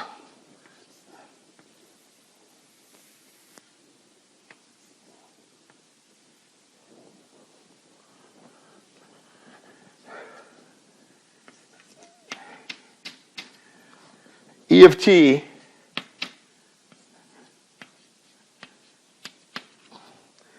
E max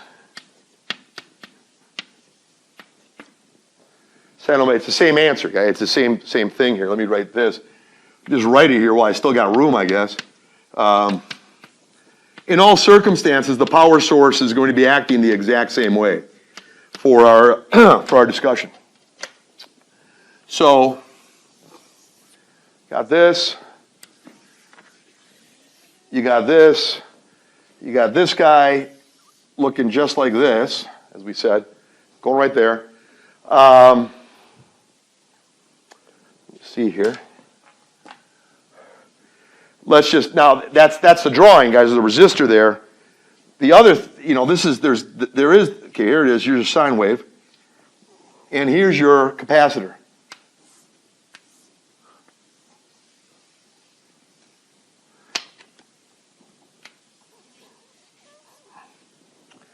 That's going to be, I write this so big, you guys, you understand where I'm coming from. And there's no good way to write this at this point. It's right there. This is going to be this right here. This is going to be that right here. Here's your capacitor. Wrote it a little differently in my notes, but that doesn't matter, guys.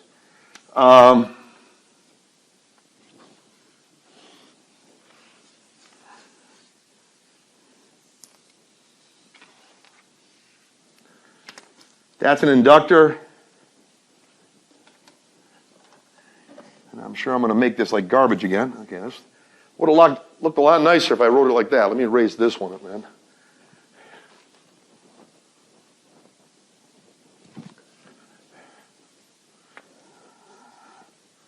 There it is. Around on that. The other one is that one. Okay, so everybody knows where I'm going with that. There they are. You're just thinking, okay, so what? Let's see these three different situations where it's situation one, there's only a resistor and an alternating current power source. Situation two, where there's only a capacitor and a alternating current power source. And situation three, where there's only an inductor and an alternating current power source. AC power source in all circumstances, E of t is equal to E max sine omega t. AC circuit with resistance, can we say something? Yeah, let's say a couple things, guys, and let me kind of run through it in that regard.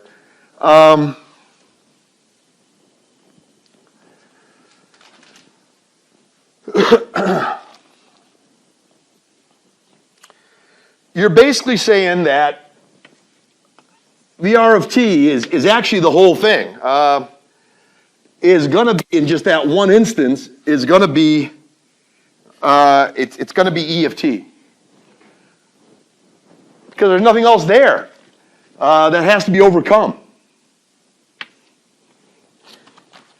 The only thing I have to overcome is I have to learn to write, you guys. I'm sorry about this. It's got to be an E then. That's the E. It's the E of t we had. And that's E max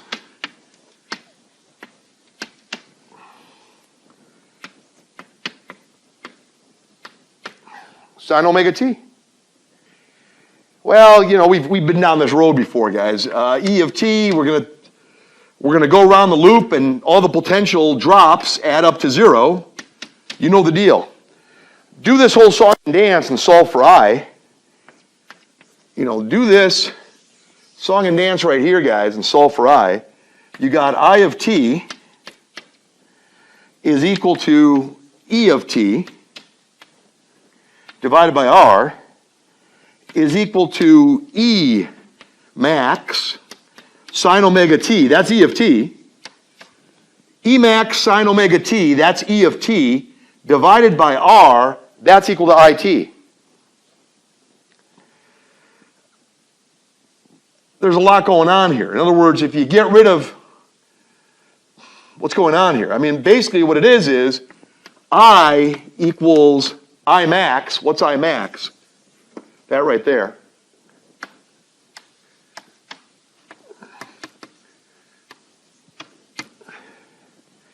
Right? You know, there's a lot of ways to write this. I mean, that's I max. What is I max? Well, I max is going to be E max divided by R.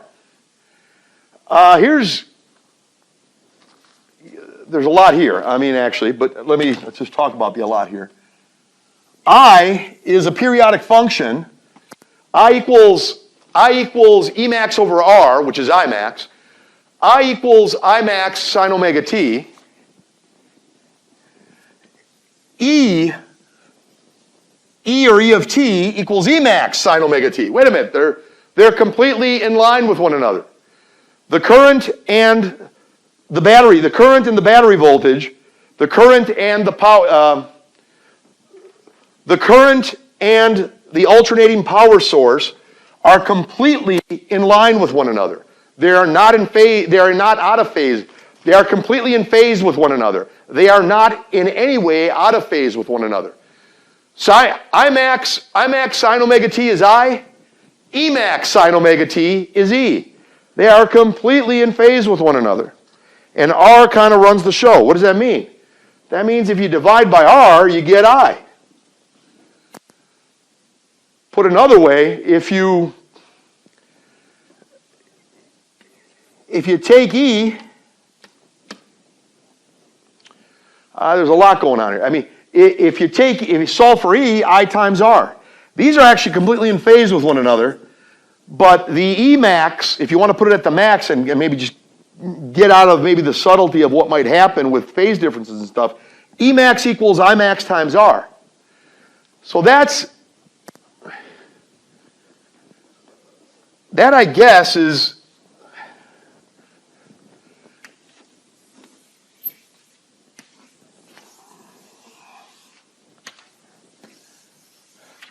pretty important stuff. So you can see why the R has this, whatever degree of prominence it has, you see why it has it in that regard. If you go to 2, an AC circuit with capacitance, I'd like to talk about that.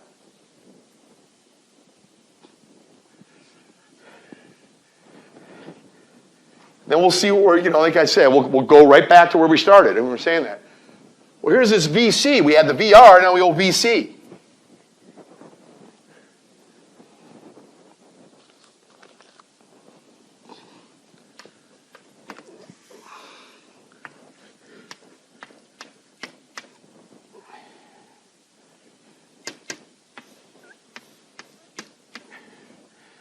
VC of t equals E of t. What's that all about? Well, I mean, the voltage does what it does. I mean, in this particular instance, there's not any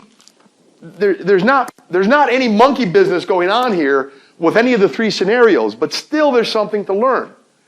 We saw what R did.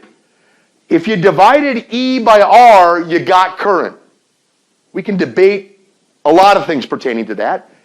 But right now, let's not debate anything pertaining to that. If I wanted the maximum amount of current, I would take the maximum voltage and I would divide it by R. If I take the maximum current, I max, and multiply by R, I get E. So I times R gives me some idea, some sense, some indication, in fact, the very indication of what the potential drop is. I times R is the potential drop. So I went I times R. Well, that's good. It makes sense. I times R is going to be a voltage drop across the resistor. I times XC is going to be a voltage drop across a capacitor. I times XL is going to be a voltage drop across an inductor. That's the argument. Now, we just saw that we could take I times R and get E. And we can debate what we're talking about on that. In this case, they're completely in line with each other, right? They're completely in phase with each other. It's not going to be the case in other instances when we start combining things, right? There's all bunch of other stuff going on when that's happening. But at any given instant, that's what we're talking about. Okay, so a lot of ways this can be debated, guys, but we're not going to debate too much. We're just going to say, okay, this is one thing by itself. There's not a whole lot of difficult business going on with that. VCT equals E of T. It's got to be equal to this, guys, because there's nothing else there. I don't have to sit here and try to solve something involving a convoluted situation. There was only a resistor in scenario 1 and the AC power source. There's only a capacitor in scenario 2 and an AC power source. There is only an inductor in scenario 3 and an AC power source. So it makes it pretty easy. So of course it's going to be like this. I got to ask you something. How is the charge getting onto the plates? That's its own story if you really want to know the truth. Q of T is going to be an oscillation that takes place. It's going to be Q max times sine omega t. What the heck's Q max? Q max is C times E max.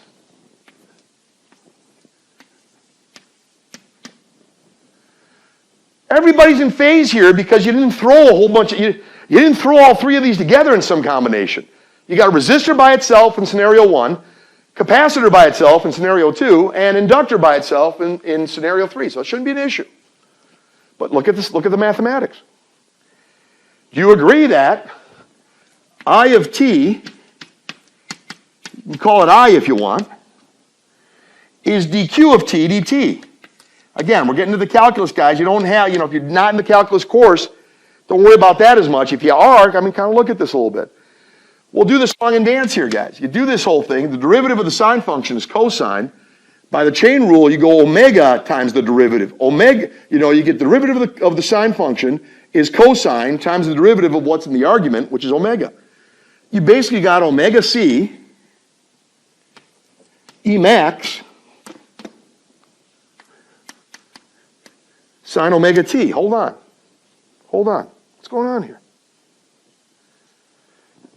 Well, this is interesting. Omega c looks real familiar if you go to the far left-hand side. It looks familiar. It seems to be a little out of whack. Don't worry about that. I'm sorry. Forgive me. This should have been cosine right here.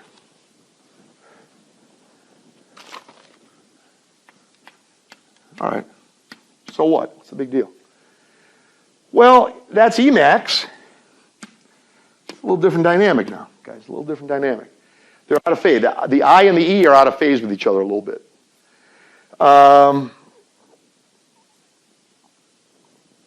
Cosine happens later than what happened with the sine. Sine omega t minus 90, or plus 90. Let me see what I can do here. Yeah, I want to get it to go. I want to have everything that was happening.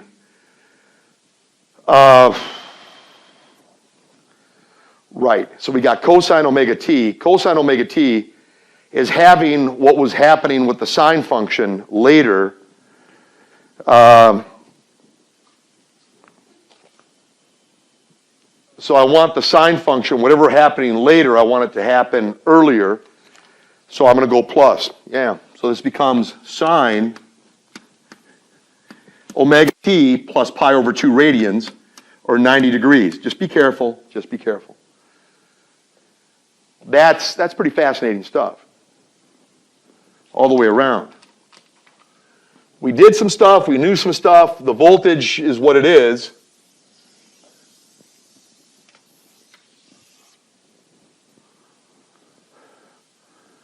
Voltages add up.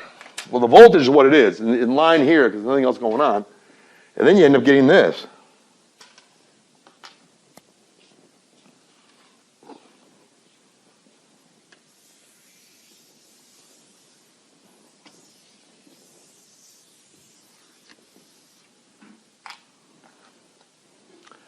What is going on? There's a lot going on. What we can see here is, I guess they want a point of reference. Now this, the I, the way the I flows is out of sync by pi over 2 radians, 90 degrees, by 90 degrees, or pi over 2 radians, regarding what Q is and regarding what V is. VC and Q are right in line. They are right in line. The way the current flows, that's a different dynamic. The way the current flows on this whole thing, that's a different dynamic and how we can talk about it. However, we do know there's a maximum amount of current, and there's also a maximum amount of charge. They're just going to happen in different places. How this all plays out. We'd have to sit down and actually see how this thing is flowing. But when we talk about the amount of charge on the capacitor, and we talk about the current across, the voltage across the capacitor plates and the amount of charge on the capacitor, they are directly proportional to each other always and fully in sync with one another, fully in phase with one another, the way that's going on.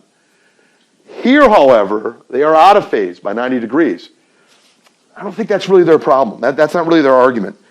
What they're trying to say is, if we got it down to here, can we at least all of us argue that you're going to have, let's talk about a maximum amount of current. You're going to have an Imax, and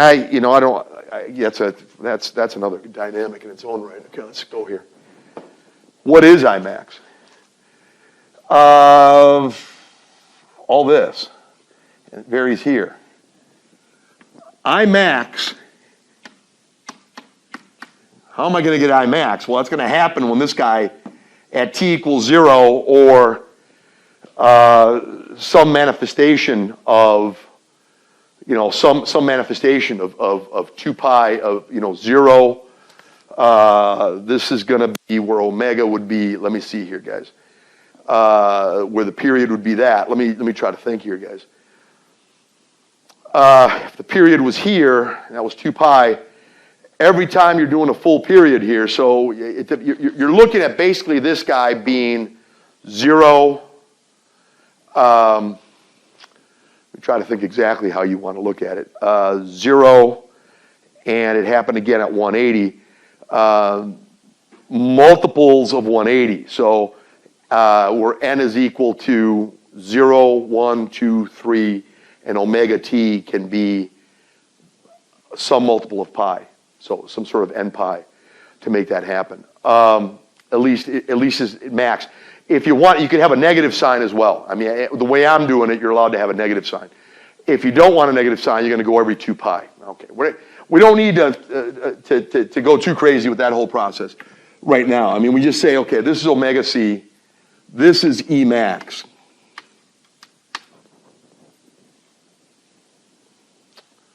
Yeah, that's crazy. We could say a lot of stuff here. We could do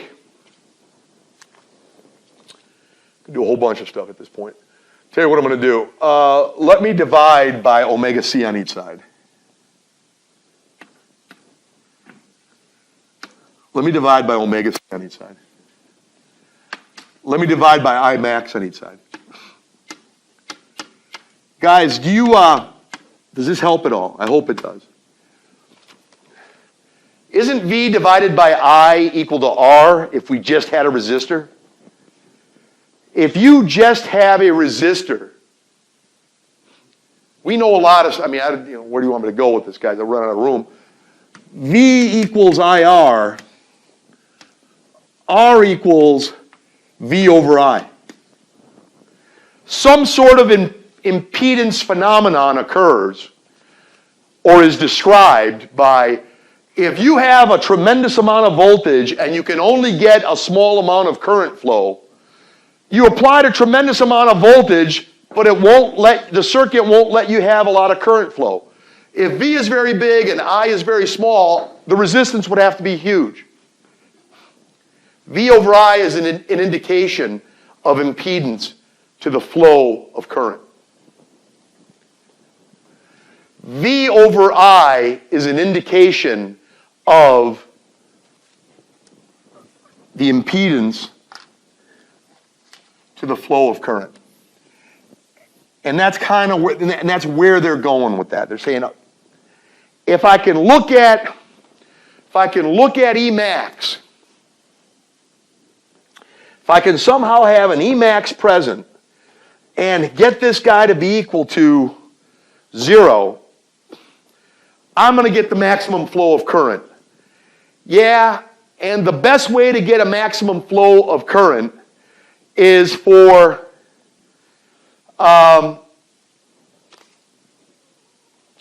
omega sub c to be very big.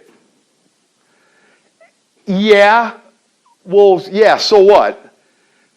Does that make sense? Yeah, if omega sub c is very big, yeah, and the only way you get omega sub c very big is this. Multiply by I max on each side. Multiply by I max on each side and get omega sub c E max. Wait a minute. E max divided by 1 over omega c. If omega c is huge, 1 over omega c is tiny. Something divided by tiny is a huge answer. 1 over omega sub c being tiny would happen if omega times c was, if omega times c, without the 1 now, without the 1, if omega times c was huge, then omega times c, huge, times E max is a big amount of maximum current flow. I agree. That's the same as 1 over omega times c being tiny. Because for this to be tiny, omega sub c would have to be huge. And you get a huge omega sub c if omega sub c is indeed huge. Divide by 1 over omega sub c. 1 divided by something huge is tiny. This divided by tiny is huge. So 1 divided by huge is tiny. This is a tiny capacitive reactance. Didn't we say that E divided by R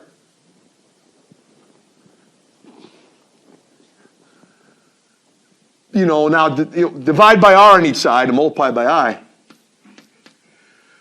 I. Leave I rather. Multiply by I on each side, divide by R. V over R gives you a lot of current if R is really small. If 1 over the product, omega c is, if 1 over omega times c is a very small quantity, a number divided by tiny is huge. Now, how do you get this to be tiny?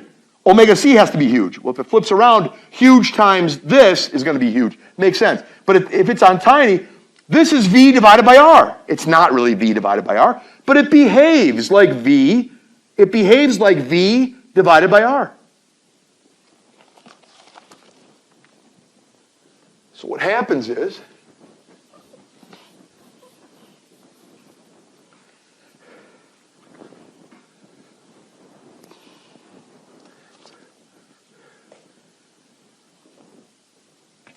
we said I max is omega. We did all the mathematics to get what we got. We said that I max is omega c. I just wanted to write it in another place, guys, because I don't know. I'm not sure how good the picture quality is at that point. Okay, that was this.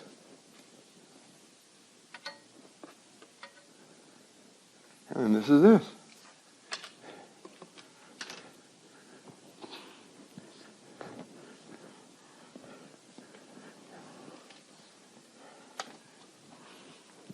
Forgive me, I need a little more chalk, guys.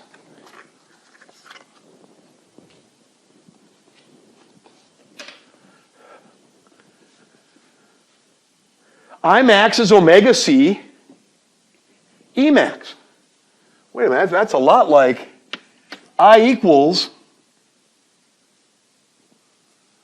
a lot of ways to write it. I guess that's a lot like V times R. Forgive me, it's a lot like V over R. Yeah, it doesn't look like it right now. It will.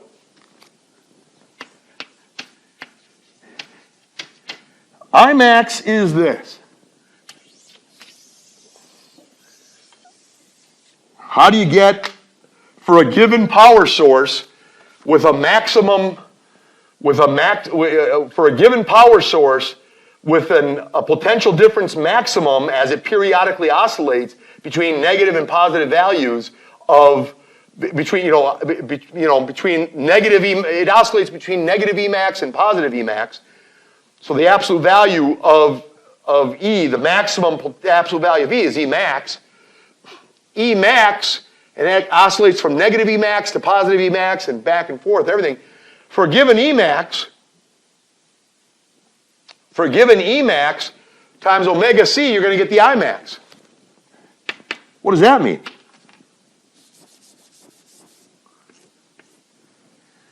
That means if this is huge, huge times this will give you huge current.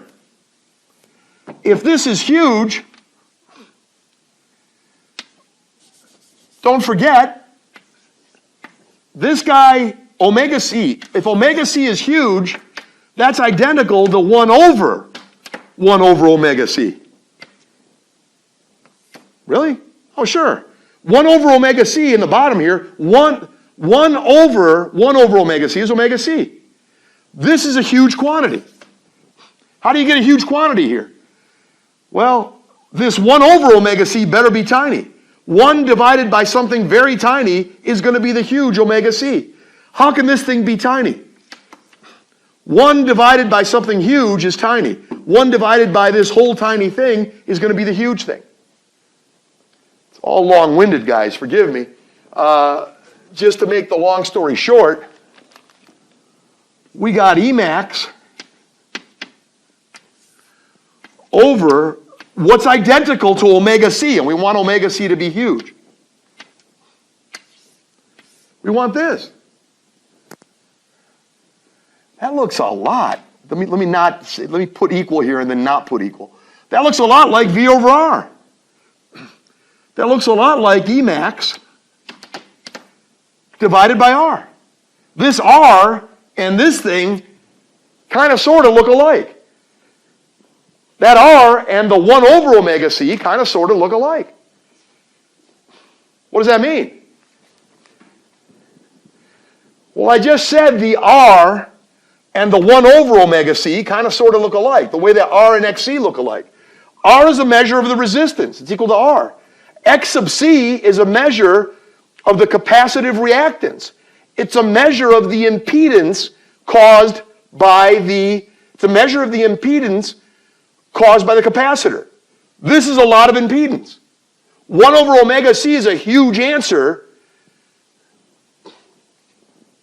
if omega is really small.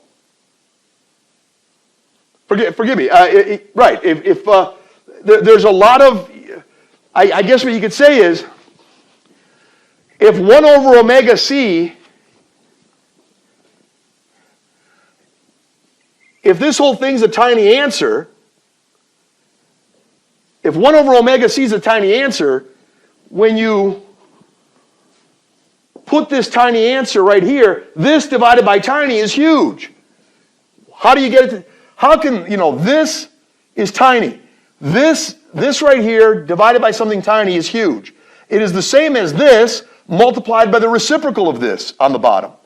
Well, if this is tiny, omega C must be huge. Well, yeah, if omega C is huge, huge times this is going to be a big answer. Make a long story short, 1 over omega c is the capacitive analog to resistance. Resistance is resistance.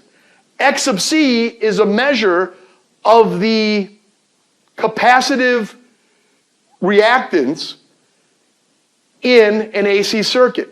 It's a measure of its impedance. It's a measure of the impedance produced by the capacitor. If this is a big answer, there's a lot of impedance produced. If 1 over omega c is a big answer, well, that happens here. If the whole thing, 1 over omega c is a big answer, this divided by big is small.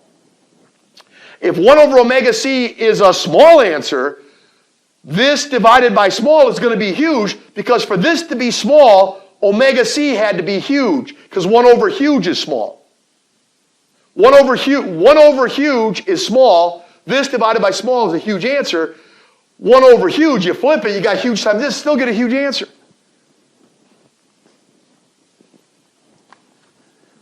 So basically, just like it kind of looks like this, I don't know a good symbol to write here. I'm not going to write any symbol. They kind of look alike.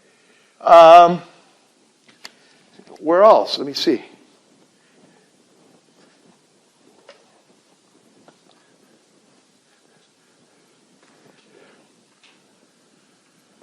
Kind of look alike, and they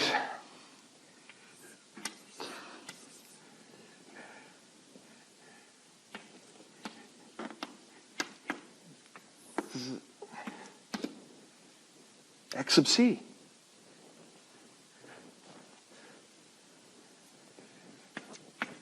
X sub c is 1 over omega c.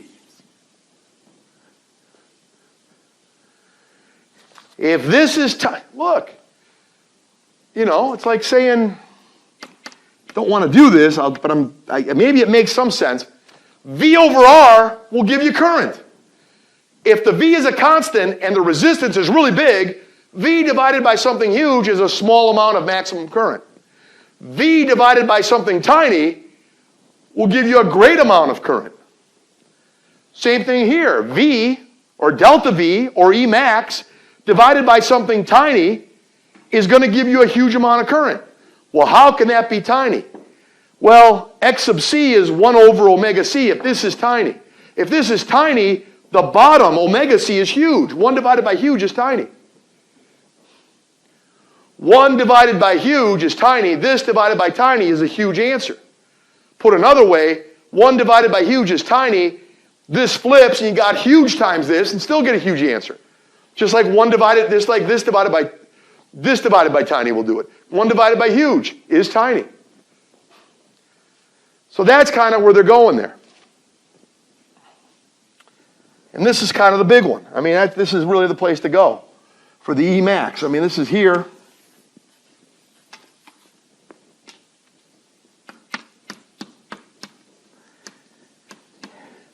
This is obvious. This is correct in certain circumstances.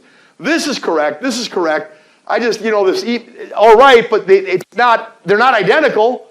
They're just analogous to each other. I don't really want to have it up there. I don't want to mislead somebody on that, but there's some, everybody can see the analogy here that's going on. Well, yeah, in place of that, put a V over XC. Put a V over XC, I just did. What does that mean? That means E max equals I max XC.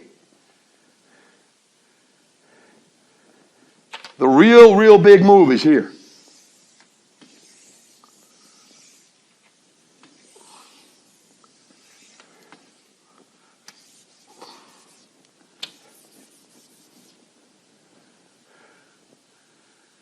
And that's 2. That's where 2's coming from. It's kind of the arguments they're doing, guys. I don't, so maybe I don't need to do it as much on 3, but I want to, that's kind of the arguments that they're trying to make. For these guys by themselves, they're behaving a lot like resistors behave. Just like you got this guy right here. I mean, just kind of look at it. I mean, where it's at. You're basically looking at, you know, kind of, I don't know how to do this without beating it completely up, but which I think I've done maybe 20 minutes ago. But so you look at this, guys. You know, you can look at Imax. You can look at some kind of Emax or delta V max or delta V max or Emax or V.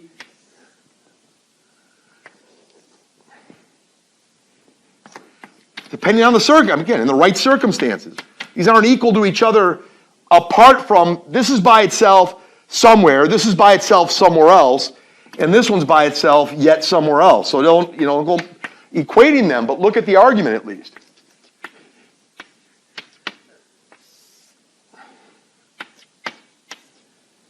Here we go. The other one, you know where it's going to go. We're about to see that anyway, but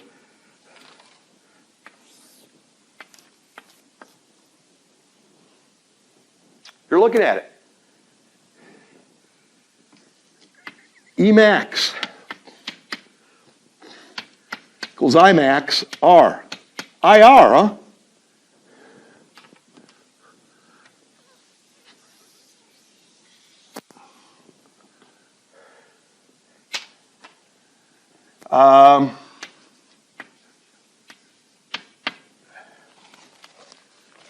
Emax equals, well, here, Emax, Imax.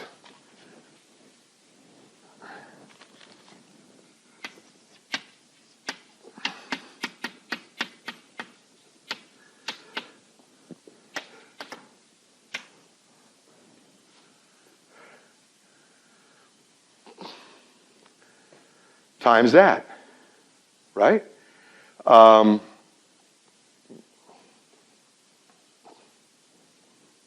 And the other one is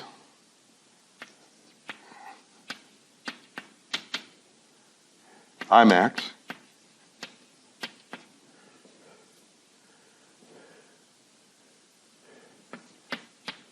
XL.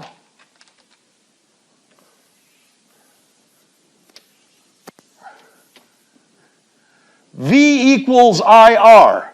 V equals I something looking like R, behaving like R. V equals I something behaving like R.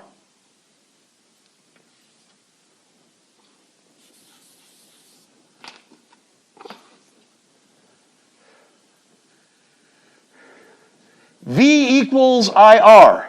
V equals I something behaving like R. V equals I something behaving like R. I, V over R. I, V over something behaving like R. I, V over something behaving like R. You just got to be careful.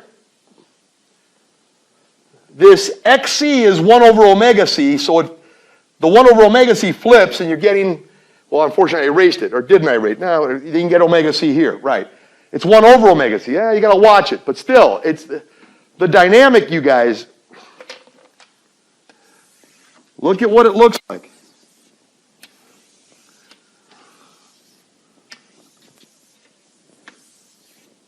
Look at what it looks like. Okay, let's go to 3, guys. I'll try not to talk your ear off on that one too much, but it's the way the argument takes place should be pretty straightforward at this point.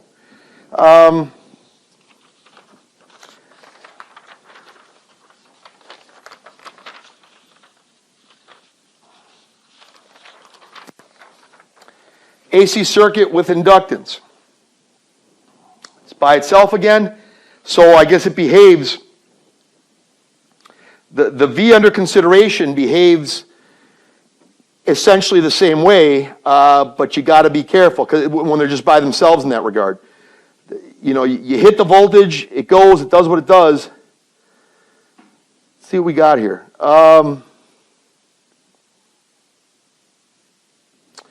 There's a lot to be argued here, guys. We're not going to worry too much about it. Let's just try to get some kind of strong basis of what's happening here with this stuff, guys. Let me get this out of here. Let's take a look at this.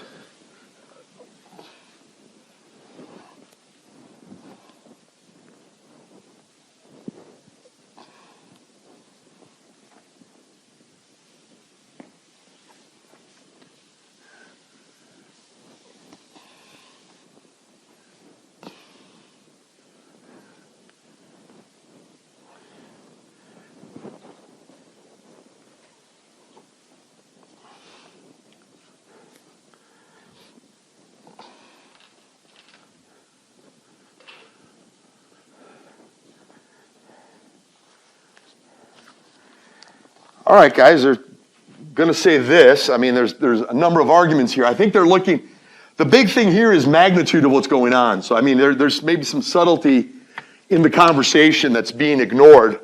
I guess we can let it go. I mean, we could maybe explore that under different circumstances. Not sure where we'd have the time to do it, but let's not worry about that in the first place. Let's just say it's one item there, and the way it's going to come out of this thing, it's going to come out of it because there's just one item. There should be a lot of symmetry. Just looking at the equation itself, it should come out to something like this. Well, I think they're going a lot with magnitude on this one. They're not throwing the negative in front. That's what kind of got me a little bit concerned when I'm looking at it, but that's neither here nor there. The sizes of what we're talking about are what we are talking about, and where the max is the behavior of this thing, regardless of positive signs or negative signs. The periodic behavior of this thing has a tremendous amount of similarity, no matter whether you put a negative there or a positive there. The periodicity is as it is. The omega is what it is. 2 pi over omega is going to be, it's a good question. I mean, 2 pi over omega is going to be the period. The period doesn't change here. Omega doesn't change. And the initial Emax sine omega t is not going to change. The direction in which this is behaving could be an issue, but the sizes of the currents and of the potential differences and their periodicity, that essentially does not change. So let me leave it at this, and let's see some stuff they talk about.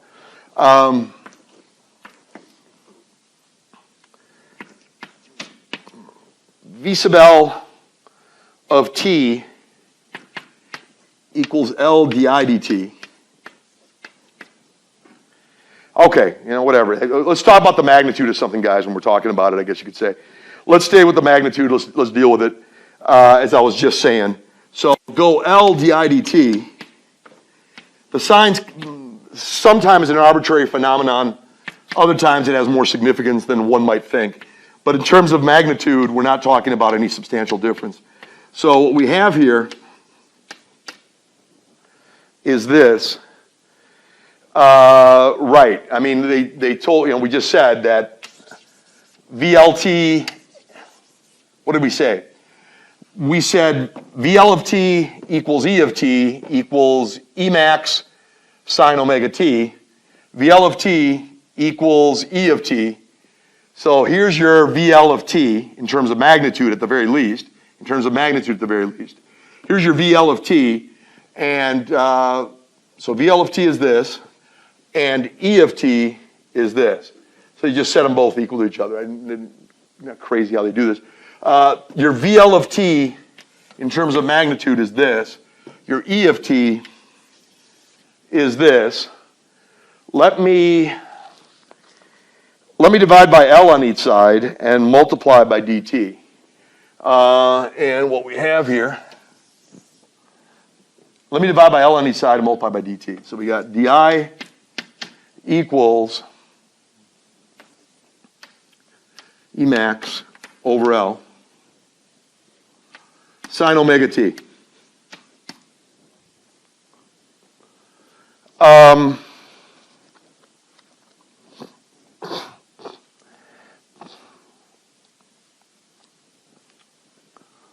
That's pretty fascinating stuff. All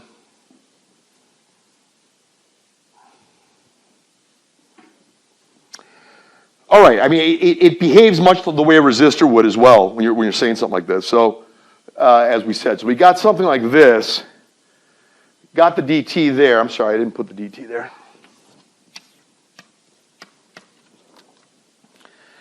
And if you did an integral, now they're pretty lax how they're doing this, and I'm fine with that. Let's assume the right limit, decent limits of integration and everything else. And the integral, now again, those that have the background, that's great. If you don't, hold your breath for a couple minutes, guys. I can get us through this. But I mean, just look at a lot of the arguments. Pretty good, even with the calculus background that I'm trying to appeal to people for. Integral di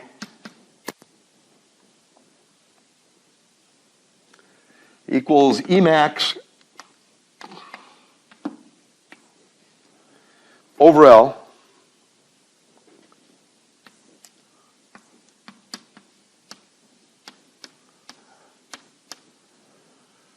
kind of neat. You're integrating from, time t equals 0 to some time t. That's its own discussion. You're integrating from 0 to I, or from wherever you wish for that matter, but let's kind of make it somewhat legible for us to go through it. You say here, you got this, you integrate this, you get negative cosine over omega. Negative cosine, I'll just put it right here, negative E max. The L's here, negative cosine over omega. If you take the derivative of negative cosine omega t, you get positive sine omega t times omega. Well, I only had positive sine omega t. I didn't have omega times sine omega t. So I'd have to divide by omega.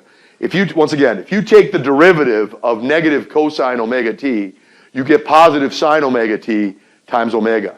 Omega sine omega t. Well, I want when I take the derivative to just get straight out sine omega t, not omega sine t.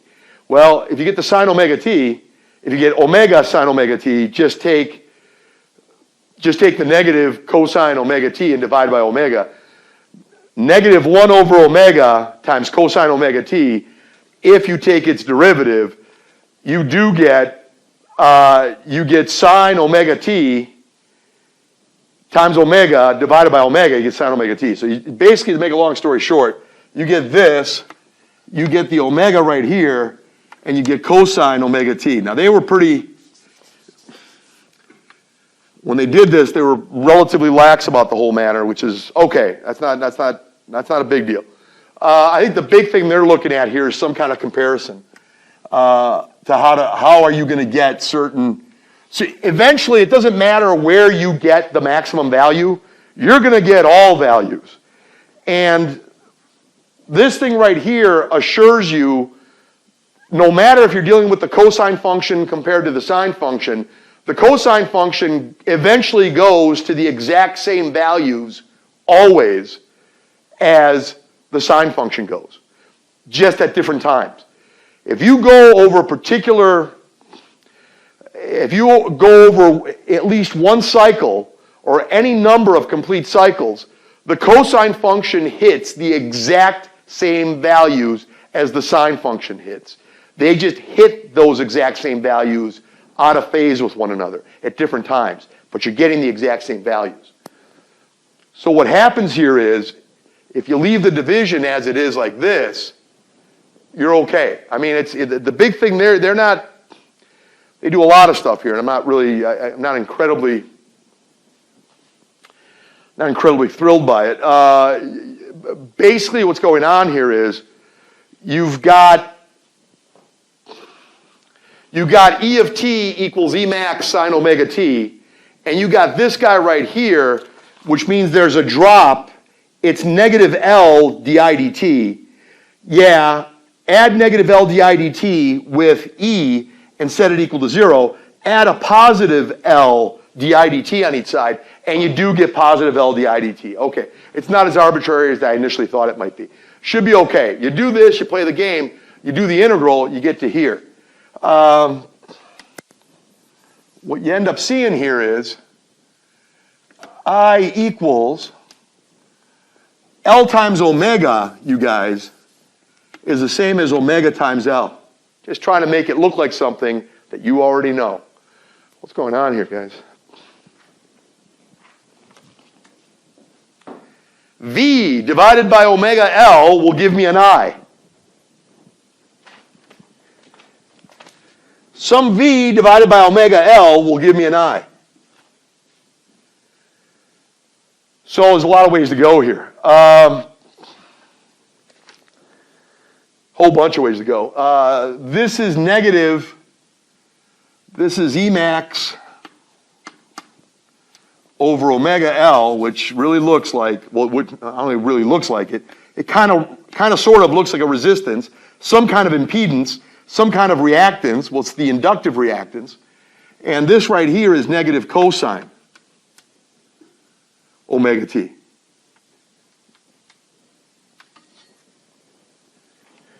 I'll put the negative there. Why am I doing that? So I'm sorry, guys. This does work out. It's not quite as obscure. It's not quite as obscure as what was going on. Even with the capacitive reactance that we were finding out, dealing with capacitance, there was a subtraction there. But if you set it equal to 0, you're getting values that are positive. So, and that's exactly what you had done. Let's see what you did. Yeah, exactly the same thing. Remember now, it was E minus something equals 0. Well, you add the opposite of the minus. You have E plus a negative something equals 0. Add a positive, that same something on each side. That's where you got the positive. So it's not as arbitrary as I first thought. Please forgive the error on that. All right, let's take a look. I mean, everything's looking pretty good, guys. You get it to here.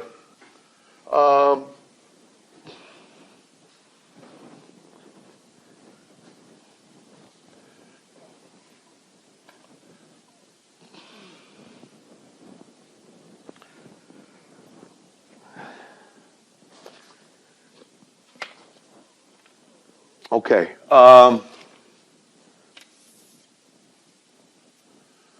Yeah, okay, it's all over the place, but let's just keep going all over the place. We got I. We got E max, which looks like a delta V. And we got an omega L, which looks like some kind of a capacitive reactance or inductive reactance or resistance. They all kind of behave like they're resistors in a lot of regards. Maybe that's why they're all in ohms. What's going on here? Well, if you take the cosine function and flip it upside down, you got negative cosine function. If you take the sine function and move it over to the right 90 degrees, you're going to get that upside down cosine function. In plain English.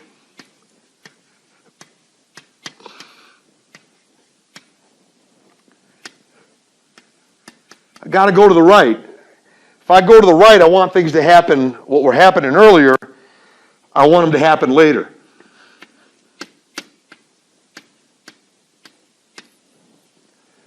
There you go.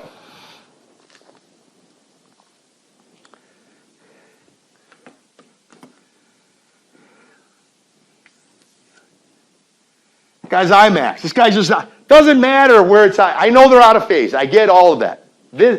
Sometimes things are in phase, sometimes they're out of phase to some degree. Sometimes they're in phase completely, sometimes things can be in phase, sometimes they can be out of phase. But if we're talking about periodic functions, if we go over the right distances periodically, where there's full cycles taking place, the sine and cosine functions always hit the same values. They just do it at different places, but they do map upward or downward to the exact same values. Depending how that happened, that can happen in an accelerated manner or in a delayed manner, but the sine or cosine function will hit all those values. It can get to be a little complicated of a discussion. But we're not going to worry about that. If this guy right here is equal to, if theta is equal to 180, 180 minus 90 is 90. The sine of 90 is 1. I max, here we go. I max is E max divided by omega times L. You know where I'm going. Don't want to erase anything sometimes, but sometimes you got to erase everything.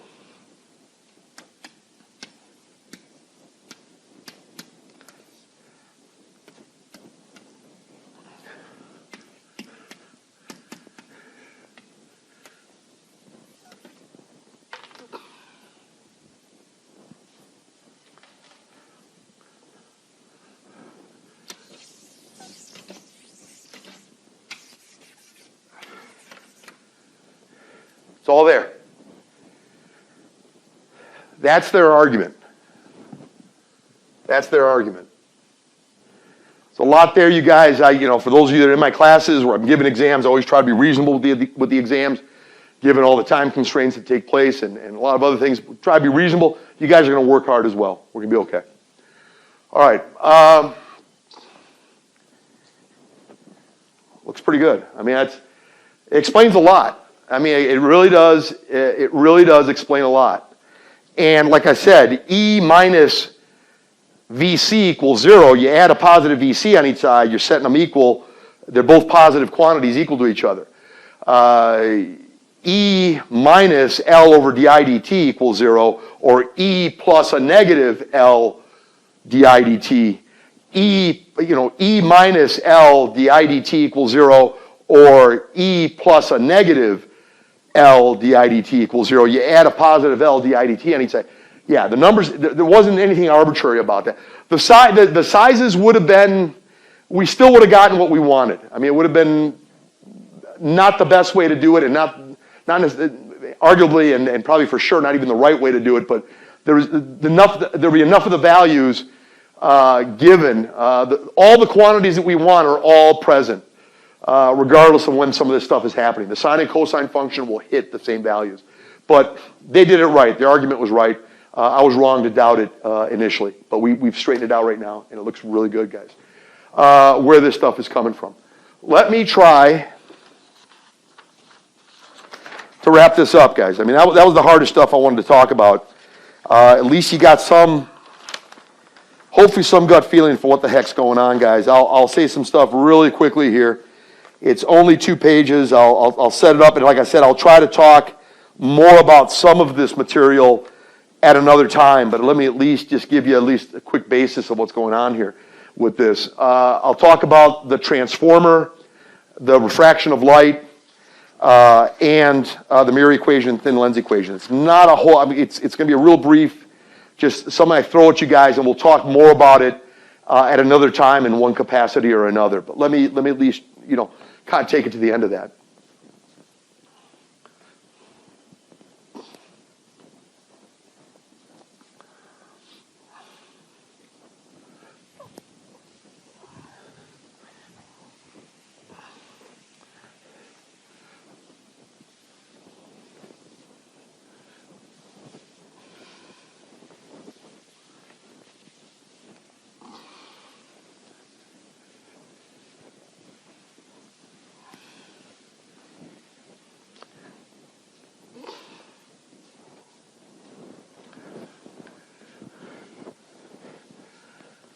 At least give you a cover, a little bit of a copy of what I'm saying here. Like I said, you will have the actual copy on this.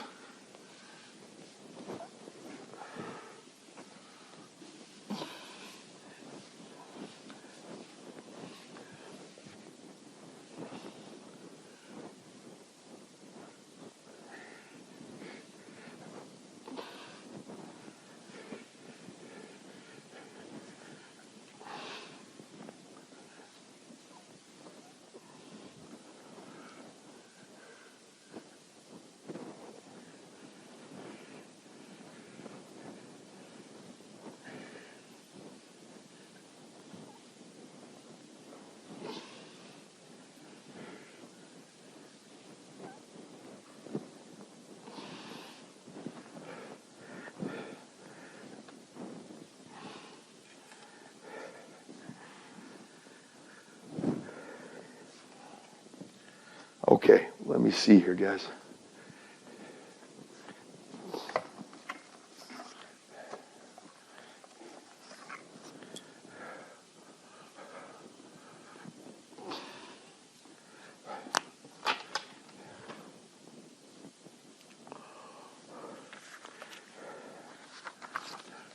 It's a real quick reflection on what I wrote here, guys, and you can see it in the writing. Like I said, when I have a chance to talk in more detail, that's probably in person in class, let me at least give you some of the highlights of some of this stuff. It should be, I don't know, I think it's easier than just about a lot of the stuff that we just did, compared to a lot of the stuff that we just did. This should be pretty decent.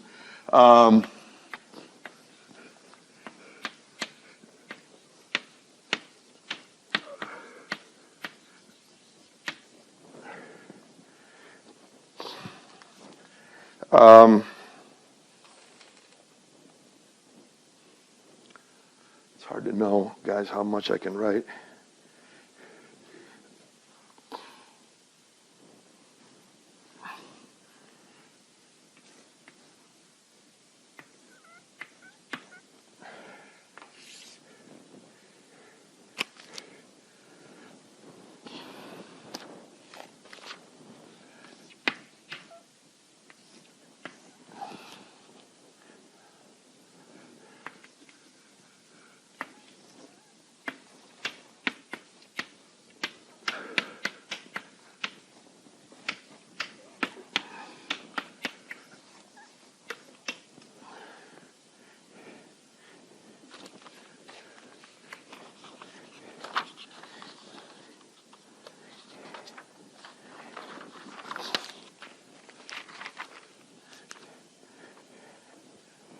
And we got this.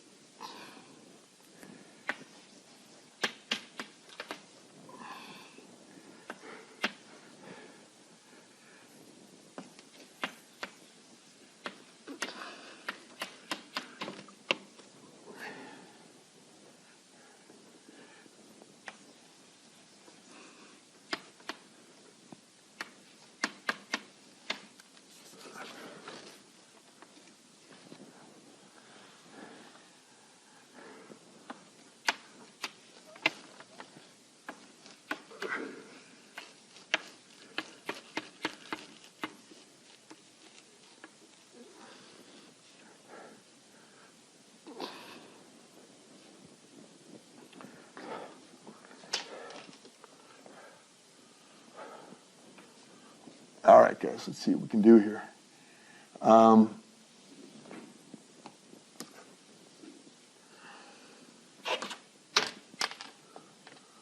about that. That sound is, put your nails against a chalkboard is not the greatest thing in the world. All right, I got this. All right, guys, I think I got about the right size for this stuff to be doing it.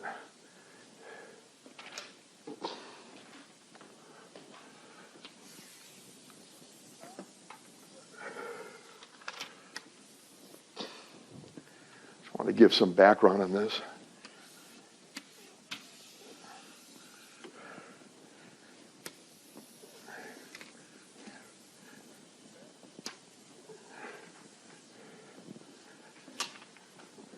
Okay.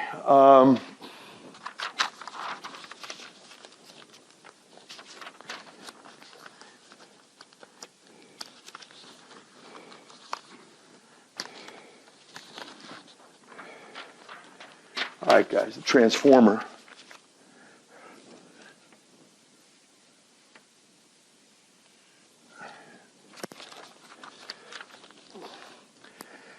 Basically, guys, you know, it's all about flux, it's all about energy, and, you know, energy is conserved. So you may end up getting a higher voltage, and you will get a higher voltage if you construct the transformer in the right way, but you'll have proportionately less current flow. And we know that power pertains to energy conservation. The power that I put into one part of the circuit is going to manifest itself, assuming no resistance, it's going to manifest itself in the other side of the circuit. Well, the current times the voltage, you know, Q times V is work. So, you know, work, I mean, allow me to be a little cavalier how I say this. You know, Q times delta V is work. Work divided by time, that's I times V. Right. And, you know, you could have basically this situation. There may not be a lot of current initially present, but there's a tremendous amount of voltage. When you multiply them, you get a big number. There may be a lot of current, but just a little bit of voltage. Multiply them together, you still get a big number, and they're equal to each other. You don't get something for nothing. And this only works when you're talking about alternating current, and there's a change in flux, and the constantly changing flux, the constantly changing current that maybe has a maximum. The maximum for the other part of this transformer, the maximum current might be 1,000 times bigger current, but that would mean 1,000 times less voltage. But this is, so this is kind of the premise of it, and the change in current makes the flux alter. If there's a change in flux constantly happening, then there's also an induced EMF. There's also an induced potential difference that'll manifest itself with current. And the greater, and that's of interest. I mean, so if there is a tremendous change in the amount of flux, there will be a tremendous change in the potential difference. Yes, but that doesn't, okay, right, but you don't get something for nothing. There might be a lot less current flow going on. There might be a lot less current flow going on, even though there's a huge potential difference. Earlier, there might have been a great amount of current flow, but there wasn't a lot of potential difference. So it's all about conservation of energy, so you're not going to get something for nothing with the transformers. So let's see what we got here. Let's see how I wrote this. And again, more to talk about this when we maybe look at practice, some practice problems that arise, and we take it from there. So they're saying,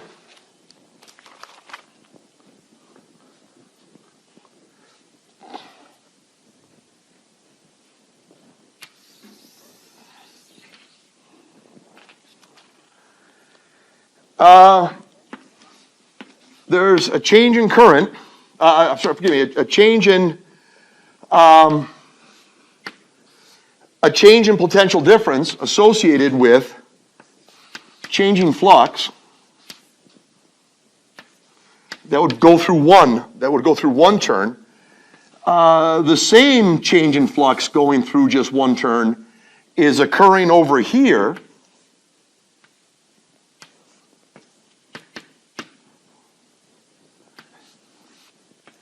Yeah, but it's maybe a lot more turns, maybe a lot less turns.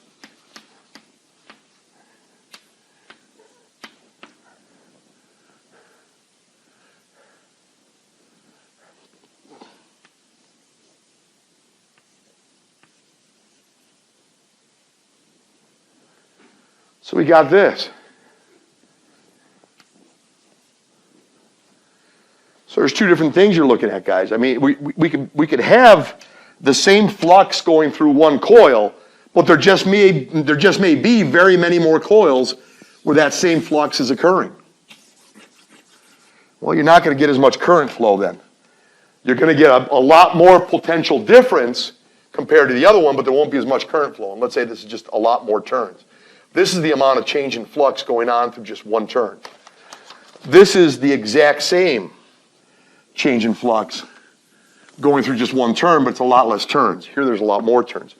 Well, if that's the case, there's less potential difference, but there's more current going through. So that's kind of the premise of the whole thing, guys. When they're doing a lot of this stuff, they're trying to actually look at it that way. They're saying, okay, we'll look at it here. Look at it here. All right, well, if you take a ratio, and let's say this is on the big side, let's say this is a bigger number. It doesn't matter what kind of number it is, guys. A ratio is a ratio. The mathematics is going to work if we're consistent with the mathematics. This delta phi b over delta t, and this delta phi b over delta t are identical. So if you go dv2, or delta v2, divided by delta v1, delta v2 divided by delta v1 is this negative n2 delta phi b over delta t divided by this negative n1. So it's delta phi 2 divided by this delta v2 divided by this delta v1 is right here. That's the same as negative n2 times delta phi b over delta t divided by negative n1 delta phi b over delta t. The delta phi b over delta t will cancel, the negatives will cancel, and you end up getting this. That answers a lot. Delta V2 equals N2 over N1 delta V1. We've already kind of discussed this. Let's discuss it again. At the end of the day, that's the same as that the way this thing works out is you can't, assuming there's no loss of energy here, let's say it's an ideal situation, and things are set up in such a way that there's going to be no loss of energy here. There's no resistance in this setup for a transformer to transform from high voltage to low voltage or transform from low voltage to high voltage. Let's say no energy is lost. No energy lost means no power lost. No power lost is IV equals IV. I1 V1 equals I2 V2. Assuming there's no loss. So I1 delta V1 equals I2 delta V2. And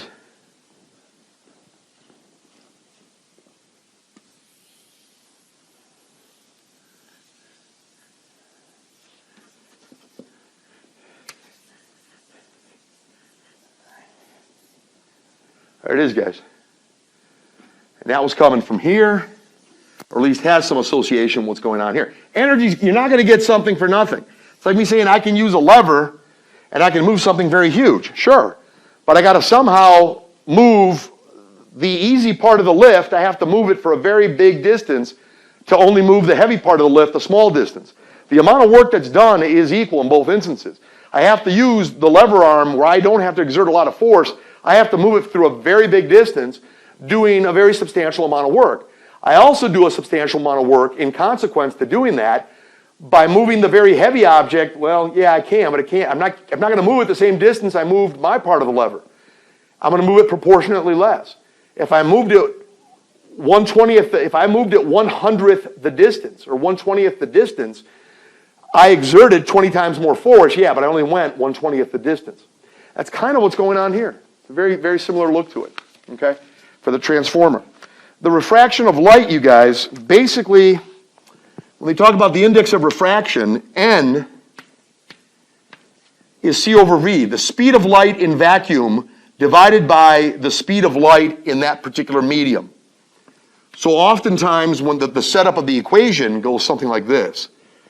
N equals C over V1, and N1 equals C over V1, and N2 equals C over V2. It's always the speed of light in vacuum divided by the speed of, it's the speed of light in vacuum divided by the speed of light in a particular medium. The speed of light in a vacuum divided by the speed of light in a particular medium. So that's basically where they're going with that. They are able to derive, and I think I have it derived in a handout on Canvas for everybody, a few things, and this I have derived in one form or another. The ratio of the two signs is the ratio of the magnitudes of velocity, and that equals a constant. It's pretty amazing stuff. Essentially, what happens, guys, is with this whole process is if you play the numbers here and play what we did here. Again, here this is, that's that. This is this, and this is coming all from here, right? And so we got that, got this, we got that, right? And then we're saying we said something like this.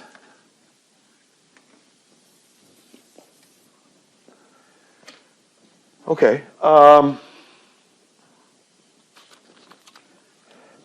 Guys, let me try to make this a little smaller here so I can write.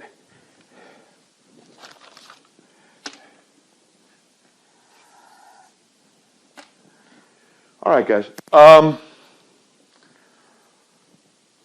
If you play the game with the mathematics here, guys, you end up getting this.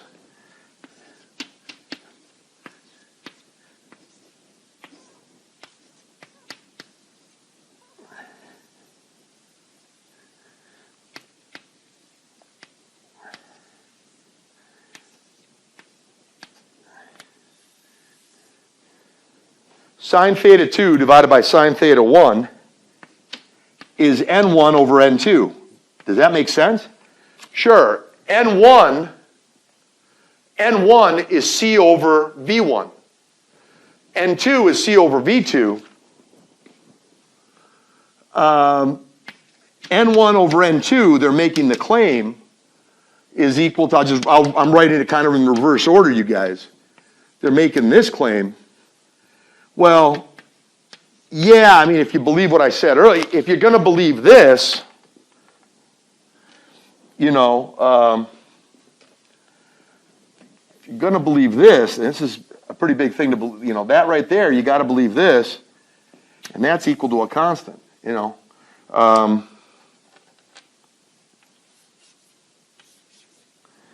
Absolutely. Well, yeah, but isn't n1 c over v1? Isn't n2 c over v2? They're making this claim. Well, they're making this claim.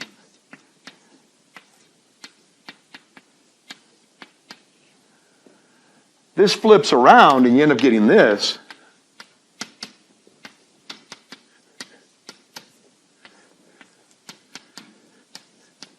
That's absolutely correct. Now, the proof of this, it's a pretty fascinating proof, you know, how that all works out.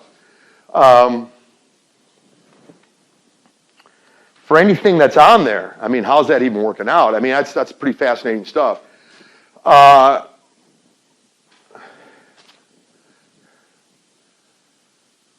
Let's have a look here, guys. Right, it'll equal this, and they're not saying.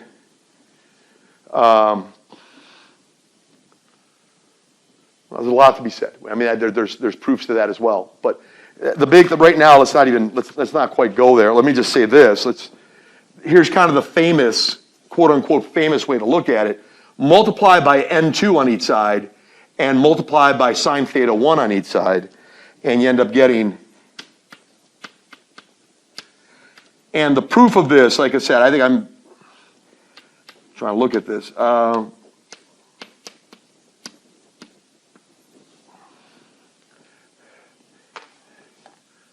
Yeah, and that's kind of a famous conclusion. I have a proof of this. I should have a proof of this in my handouts in Canvas. There should be. I mean, the proof of it is not that bad. Pretty fascinating stuff, and does have a lot of application when we're doing this stuff, guys. So you look at it.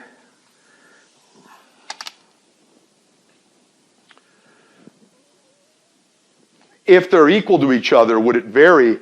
No, for a particular velocity that goes on, yeah, if for a given place, yeah, that's pretty fascinating stuff, how that would play out. If you're talking about two different mediums, they have a set velocity of light in one medium, medium 2, and a set speed of light in another medium, medium 1, and that's what it is. That's a constant. So of course that would be a constant too.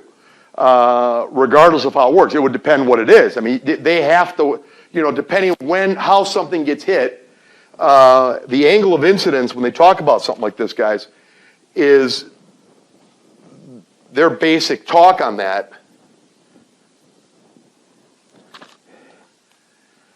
is, okay, this is, you know, let's say medium 1, this is medium 2, you know, and it just kind of, let me just kind of make it look there. I don't know if that's a great idea what I just did, but, and there is a vertical, there's an imaginary vertical line right here. The light here hitting at theta 1 And the way it kind of takes off, it might do something, you know, I'm just making something up here, guys, but it'll take off here at theta 2. It's always in reference.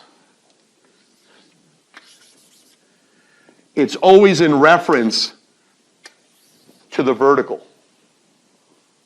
So you're making the degree measures here.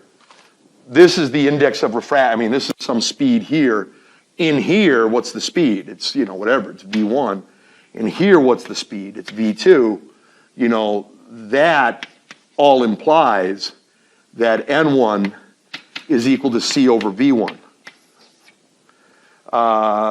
This all implies that N2 is equal to C over V2. You know, so you got this guy right here, you got this guy right here.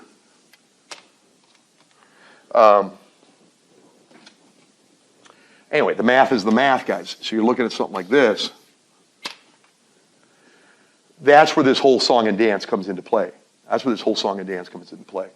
That's where you end up getting, you know, sine theta 2 over sine theta 1. Whatever way you want to do it, just make them be like that.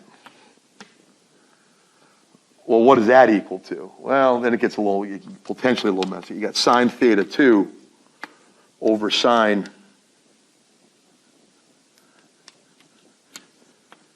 theta 1.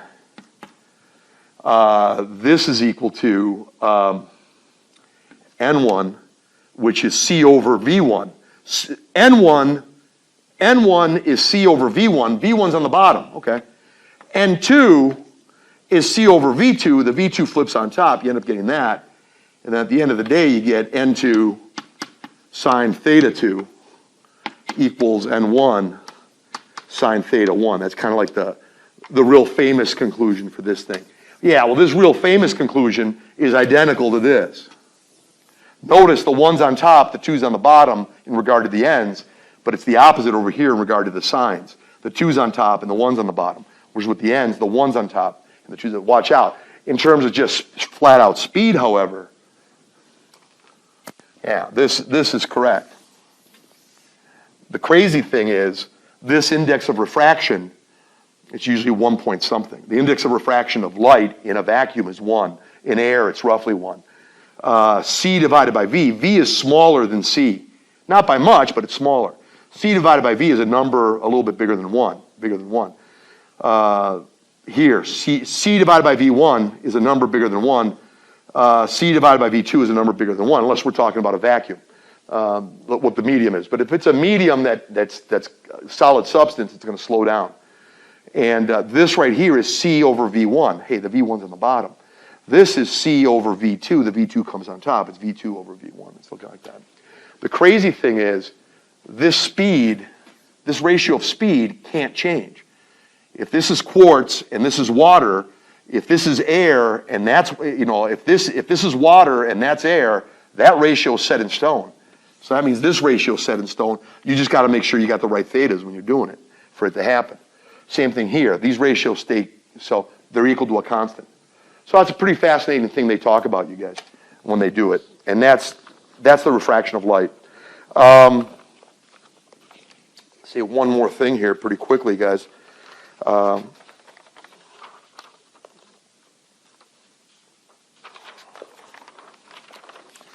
talk about the mirror equation and thin lens equation. So I'll let everybody get a hold of this, and you got it. And like I said, you got it on film now, guys. So you can always, we can always erase it when we need to erase it. So what do we got here?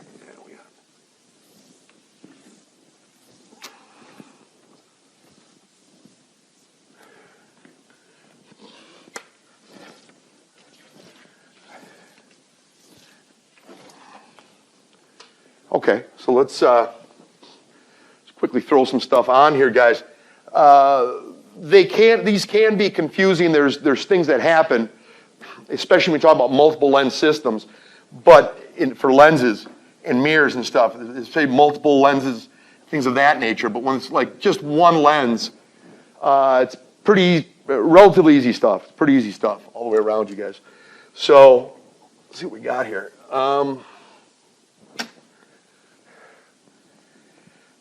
For this one, and this will be it, you guys, they talk about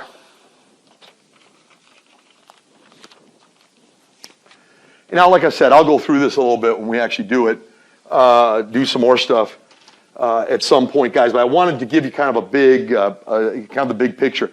The last time I spoke in part one, it was on the order of about 2 hours.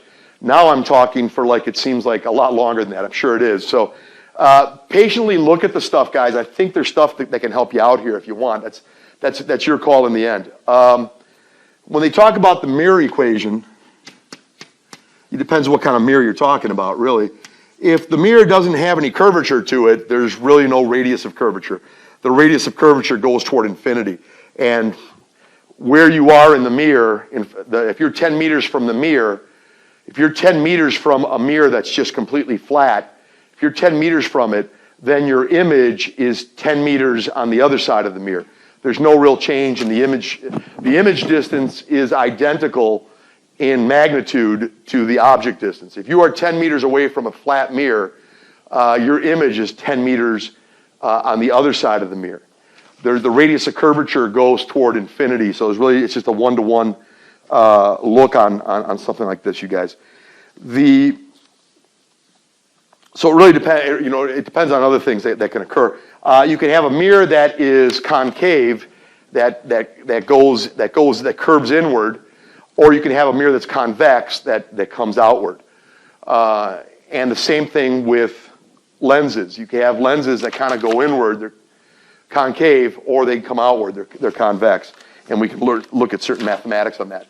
Let me just at least write some of the general stuff now, and then we can kind of talk at some other time about the other stuff.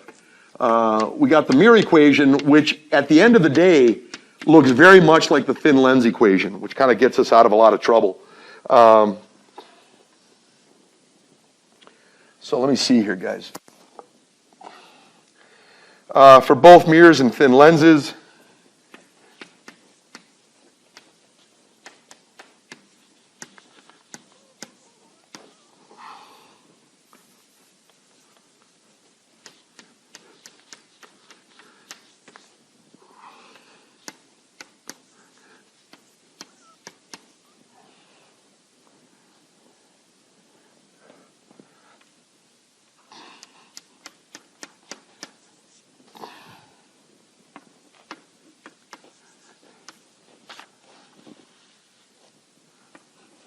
I think when we do more of these problems, you guys, they'll be manifest. I'll ask you to kind of pay attention when I'm doing the actual problems. Right now, let me just write down some really generic stuff without saying a lot of specifics, and then we'll kind of take it from there.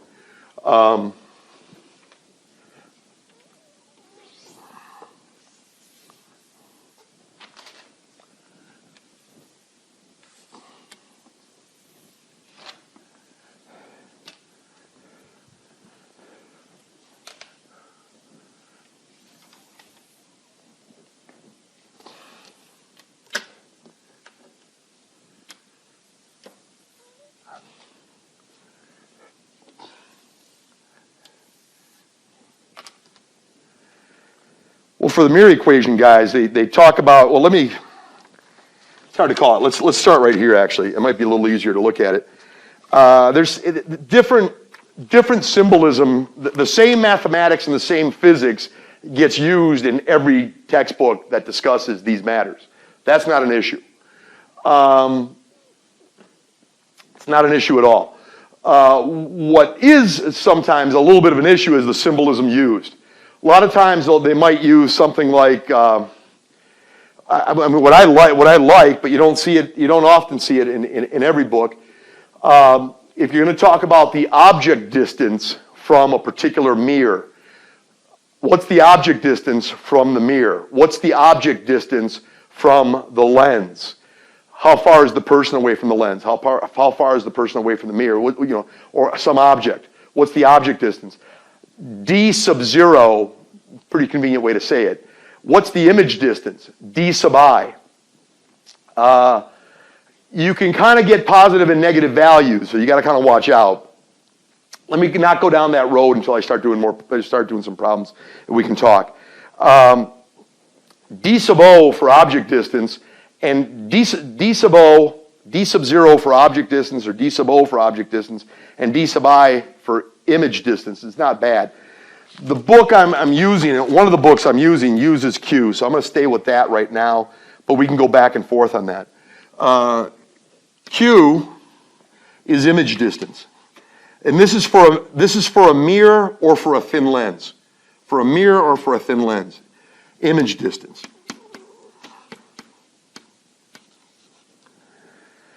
P is object distance.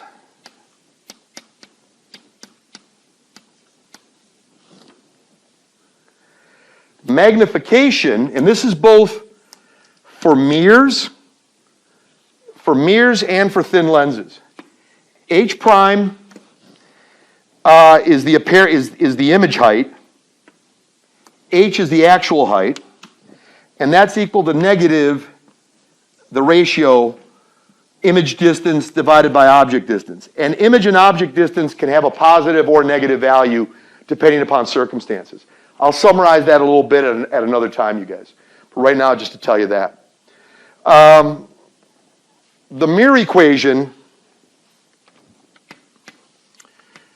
is 1 over P plus 1 over Q equals 2 over R, and that's the radius of curvature. If you're talking about a flat mirror, the radius of curvature goes toward infinity. And that's going to be a virtual image. Whenever there's a virtual image, you guys, it's a negative image distance. So, see what we got here, guys. There's a lot. When we do more of the problems, guys, I don't want to make too many blanket statements right now, guys. When I do more of the problems, and we will. But right now, let's look at this one. The focal length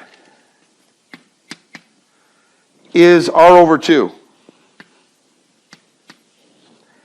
So if that's the case, 1 over P plus 1 over Q is equal to 1 over F.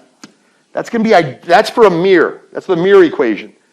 That is identical in mathematical structure. That is identical to the thin lens equation. Here's the focal length for any mirror. You can get a positive or negative answer on that, depending if it's a divergent or convergent mirror. A divergent mirror is a convex mirror that comes out at us, that bubbles out at us, and that's a diverging mirror. And a mirror that's concave, caves inward, is a converging mirror. Same with a lens. A lens where the glass caves in is a diverging lens, and where the lens comes out, bulges out, it's a converging lens. We'll get more into this, guys. We'll talk more when it's time to talk more on it. So you talk about this, what happens with the thin lens equation, guys, I just told you, it is identical. The thin lens equation is identical to the mirror equation. 1 plus P, 1 over P plus 1 over Q equals 1 over F. Give me some time to actually get back to you on that. I mean, we'll talk, when we do some of the problems on this, it should become manifest pretty good. It's not that it's, there's some beautiful derivations of it as well in various textbooks. And the derivations are great. If we have time to do a derivation as to why the thin lens equation works, that'd be a great thing to do. If not, we'll just look at it in the book. But we will do more problems. That is it. I did not anticipate that the second part 2, would take that long. Be patient with it, guys. Look at it. Try to kind of get an idea. At least I'm giving you some, I'm pointing to some things. By no means am I pointing to everything. I mean, if you really want to do justice to this stuff, who knows? Even in a very specified field, it's a lifetime endeavor sometimes, I guess you could say. So, but at least there's some communication here, hopefully substantial enough that you're getting an idea why certain statements are being made at the very least. Okay. Well, it's great talking to you guys. These